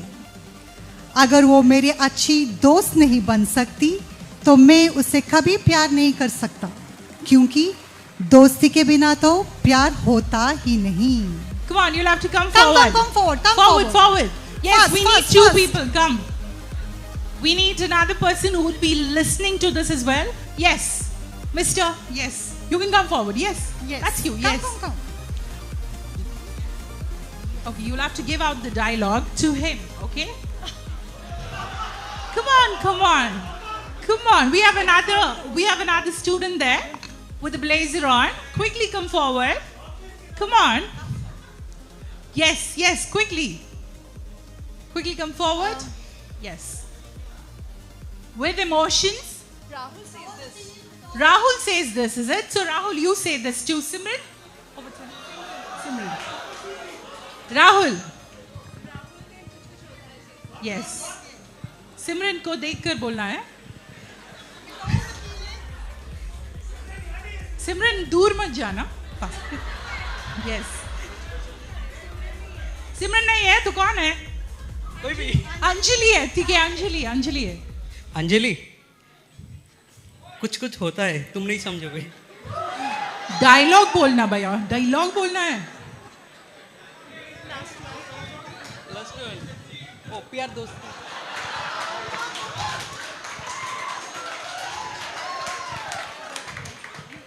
So there's background dialogues also. Rahul is a cheater. Yeah. Come on, Rahul. प्यार दोस्ती है. अगर वो मेरी सबसे अच्छी दोस्त नहीं बन सकती तो मैं उसके कभी प्यार कर ही नहीं सकता, क्योंकि दोस्त के बिना तो प्यार होता ही नहीं है. Thank you. Well done. नहीं तो उस तरफ देखा ही नहीं. Thank you. Good job.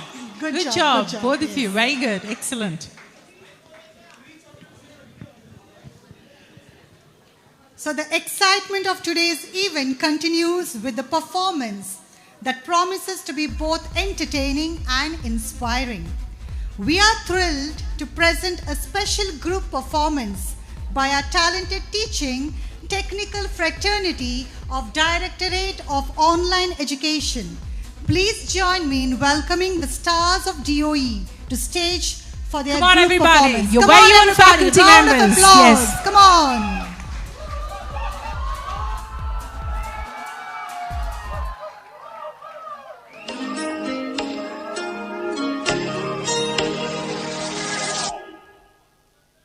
ऐसा देखा नहीं खूबसूरत कोई, जिस्म जैसे अजंता की मूरत कोई, जिस्म जैसे निगाहों पे जादू कोई, जिस्म नगमा कोई, जिस्म खुशबू कोई, जिस्म जैसे महकती हुई चांदनी, जिस्म जैसे खिलता हुआ एक चमन, जिस्म तरशा हुआ दिल का दिल नशी, मरमरी उसने जाना की तारीफ मुमकिन नहीं, उसने जाना की तारीफ मुमकिन नहीं. आफरी आफरी आफरी आफरी.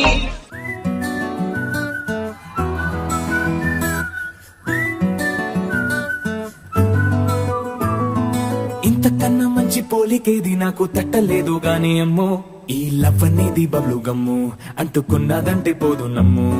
ముందు నుంచి అందరన్న మాటే గాని మళ్ళీ అంటున్నానే అమ్ము, ఇది చెప్పకుండా వచ్చే తుమ్ము, ప్రేమ నా పలేవు నన్ను నమ్ము. ఎటగానే ఎదురు చూపుకి తగినట్టుగా నువ్వు బదులు చదివితే, అరే దేవుడా దాని కలో పడే పిల్లడాంట దగ్గరై నన్ను చేరదీస్తివే. బుట్ట బొమ్మ నన్ను చుట్టుకుంటివే, జిందగీకే అడ్డ బొమ్మై జంట కట్టుకుంటివే. బుట్ట బొమ్మ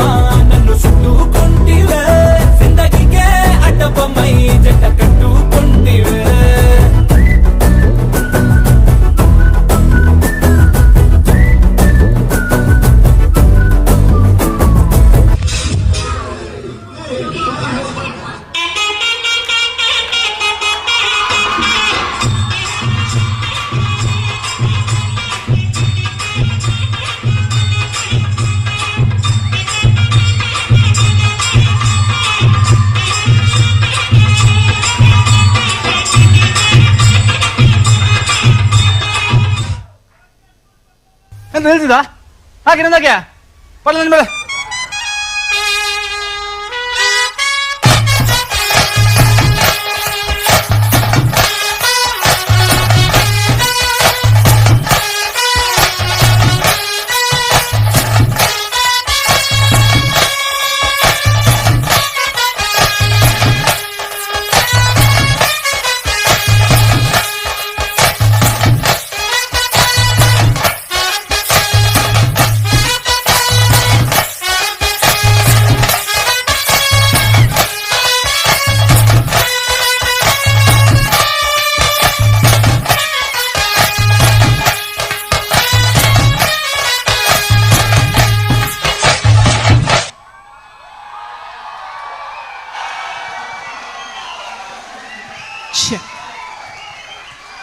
Amazing performance, guys. So definitely following years we will have more admission. There are more followers of this group and wonderful performance. More at finance, yes. So now the floor is open for any sport performances. So if any one of you have felt I should have given my name, the opportunity is open. So please come forward to exhibit your talent. Come on, any one of you who feels that you can give it too. Come on, yes. Please step forward. Yes. I see one hand raised. Kindly step forward. Yes. Can we cheer him with a round of applause, everybody, even as he walks to the stage?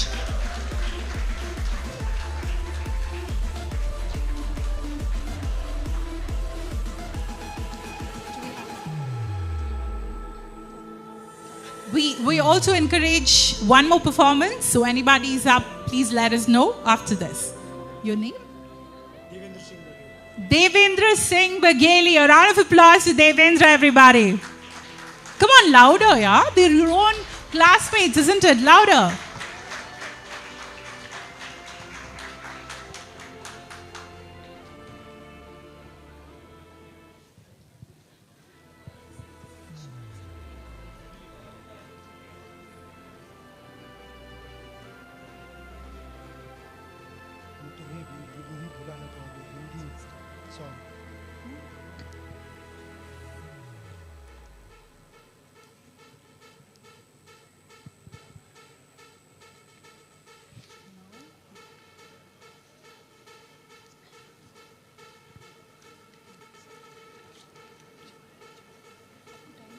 Ma'am, this 1 minute. Okay.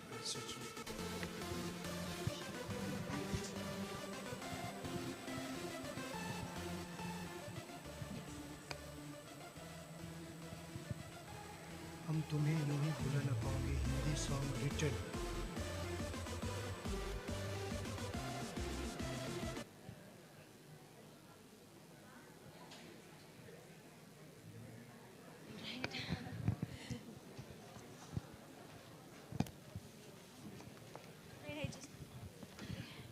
Check. So hi everyone, hi. So hope you're all having a great time.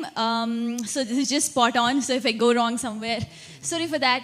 So my name is Sheelata and I like to sing, I like to dance, but I chose to do something different today. So I want your help in whatever I'm going to do today, right? I want you guys to say 2 words. Easy. It's pretty easy. Say boots and say cats with me. Boots. Cats. Boots. Cats. Boots. Cats. Boots. Cats. Boots. Cats. Boots. Cats. I can't hear you. Boots. Cats. Boots.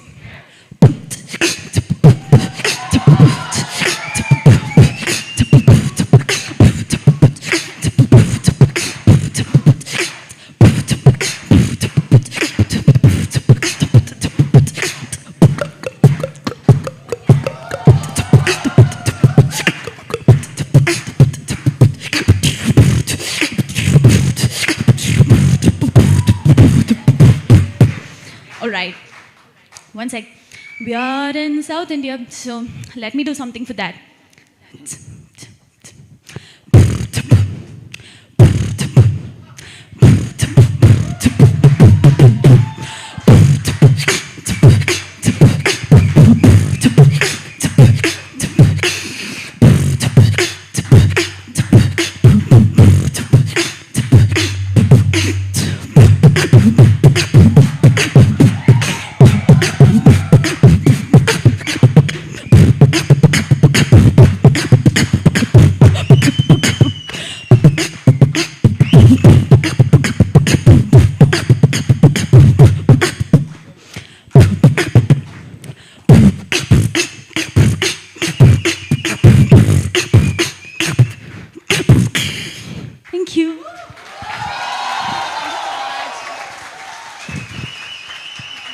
was a complete delight to watch you performing. Thank you so much. So over to you next performance. Good evening, everybody. Myself, Deven Singh Waghel. I belong to MP, Rewa district, and working in Bihar, Siwan, as a hospital management and counselor. I want to sing a song.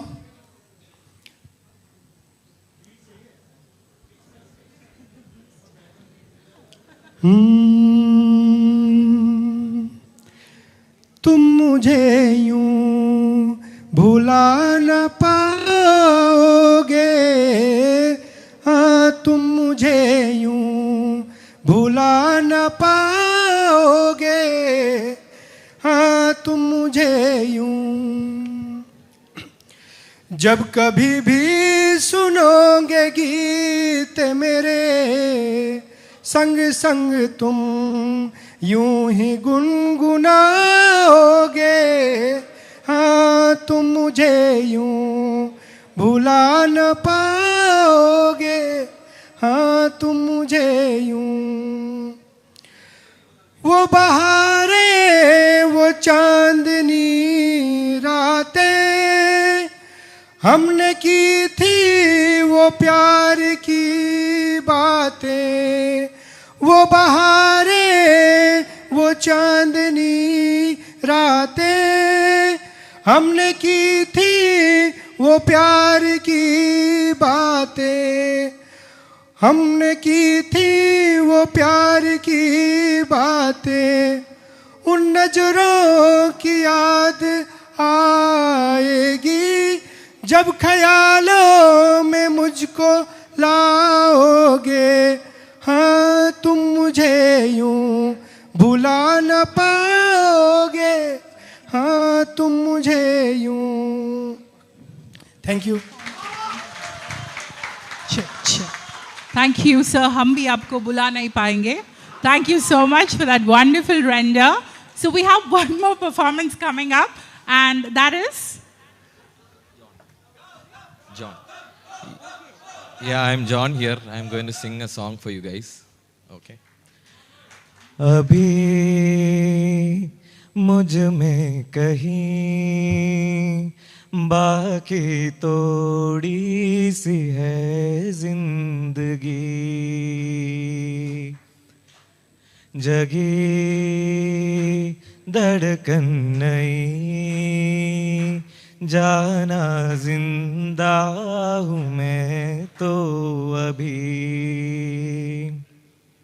कुछ ऐसी लगन इस लम्हे में है, ये लम्हा कहा था मेरा, अब है सामने इसे झूलू जरा, मर जाऊं या जी लूं जरा, खुशियाँ झूम लूं या रो लूं जरा, मर जाओ या जी लो जरा। हो धूप में चलते हुए तन को छाया पेड़ की मिल गई, हो रूठे बच्चे की हंसी जैसे फुसलाने से फिर खिल गई। कुछ ऐसा ही अब महसूस दिल को हो रहा है, परसों के पुराने जख्म पे मरहम लगा सा है। कुछ ऐसा रहन इस लम्हे में है, ये लम्हा कहा था मेरा, अब है सामने इसे झूलू जरा, मर जाओ या जी लूं जरा खुशियाँ झूम लूं यारो लूं जरा मर जाओ या जी लूं जरा. Thank you. Thank you so much for the performance. I call upon Dr. Vikram to come forward and give the performance.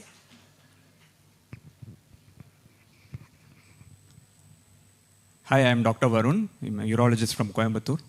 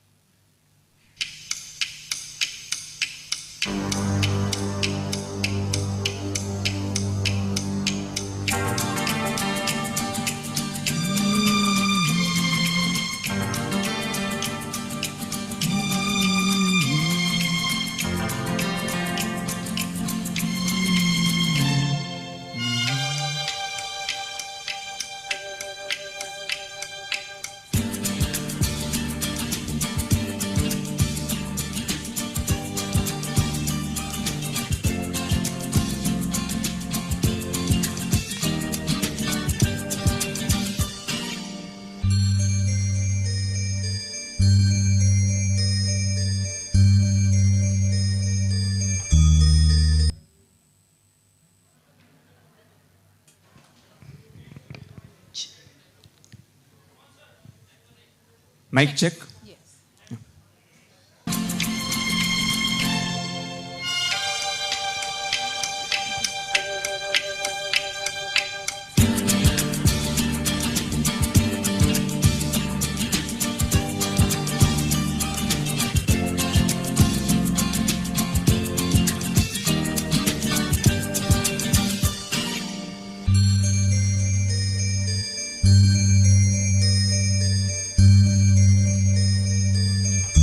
सफर एक जरा इंतजार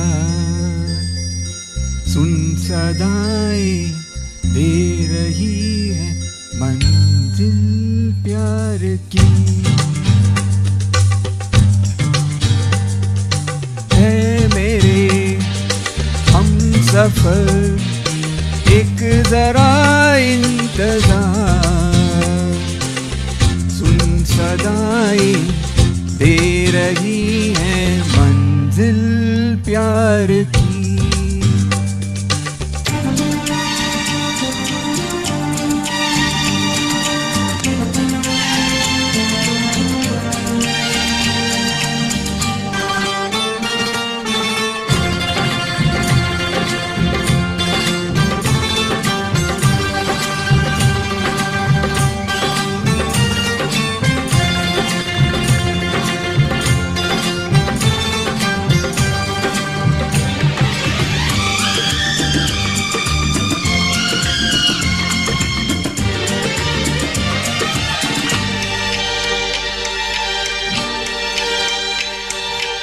अब है जुदाई का मौसम दो पल का मेहमान कैसे न जाएगा अंधेरा क्यों न थमेगा तूफान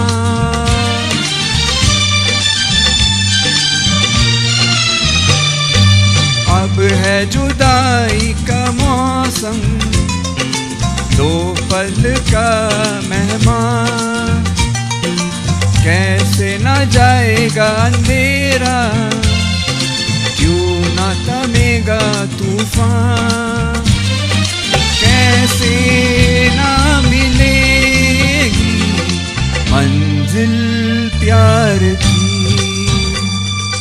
ऐ मेरे हम सफर एक जरा इंतजार सुन सदाएं दे रही है मंजिल प्यार की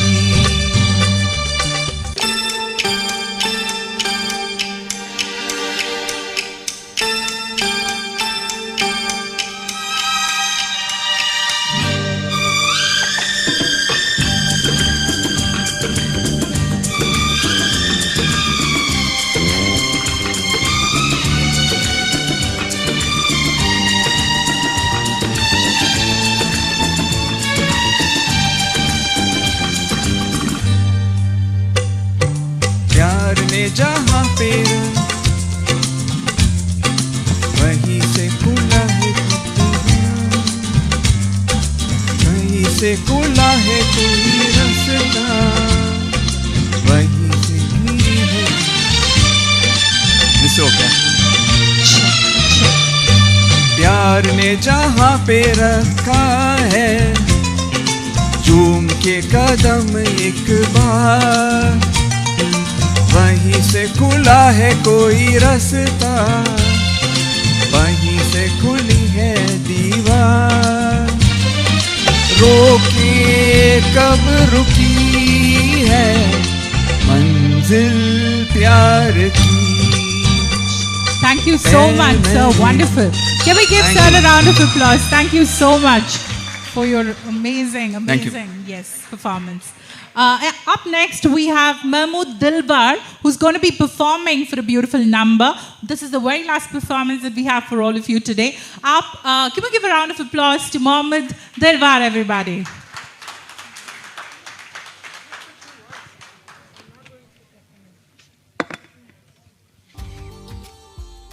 Subscribe now and press the bell icon. Never miss an update from Tips Official. Jenny, तुम मुझे बहुत अच्छी लगती हो। मैं तुम्हें हमेशा खुश रखूंगा।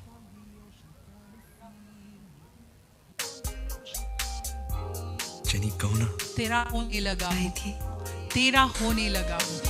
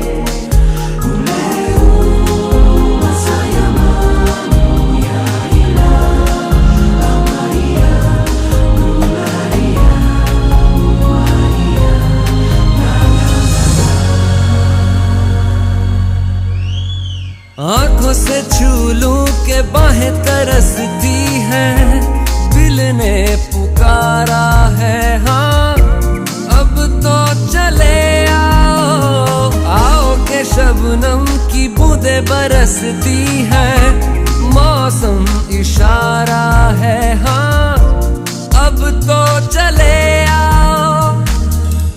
बाहों में डाले बाहें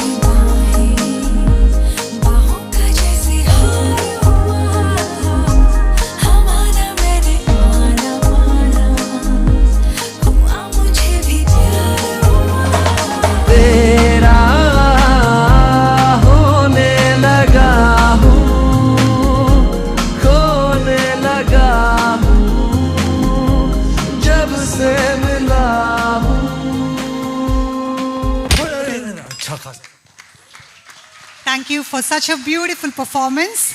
So thank you all for being so sportive and making this event an unforgettable one. So today marks the culmination of a day filled with fun, learning and bonding. On this auspicious occasion, I request Mr. Kiran Kumar, Alumni MAHE, Head Marketing UNext, to give his closing remarks.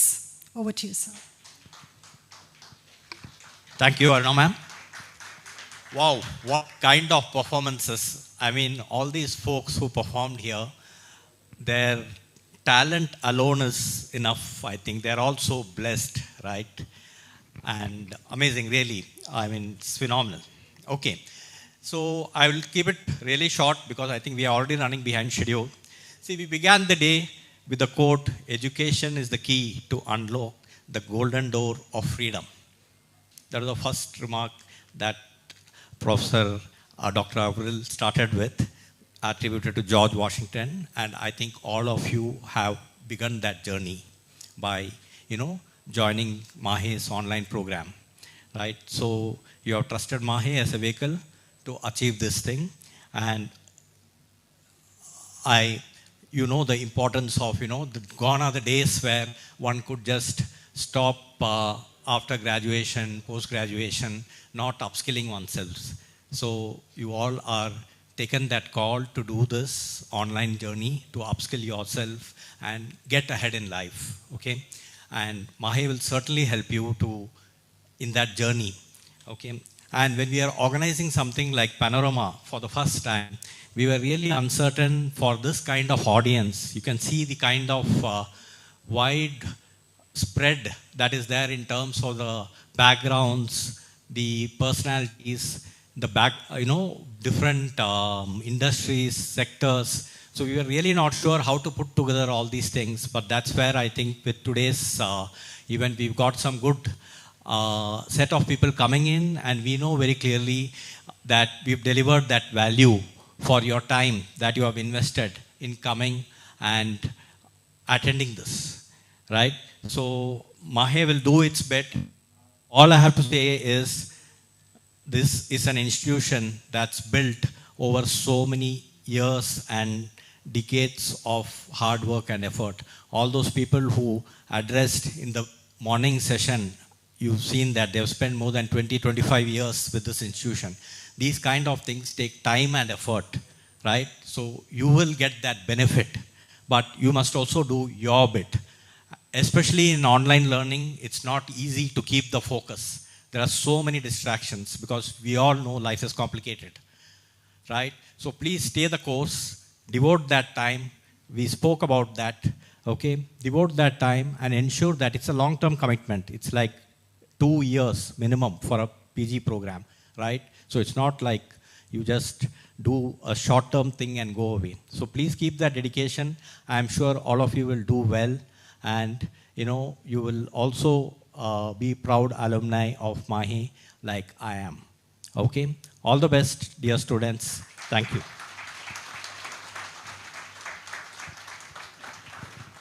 To announce about, can I say something? At the last event, we have a campus tour arranged, and faculty members will accompany you. The flow is you start from our administrative office, go to pharmaceutical sciences, and we have a world-class sports facility. Then go to Waksha, a world-class hotel management school, then MIT, and then you will go to TAPME. Then we have architecture, then come back to nursing, Kasturba Medical College, and we are going to drop you at Anatomy Museum. Those who are interested in visiting our world-class Anatomy Museum, please do visit. Okay, so make use of this 1.5 hour time and visit effectively. Thank you. Thank you, sir. As we come to the end of this wonderful event, I would like to take a moment to thank each one of you for being here. Your presence, enthusiasm, and support has definitely made this PANORAMA 2024 a great success. Thank you, each and every one. We have a quick 10 minutes, take 10 minutes tea break, and then we will assemble down in the ground floor near the fountain for a beautiful drone shot. Excited? Yeah? So 10 minutes, take quick tea break of 10 minutes and assemble near the fountain for a photograph. After which, there will be an arrangement for campus tour for all of you. Have a great day, everybody. Bye-bye.